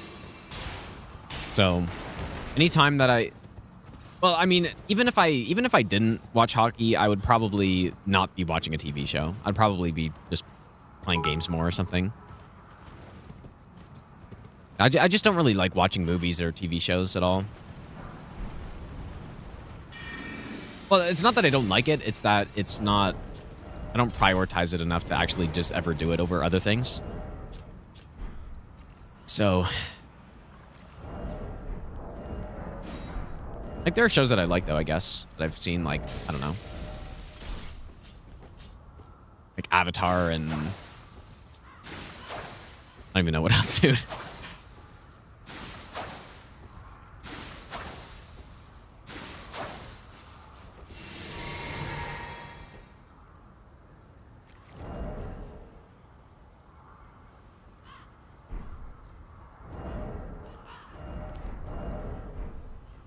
That enough?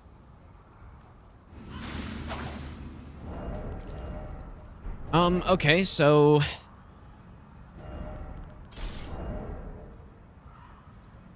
probably actually want to go Zweihander or right hand here.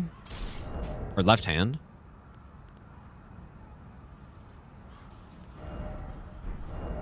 Okay, so... well, I also need Glintblade. I should have written this down.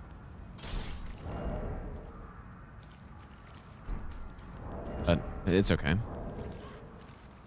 No, I haven't seen Breaking Bad. I haven't seen Breaking Bad. I haven't seen Game of Thrones. All those, like... I guess they're not newer, but just... I just haven't seen them.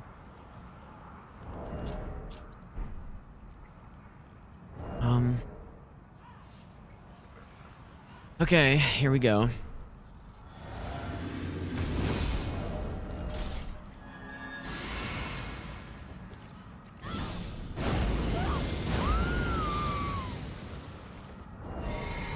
So I guess I'm going to change this one to Spectral Lance. And then I'm going to Glintblade. Put that.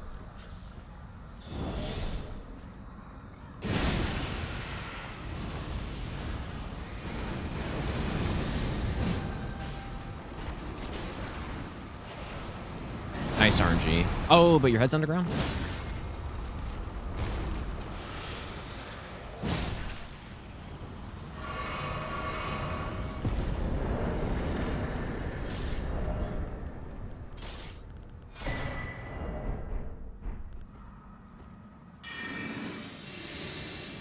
Yeah, I had poutine today actually.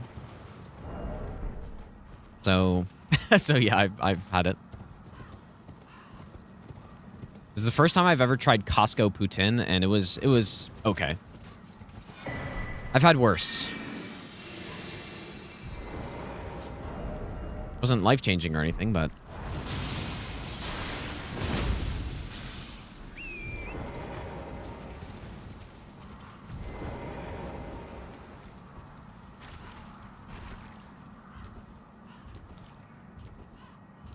did I miss some bits or something, dude? Because I think my notifications are messed up again.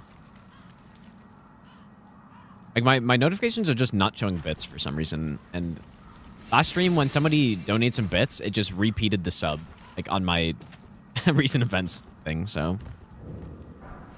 Did I miss something?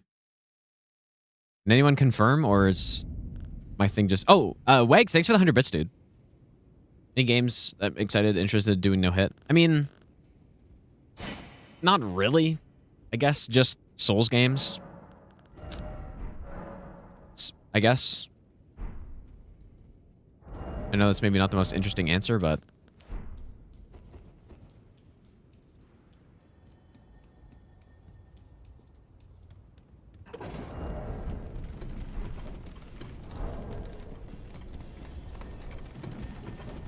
the thing is that Souls games are set up so perfectly for doing these types of runs. I think Elden Ring is the one that maybe actually doesn't. It's still really good, but especially the Dark Souls games are just the perfect games to do those types of runs in them. And, you know, like, I guess Souls-like games as well, at least some of them are pretty good and could be worth doing runs in them, but I guess... I don't know. Maybe one day, but like I've done some runs in other games, but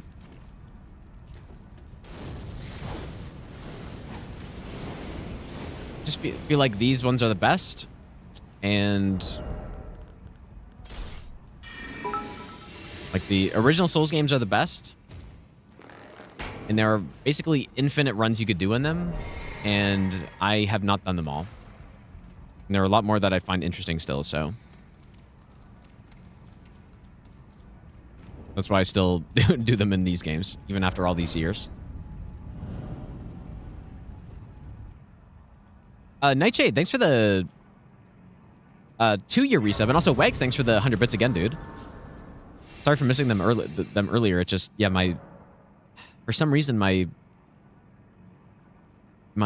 thing is just totally bugged. I don't know why.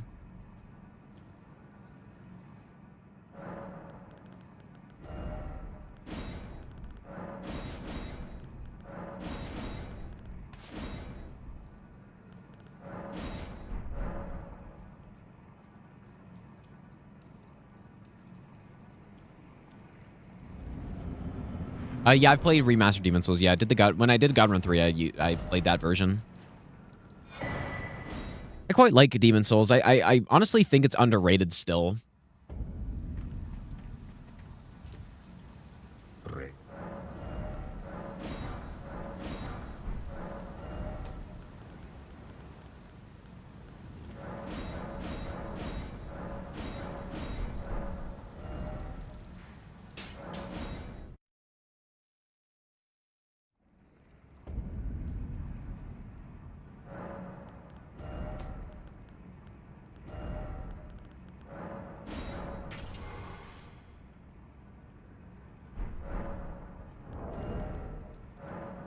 We're kind of slowing down a lot on this run because I keep talking about stuff, which I would rather not do, but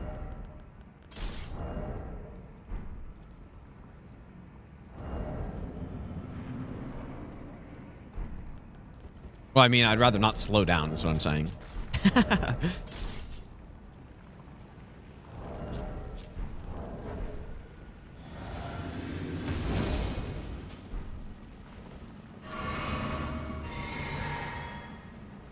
Dark Souls 3, I have about 5,500 hours. This game, I have 4,500 hours or so.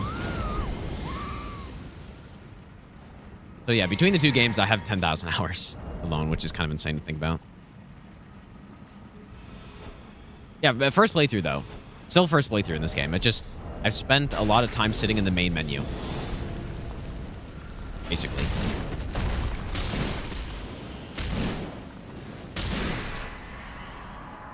This is still my first blind playthrough.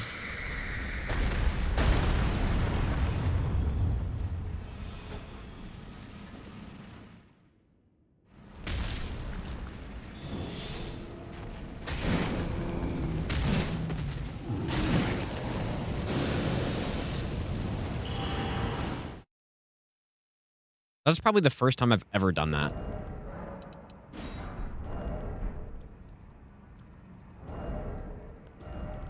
I think that's the first time I've ever done that, dude. And I just wasted 100K.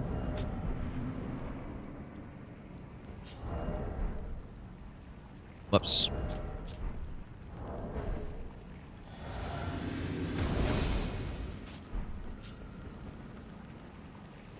I attacked too early, and so he...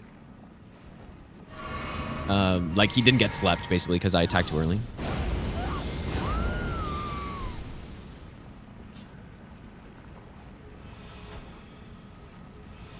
I don't think I've ever done that before.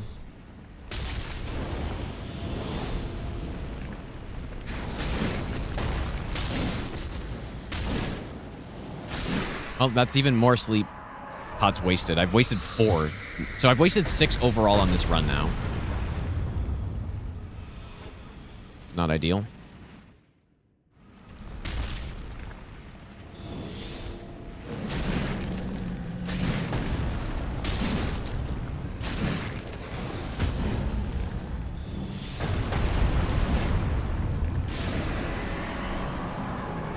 It's okay, there are extras I can grab.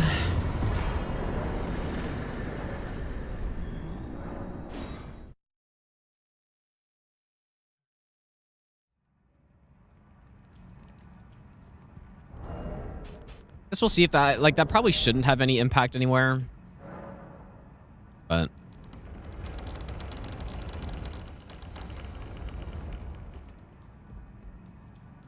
I harbor even he, but any road. just slow down and... Well, it's not actually a matter of, like, trying to be fast for in-game time on him. In that phase 2, you need to be quick there, because if you're too slow, he can hit you before the stun, basically. So, like, the timing is important. Or it's not super precise, but it's important enough that if you are too late, you could get hit. It's better be too early than too late.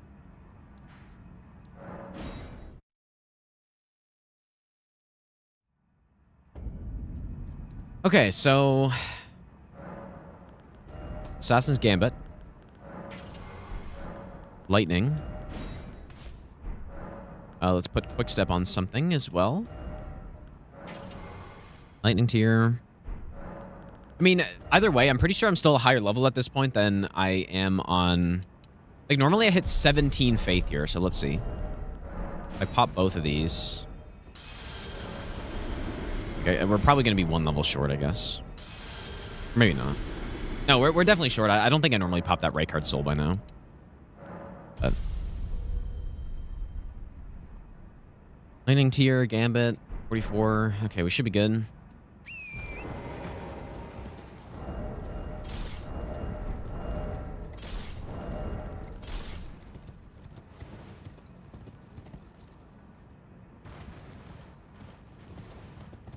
Yeah, no, with Night Rain, I think the game's gonna be fun. The network test for me was very fun, but I think my concern is that I don't know how long it's gonna be fun for. That's the concern I have. So, is it gonna be a game that, like, I play for 2 weeks and then I'm done with it and there's just no reason to play it again, or is it gonna be a game that is gonna be worth coming back to and, you know, playing for long term, I guess. That's the question. Okay, are we good? Hope so. Yeah, I could do a remembrance, I suppose, yeah. But honestly, right now, I would be more likely to get hit trying to do that than just go with the fewer levels, so. But I could. Wouldn't make up 100K probably unless I did a bunch of them, but...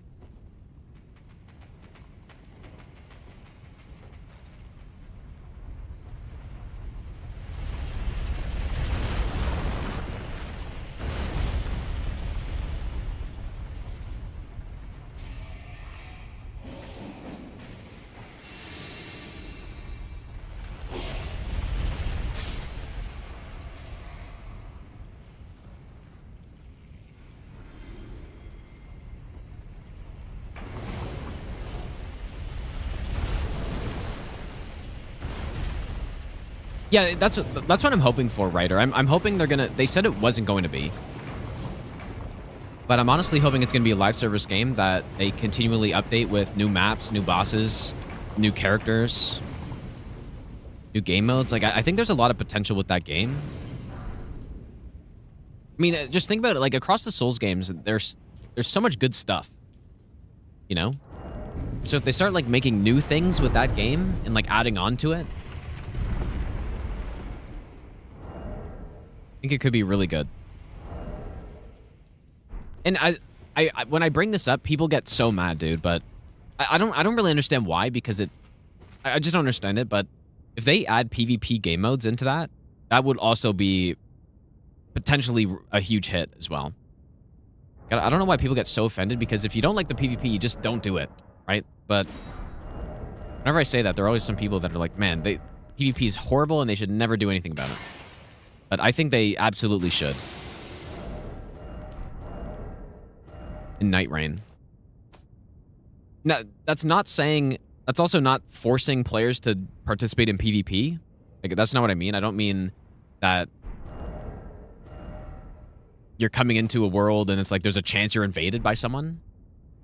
But just an actual PvP specific mode, or a couple of them, where maybe you can do a PvE/PvP mode where you're doing kind of the same type of thing, but then there are other players in the same map that you can fight against, right? I think that'd be really fun. Or just like a straight PvP mode where you're like a couple teams and maybe you're just, you know, you're collecting gear, killing some bosses, getting prepared to go fight everyone else.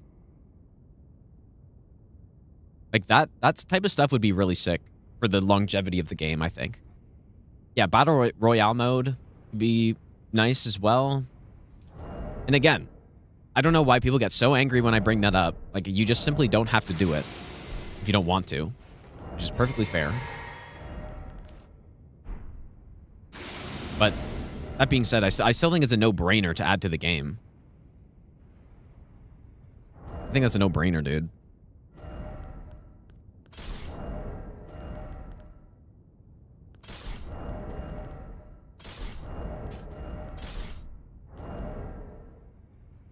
Okay, so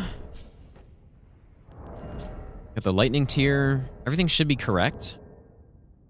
Physic. Crafted. Oh, wait, no. What am I doing? Fuck, dude. Golden Vow. Incantation now. Golden Order. Sacred Order. This one. Poison.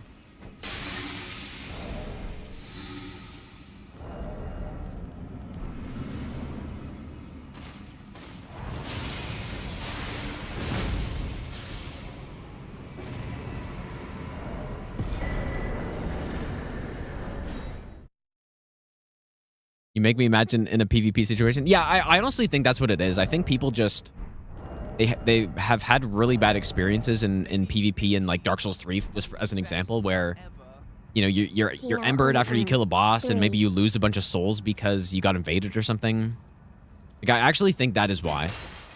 Which is honestly fair, but that's preventing people... Like, that's not a logical thing, right?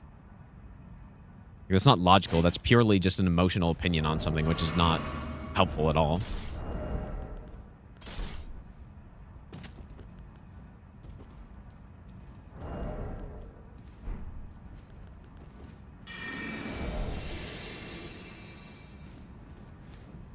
But that is my theory as to why. Nobody's told me that that's why before. So that's not... Like, that's just purely a guess, I guess, but...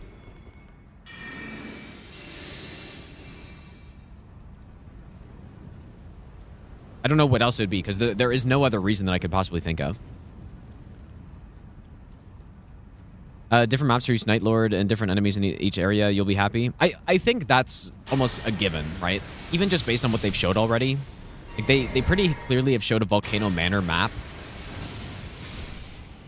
So I think that it's pretty much guaranteed that each Night Lord... Or I don't know if it's going to be by Night Lord, but... There are going to be at least a bit of a variety in maps.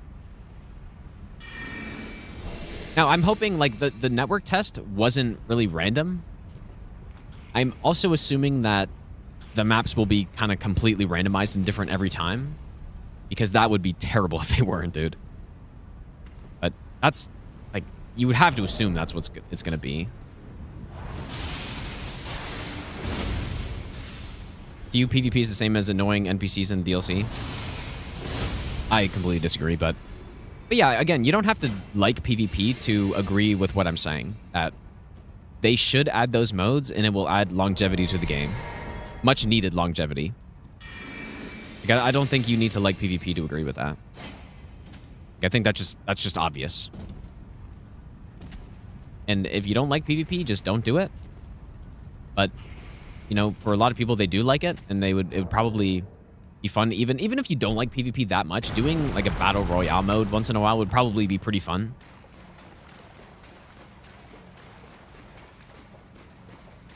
But yeah, I'm just saying, yeah. If people aren't clear for the third time, it would be a separate game mode, not just like you're going into a night rain match and there's just a chance you're invaded by someone. I don't think they should do that. I think it'd be fun as an invader to do that, but people would not like that. It just means simply an alternate game mode. Best not ever. Good luck, Mr. Gyno Makima. Dr. Ma, thanks for the 27-month Prime sub, dude.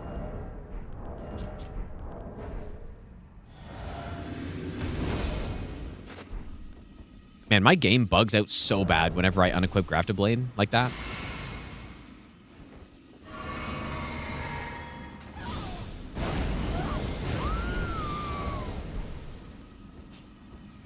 Wonder if it's a frame rate thing.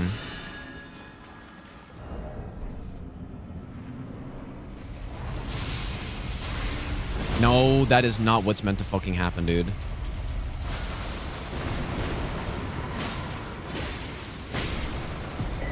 The lock, like, this strat, this should be a good strat, but the lock-on just sometimes doesn't allow me to swap for whatever reason.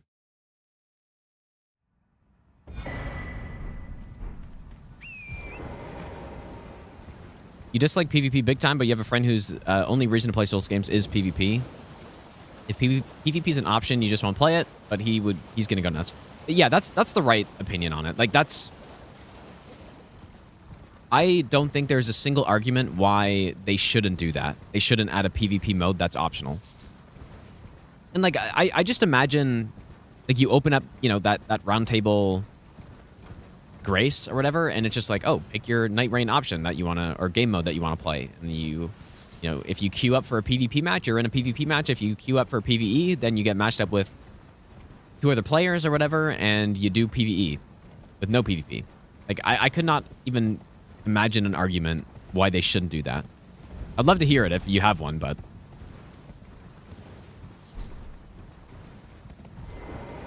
I'd be very interested. Well, actually, you know what? Okay, maybe there is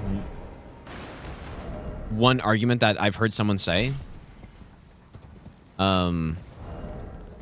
It's not really specific to Night Rain, but more like the Souls games, and it's FromSoft balancing things around PvP and it affecting PvE. I honestly don't really think there's a problem, especially with like the balancing that they've added in this game, where they have different numbers for both. But like, maybe that's a potential thing, but I don't see that being a problem. Like, that's just not a problem. I don't think.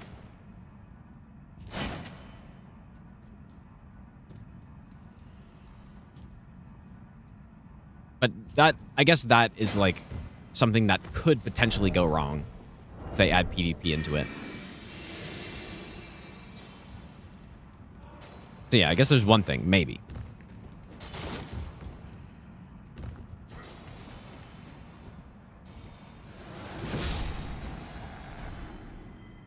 Oliver, thanks so much for the donation, by the way, dude. Guild Wars 2 already had this style of matchmaking in Counter-Strike, but with spells of guns. Oh yeah, it would be really fun. There's no doubt about that for me. Like, if you like PvP, which I mean, I like it in Dark Souls 3 at least. I haven't done much in Elden Ring, but like, overall, I like Souls PvP probably.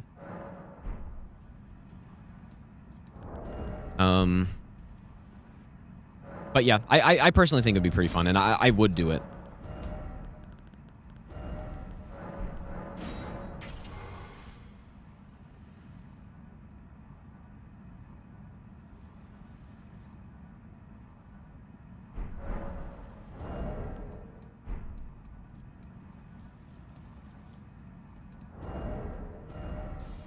But yeah, I do think, like, now that I've thought of that, I think that could be a legitimate concern about adding PvP game modes. That could be a concern if it throws off the balance of PvE stuff because they're like trying to balance PvP. So that's a legitimate concern though. Usually that's not what people bring up. But... Okay, so let's go. I guess Grafted Blade will be swapped to the other one.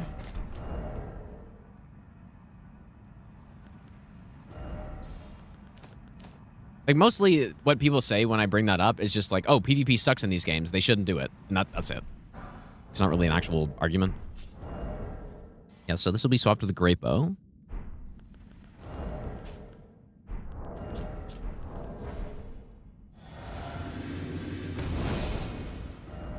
Do that.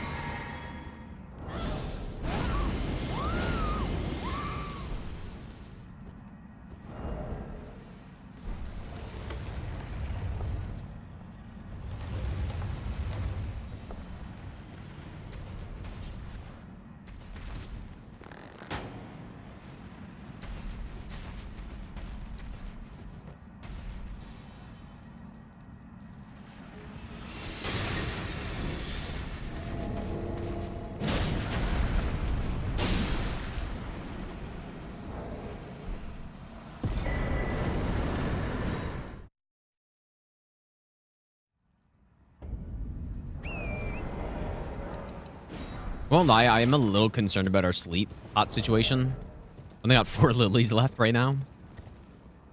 I'm a little concerned.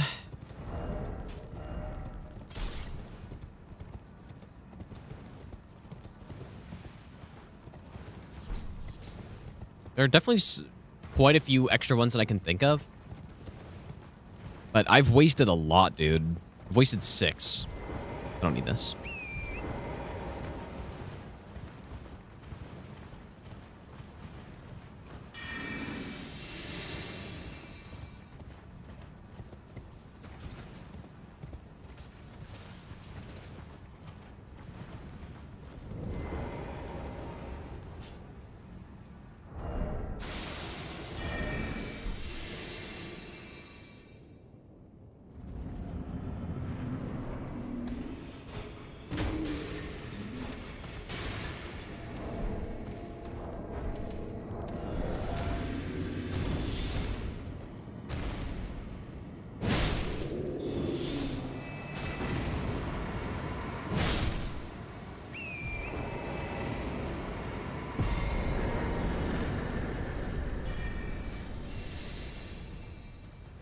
It's so what I find pretty funny about a run like this is you see these strats, right? Like you see that Pumpkinhead duo strat and you're like, oh my god, that's just the easiest strat of all time. But actually finding that strat took like so once I started looking for something, it probably took, I don't know, like maybe an hour, like figure out like how that strat works. But then, like, that strat wasn't found until a few months ago. And the games have been out for... Like, I did all bosses no hit in the base game, which obviously includes that boss. I did that in 2022, right? And so it's taken, like, that long for that strat to be found. And, like, even when I started looking for something, it still took, like, a good hour of testing to figure that out. Like, it doesn't seem like it would be that complicated, but... That's kind of how this whole run goes. Like all these strats that look super simple once you see it, but actually figuring out the strat is a bit more complicated than that. How can I?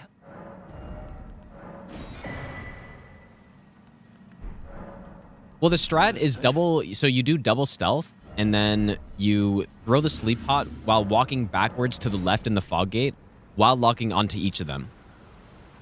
That's the strat.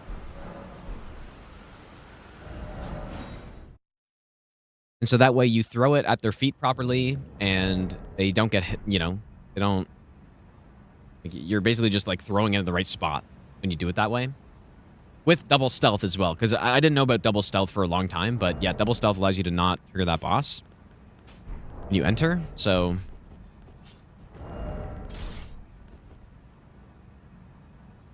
This one is the only single Knight's Resolve.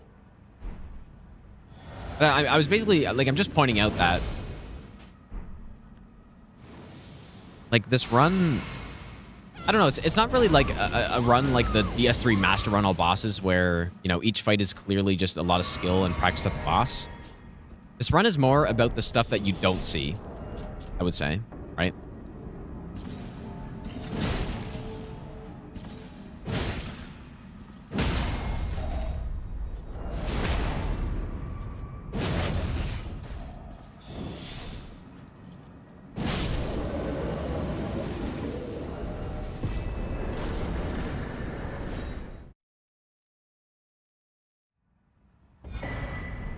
Like all of the preparation and routing and stuff is the stuff you don't see, and then when you see the finished product, it's like, oh my god, this is so simple.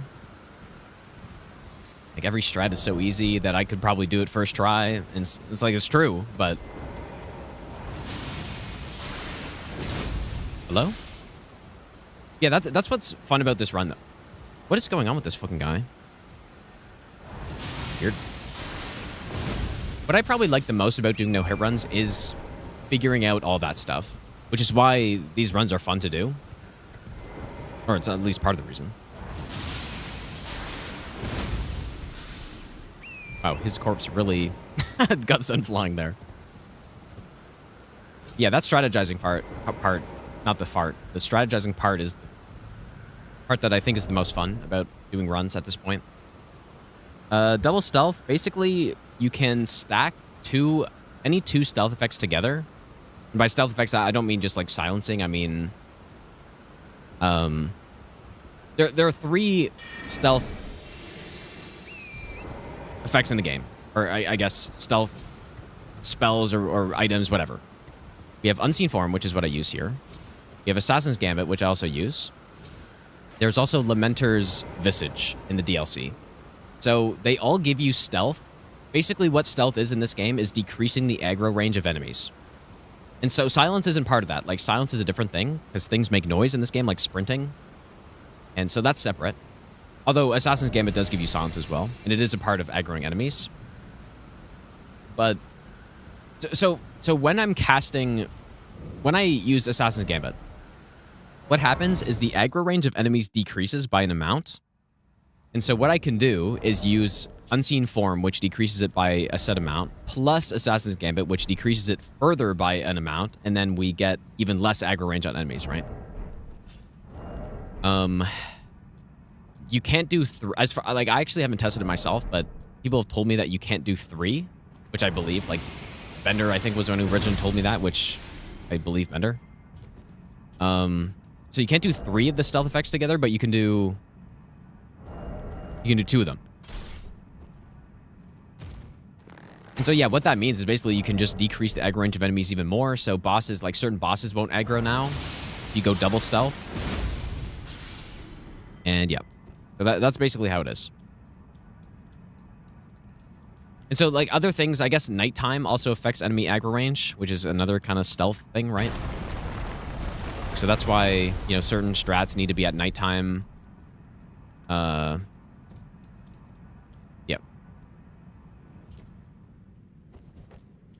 Yeah, maybe I shouldn't do the fall off the ledge here, dude, because I lost the run last time, so clearly it wasn't the good luck.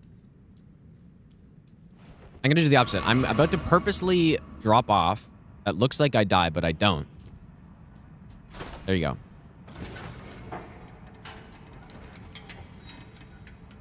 Yeah, there are numerical values. Yep. I don't know what they are offhand, though. But there are. Yeah, like when I did the other all bosses run, since I got to the DLC much earlier, I used like I used Lamenter's Visage plus Gambit, I think usually. Probably I should have used Unseen Form because it is nice. Like Lamenter's Visage is a stronger effect of stealth, but it lasts for less time. So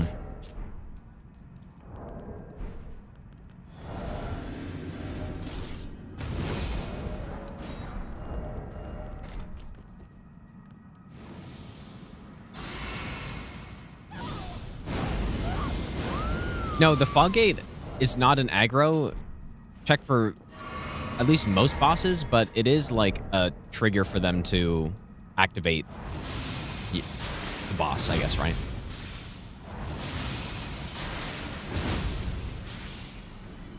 But that doesn't mean they see you.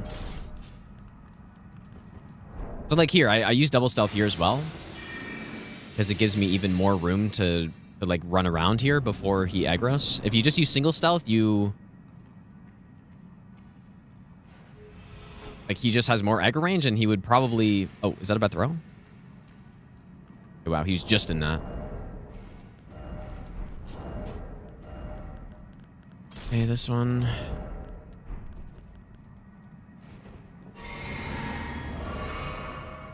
So I'm gonna graft a blade again.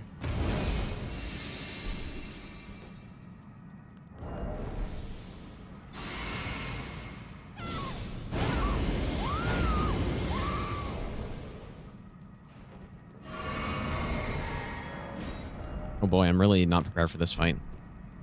He should stun in 2. Kind of messed us up last time, actually. I mean, yeah, I didn't do a Knight's Resolve on the second hit for some reason because I didn't think he was going to stun, and I just kind of messed it up.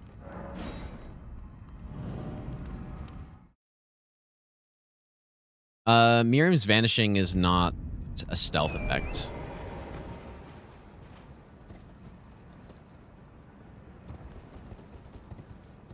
Yeah, it's much easier to visualize when we can use the... I really hate jumping down here. Much easier to visualize when we're using the, like, aggro range tool with ER tool.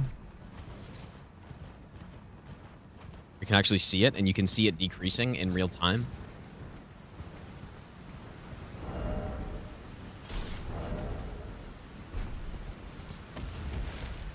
And yeah, I guess crouching is also another stealth effect. So you can stack a bunch of stealth effects together and then can make it so that bosses really just like, or just enemies overall are really not able to see you.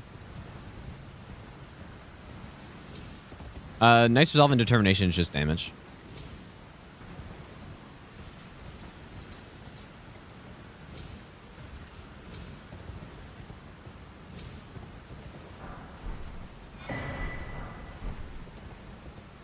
Well, Eternal Sleep on the Godskins is like...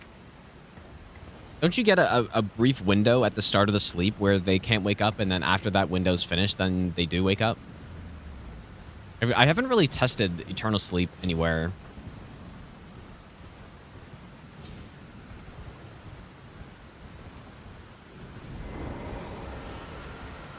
Why that weapon? Honestly, the reason I'm using this weapon is because I thought it would be a fun weapon to use. That's it. Like, obviously it's good. But the first thing is that I decided that I didn't want to use Blood Fiend's Arm or Starfist because I'd used those on other runs before. Like, Blood Fiend's Arm was the build I used on my other all boss and no-hit run, so I didn't want this run to look the exact same. Obviously, I've used Starfist for a lot of things, so I didn't want to use that. So I don't know, I was just thinking about a different weapon. Somebody was like, oh, use this Zweihander, and I was like, oh, that's one of my favorite weapons to use, so I'll test it out, and here we are, using the Zweihander.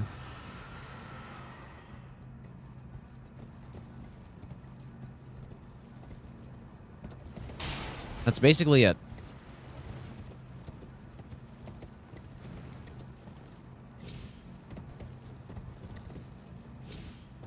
Anything special to it? Well, it does a lot of damage. It's a colossal sword that has the thrusting R2, which is good. And that's basically it. It's just a good weapon.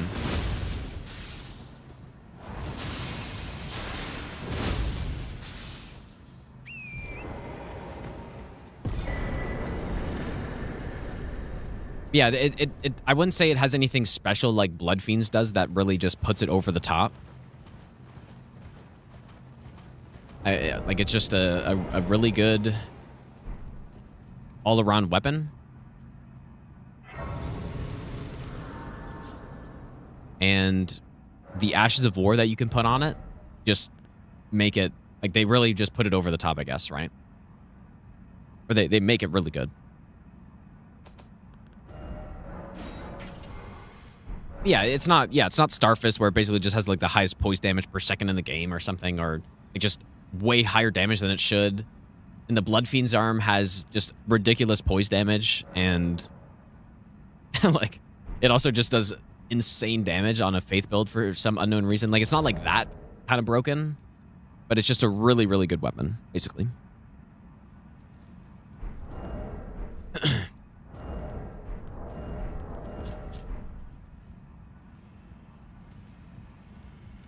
And I guess with all bosses no hit as well, like,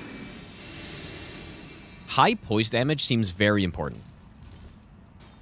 Every all bosses no hit run I've done, I've routed with weapons that deal very high, like, at least good poise damage. I mean, this Zweihander doesn't even do 40 per hit or per charged R2, but it's still like pretty high relative to other weapons.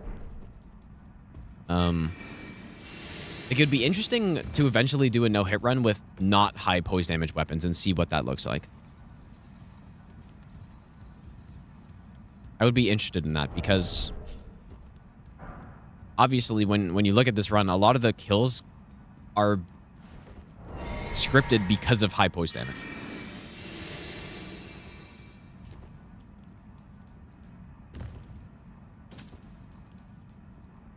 But I think that's another thing. That it does good enough poise damage, and that's quite important.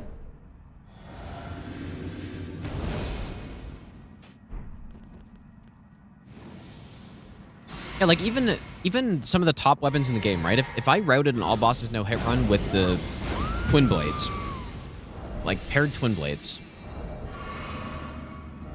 I think that would go much worse than with this, probably. Like, I don't know that for sure, though, because you can still get good poise damage on twin blades if you do a charged R2 build or something, but...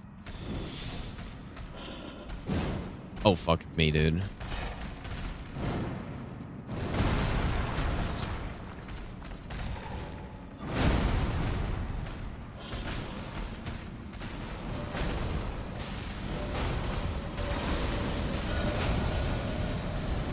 I'm just gonna get out of here.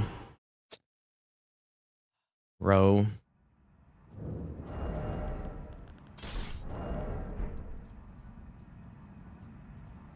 Oh, there's 100k gone again.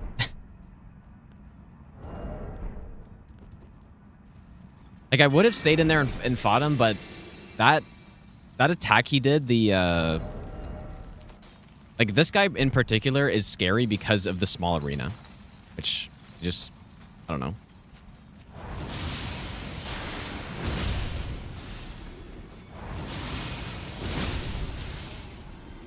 Okay, well, yeah, that was not ideal. Wait, is the YouTube stream dying or something? No, there's no way it's dying.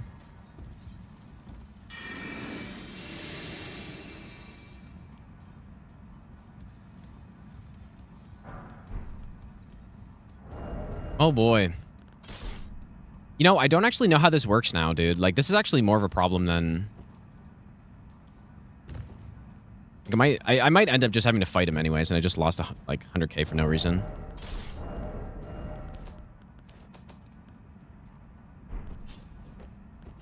Yeah, I don't know if he still has to wake up or not.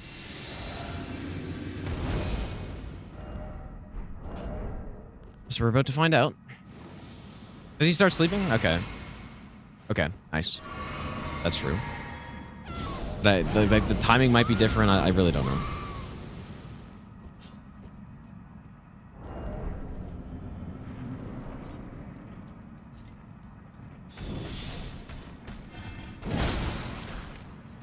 Okay. Oh boy, that was it's not that I was like not focused there. It's just I thought being further back would honestly be better so that like I wouldn't waste as much time, and I just stood a bit too far back. Like, I intentionally stood where I stood. It just I thought it would still hit him.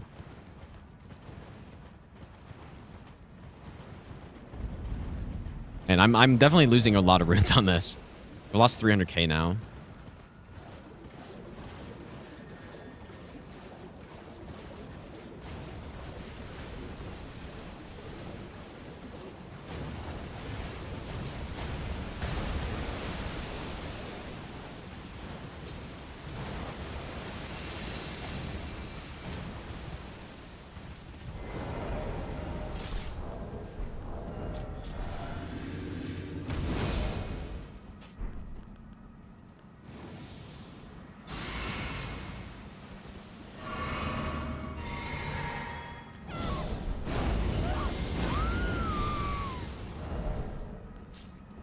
The only thing that really matters here is that we reach,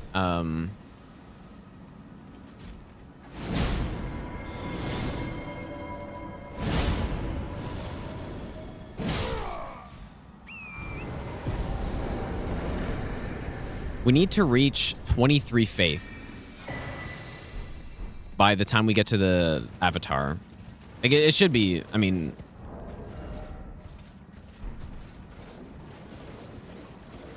We're close. I don't know how much we have right now, but...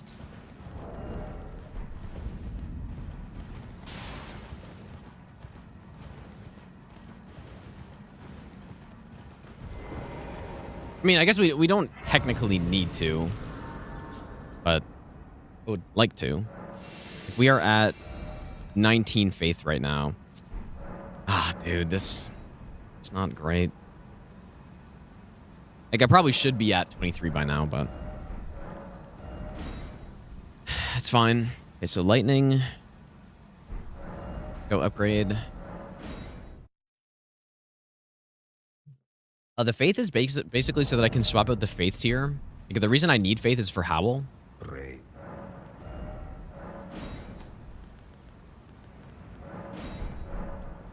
But it is so that I can swap out the faith tier for other elemental and like poise damage tier. Basically.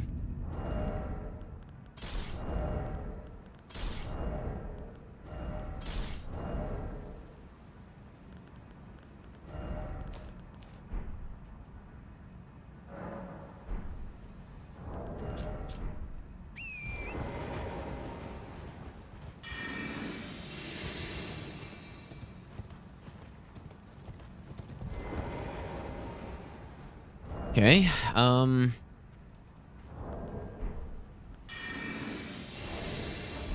Sick.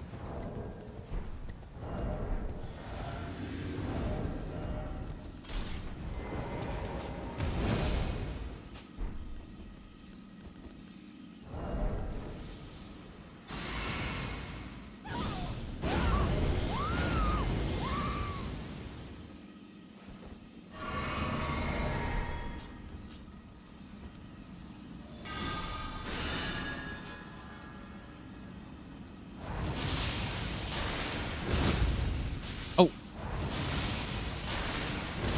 Nice. That's the first time I've one-shotted him, actually, somehow.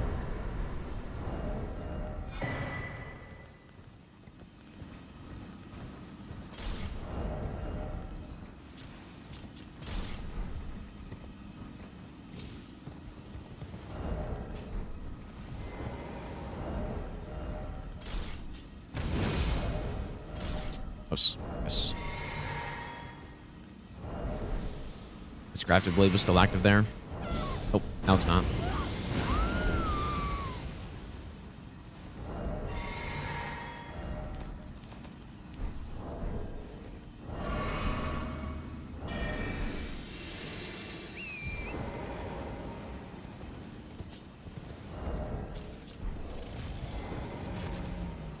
Why do you wake up so early?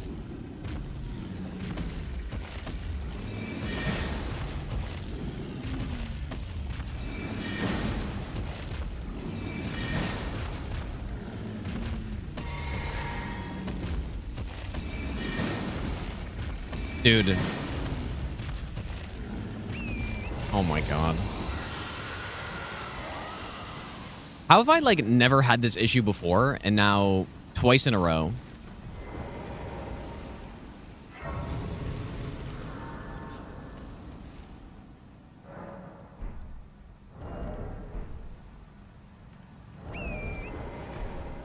Honestly fine, dude. Like, I should probably be swapping back to my Charged R2 physic for this fight anyways. Oliver, thanks so much for the donation again, dude. How do you fight the red mane painting golem? I mean, you don't really have to fight him, but you just simply do it. I guess, I don't know.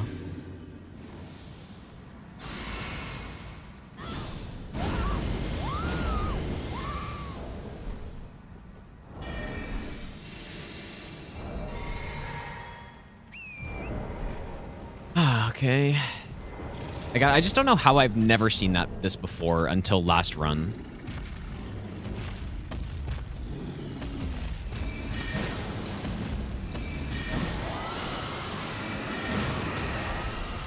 Like, I actually need to time it so that it's on when his head is coming down.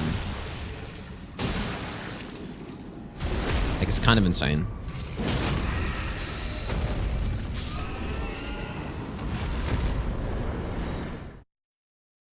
Like, so, yeah, I don't know. It's fine, but it's kind of stupid though. Thankfully, they made X6 just bigger for no reason. Makes it very fun to fight him with a melee weapon, especially a short one.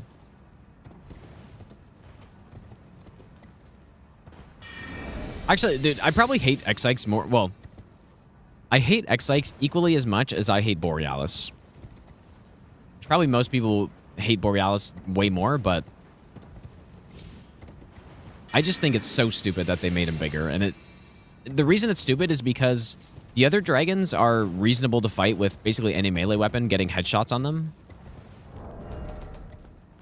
But X-Sikes is just so much worse because, like, even though he does his attacks where on the other dragons you would normally be able to land headshots on it easily,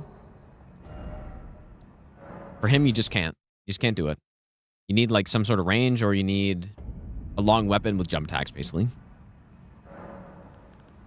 Yeah, I remember doing some, like, low damage runs, like level 1+0 bosses or something, and trying to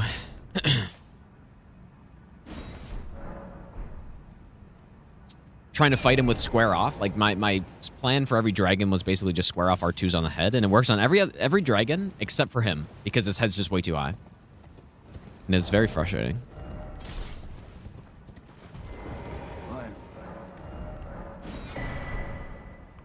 Very annoying. And yeah, I know he's an old dragon, but it's the classic lore getting in the way of gameplay, I guess.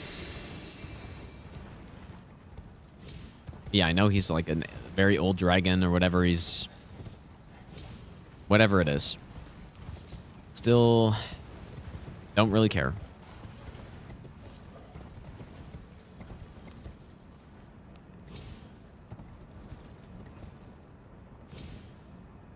Not to mention, obviously, his gigantic AoE that makes you just have to run away like 10 kilometers, dude. Yeah, Senesax is... The Ancient Dragons are overall worse, I think.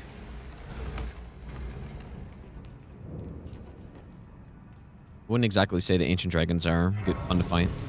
I think the normal dragons, I think a Geel is pretty good, as long as you're not getting a Geel stuck on the cliff or something, which obviously happens, but I think a Geel's pretty good. I think my favorite one is Smarag, because he's in a good area, completely flat, open area. I like the blue fire. Like, Smarag, in my opinion, is the best one. And I enjoy fighting Smarag. That's why on like, all those kind of meme runs I do, I always fight Smarag on it. Just, I don't know, just to do it. Like, because I like fighting like, one of those dragons a playthrough, basically. But that's kind of it. Yeah, I think a Geel's decent, but yeah, it's just the... When a Geel gets stuck on a cliff, that should not happen. Basically never happens with Smarag because there are no cliffs.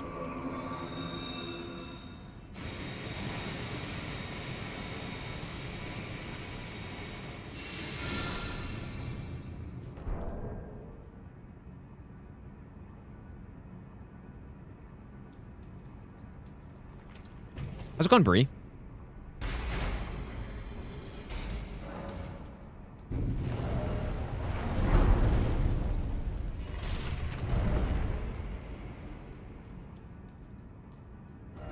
That's not what I meant to do.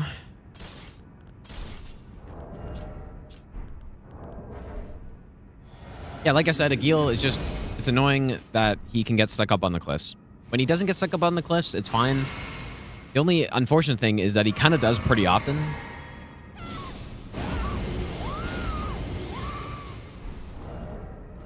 This one, and this one.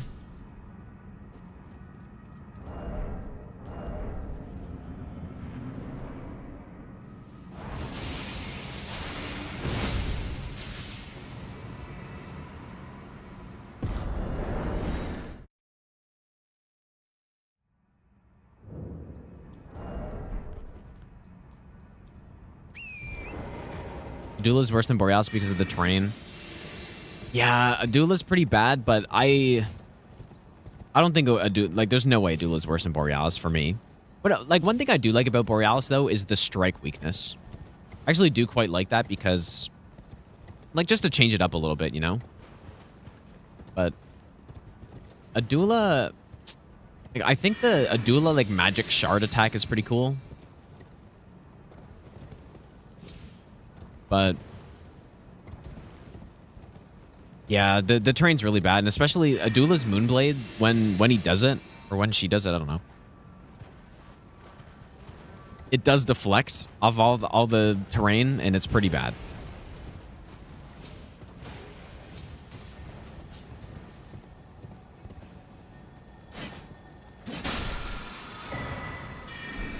I wanted to try double stealthing for these guys.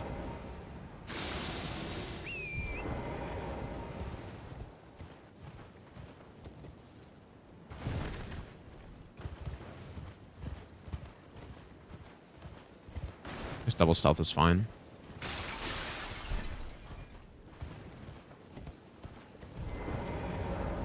Do I get frame drops on Elden Ring? Not really anymore.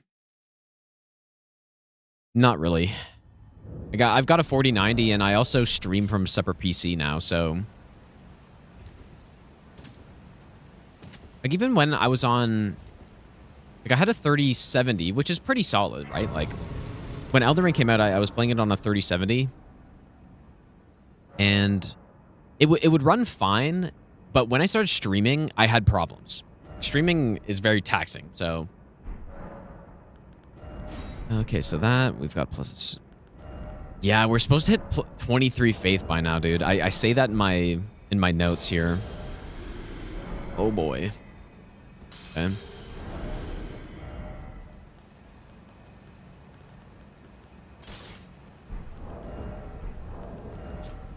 Yeah, we're not gonna hit it, dude, by the time I'm supposed to. Champions, welcome. The stars have aligned. The festival. Well, actually, I mean, this guy gives me some money. I should go get a golden foot. I mean, I guess I can. Well, it's probably... I think after this guy, we'll have enough. Like, how much more do we need? Are we at 20? I guess we're at 20 right now, so we need 3 levels. Is that enough? Maybe.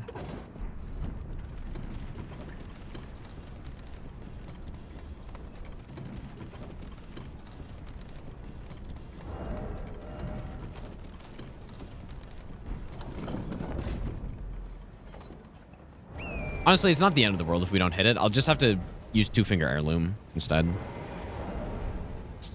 Not too big of a deal. Oh yeah, I guess, yeah, we could kill Grail if I really was desperate. Good point. We do have the flail. Like, yeah, you're actually, that's a good point. I was very desperate, I could.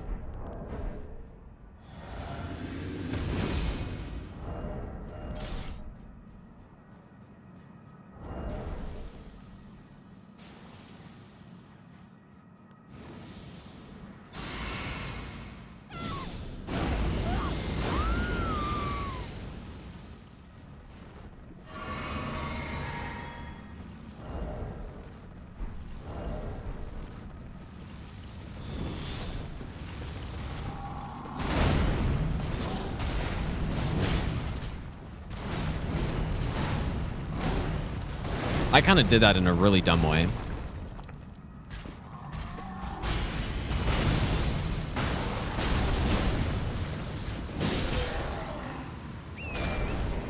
I totally went the wrong way on that.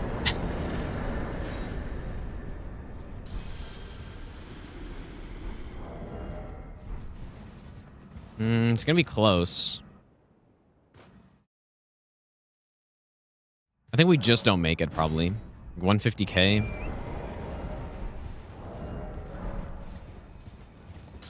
But we do still kill 2 more bosses, so... Yeah, I definitely kind of messed it up there. Mogwin Bird. No, honestly, like, I actually might go kill Grail really quick. It'd be the first time since 2022 I've killed Grail on a run, basically, but...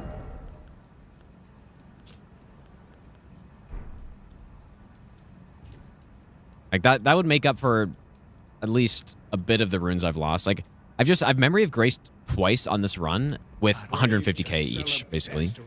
So, that's why we have these rune problems.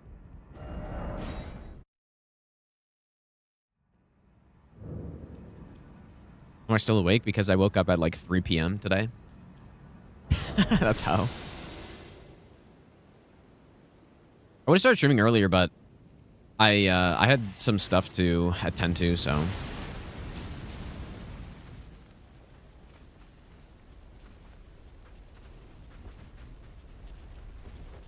Yeah, I know it's kind of embarrassing, Bree. Like, you at least you have a good excuse. I don't. I've no excuse at all. All right, I guess I'm actually going to kill Grail really quick. Yeah, you know what? Actually, I'm just going to do it once we get the golden scarab, maybe.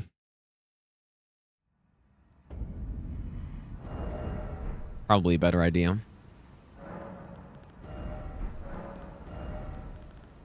Oh, and we reached it, so yeah. I mean, but I still might do it just after. Yeah, I probably will end pretty soon, but I don't know. I guess we'll see what happens. I'd love to make it back to where we were yesterday, but that is still like 3 hours, 2.5 hours away, so we'll see. Maybe.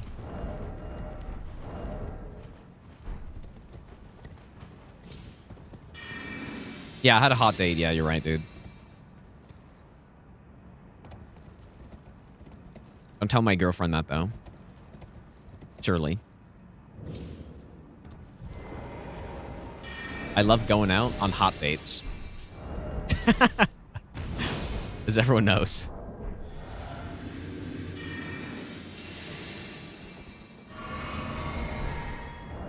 It's my favorite.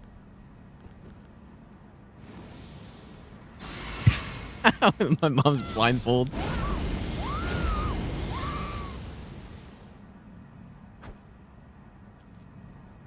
That's kind of crazy, dude.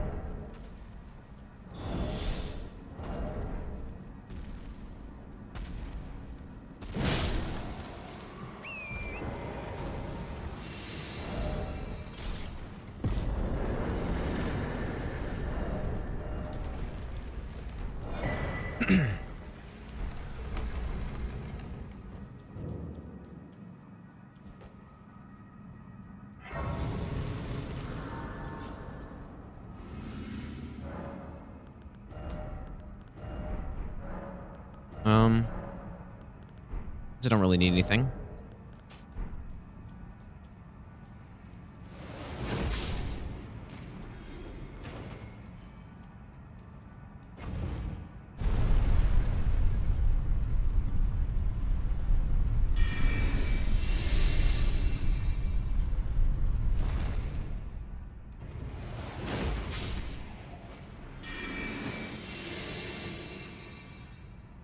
Yeah, those Erdtree avatars on low damage do suck. Like, the rot ones are just kind of shitty.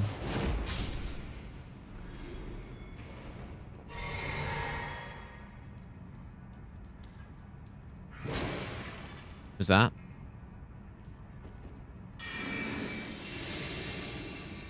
This guy's being weird.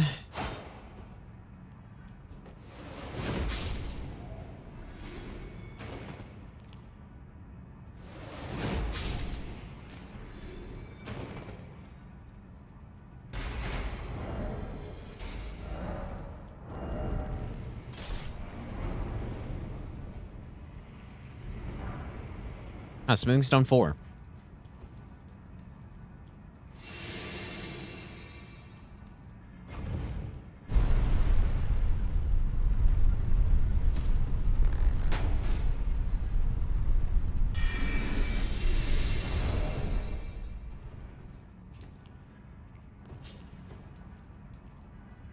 Yeah, the rot ones are just annoying. It's because they just spam their rot attack constantly, and then you get a whole area full of rot, and it's just not fun.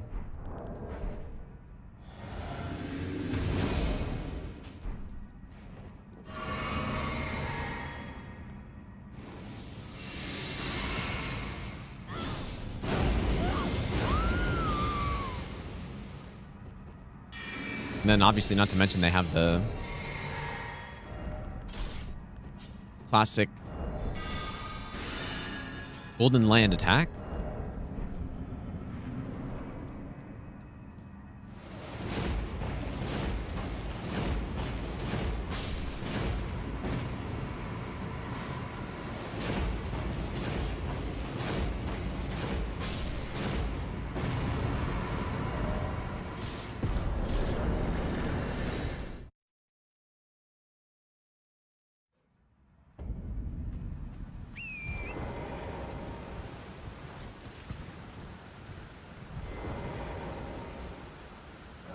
I miss it. Solo Hentai. Thanks for the brand new sub, by the way, dude. I apologize for missing that. that was like 40 minutes ago, dude. Hopefully they're still here, but I didn't skip that on purpose. Don't search that up, dude. Do not search that up.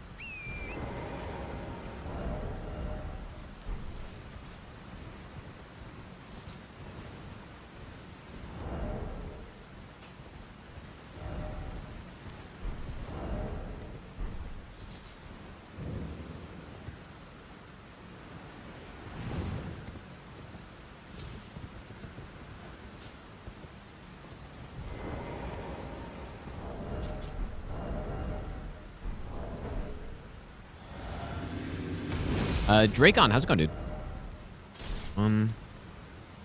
This one.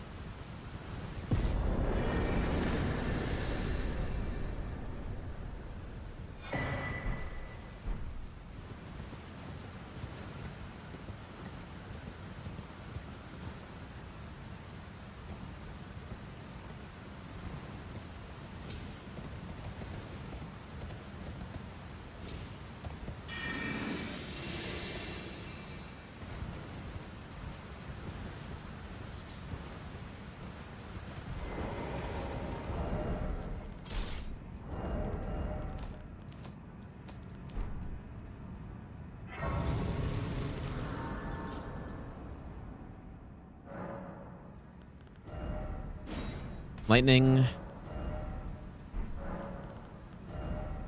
guess that's it.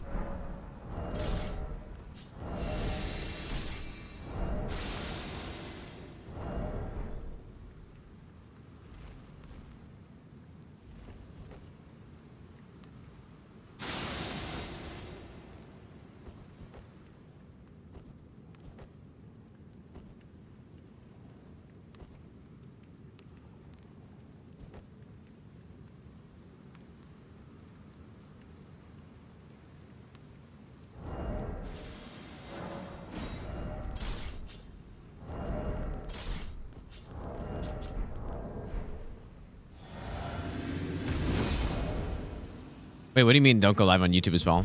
I'm I'm live on YouTube at the moment. Repentance. Cough up your Unless I'm coin. not. All of But that would be a problem. How many times you've completed Elden Ring base?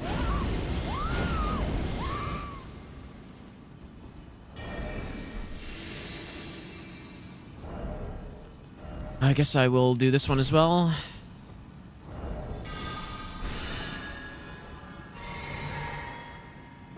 No, I didn't get one guy, dude. I didn't believe it.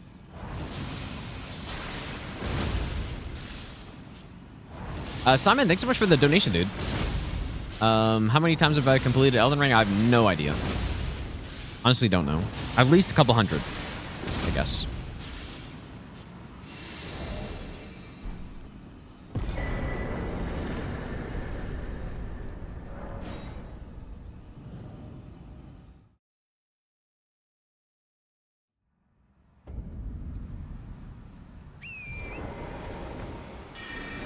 Yeah, I mean, a lot of my playtime in the game, I don't just... Like, I don't just do playthroughs constantly, you know? Most of my time in the game is just doing... like, testing stuff or whatever, right? So it's not 4,500 hours of, like, just playthrough every time.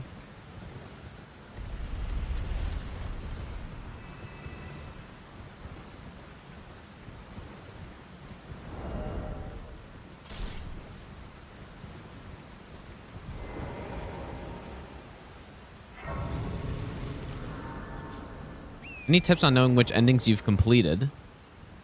I have no idea, but... I have no idea.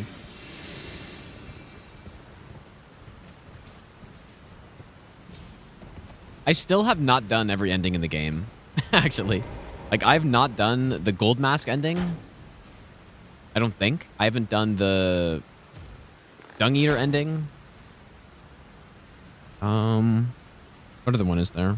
Like, all those kind of weird endings I haven't done. I've done the Madness one, though, obviously. Like, that's an achievement.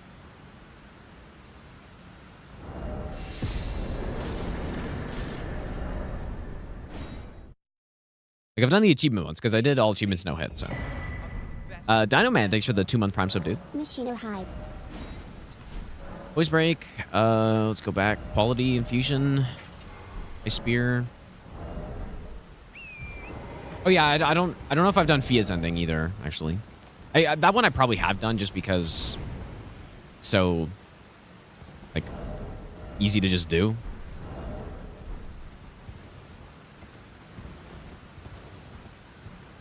Did the Faith run have the gold mask? It may have. I was kind of thinking about that. I can't really remember.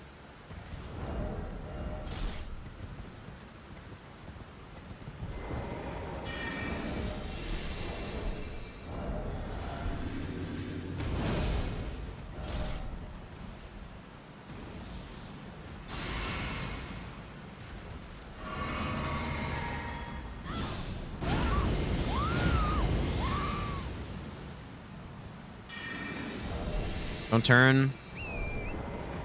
Don't do it. Ah, oh, you bastard. That's so mean.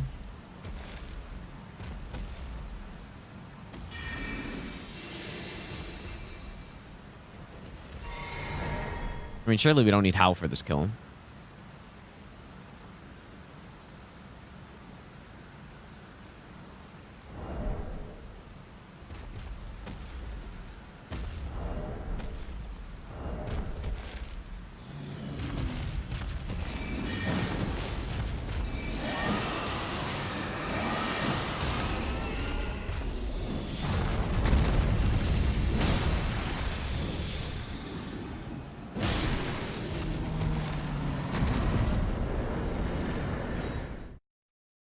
Region locked means, so a region locked all bosses run means that you have to kill every boss in a particular region before you can move on to the next one. So for example, in Limgrave, we can't leave Limgrave until every boss is dead. And then Liurnia, we can't leave Liurnia until every boss is dead.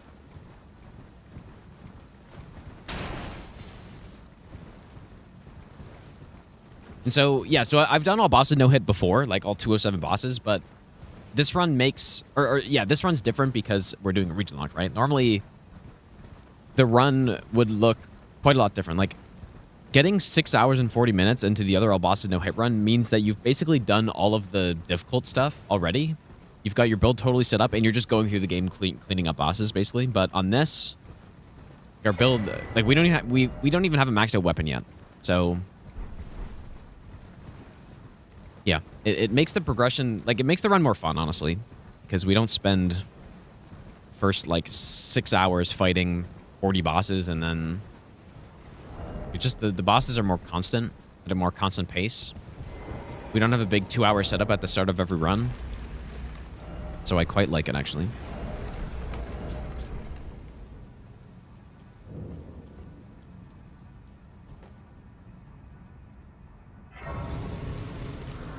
All bosses randomized a region lock no hit. No. I think you may be underestimating how insane that would be.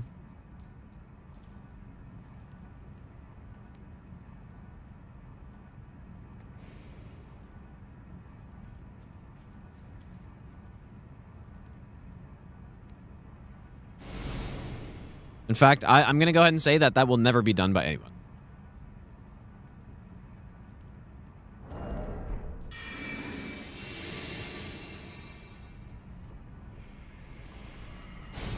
Ah, really? Drop down. Come on, you know you want to do it.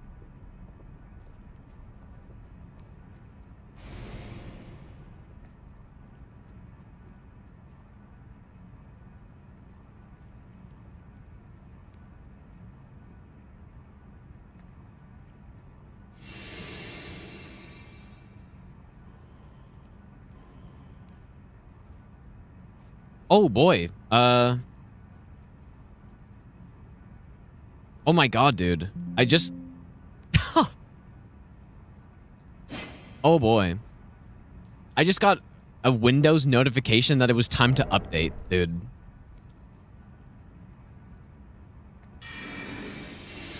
Oh my god, imagine that happened in a boss fight, dude. Oh boy, this guy's aggroing me. Gotta get out of here. Yeah, that is definitely meaning that it's time to, or it's nearly time to stop, because I only had two options. It was either wait an hour or restart now. So, fuck, dude, that's brutal. Yeah, I could update quickly, but no, that's probably, please remind me in like 40 minutes if I'm still going. But, like, maybe I'll try to finish Kaled and then I'll end for tonight. Because we only have a few bosses left here. But, dude. Yeah, Windows Update never hurt anyone, dude. That could have happened in so many terrible spots, actually. And you know what? If I had to panic pick one of those options, the restart now option was, like, grade. So I would have assumed that was closing, and then I would have clicked that, and it would have restarted my PC. So imagine that, dude. I'm fighting an enemy, and then all of a sudden my game just shuts down, and it's just like restarting now.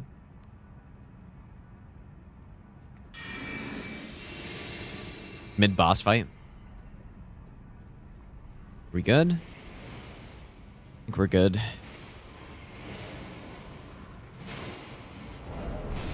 Wow, that was, thank God it happened right there, dude. There aren't many good spots where that could happen, but that was one of them. Do I have enough FP? Barely. At first it wasn't a sneak attack, so.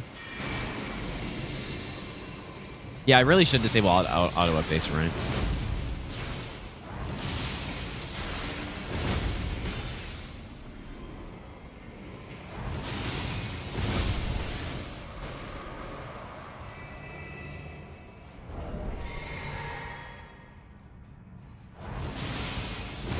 I'd be wondering why I don't just update Windows. Like, updating Windows causes all kinds of fucking problems, dude. Especially audio problems. Like, for some reason, it, like, always resets all of my audio settings. And...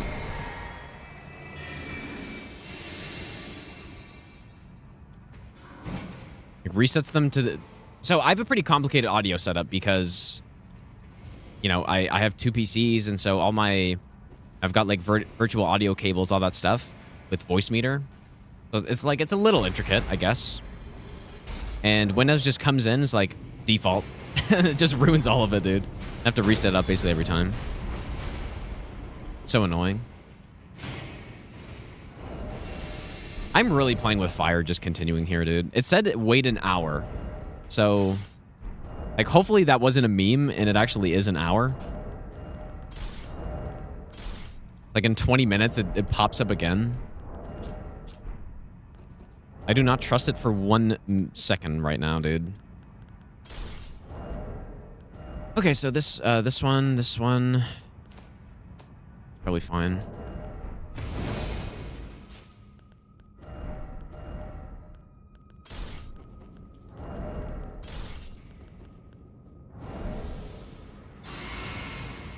It's not the right spear.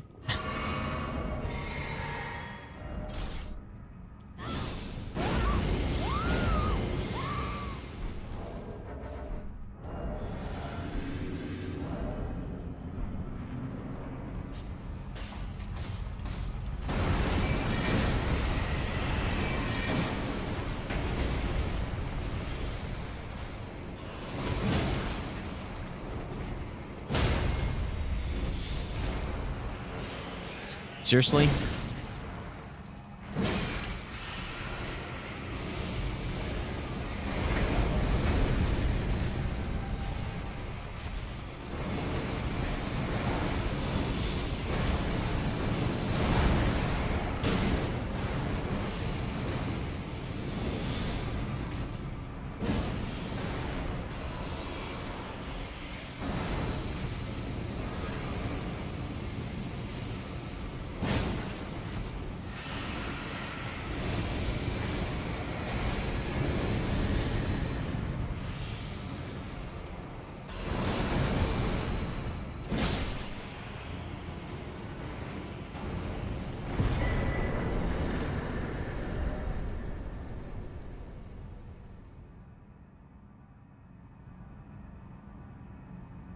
I'm not gonna lie, dude. I'm sitting here thinking, what duelist am I going to kill?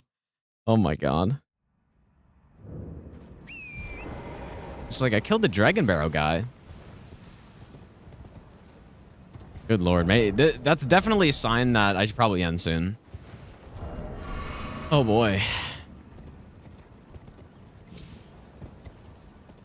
What duelist is that? Am I supposed to go to?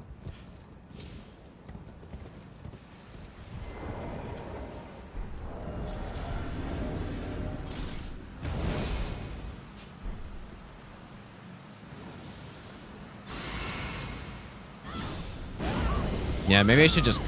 I don't know. I kind of wanted to finish Kaled, but... I may just...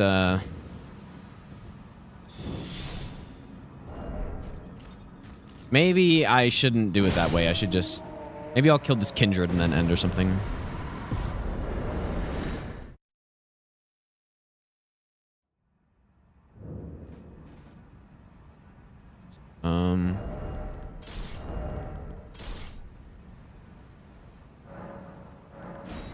Just because the Crystallian Trio strategy is it is kind of 5-head, dude.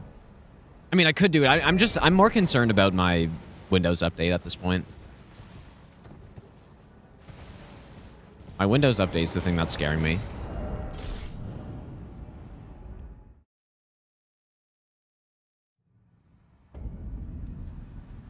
So yeah, probably just kill this Kindred and then call it a day.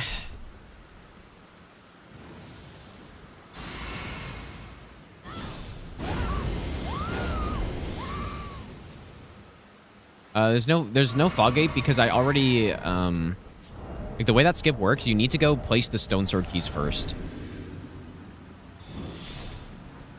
He can't just go there and then... Because it's actually the stone sword barrier that's blocking. So earlier in the run, I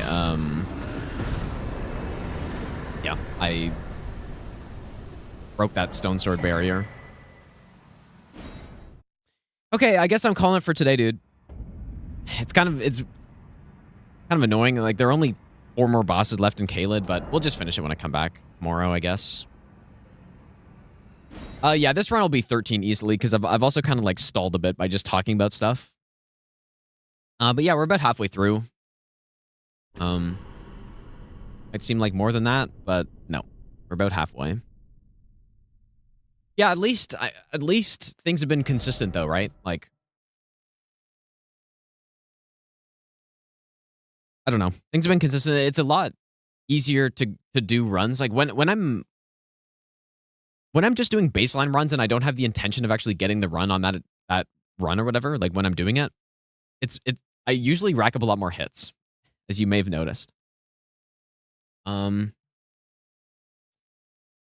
I guess let's see who we can raid, though. But yeah, have a good night, you guys. I'll be back on, well, I guess probably for most people it's a day at this point, right? Well, I don't know. It could be nighttime. You're like 14 hours ahead or something. But yeah, have a good day. I'll be back on tomorrow night again, or at least it should be. And simply get the run, dude. Like, I would probably finish it, I think.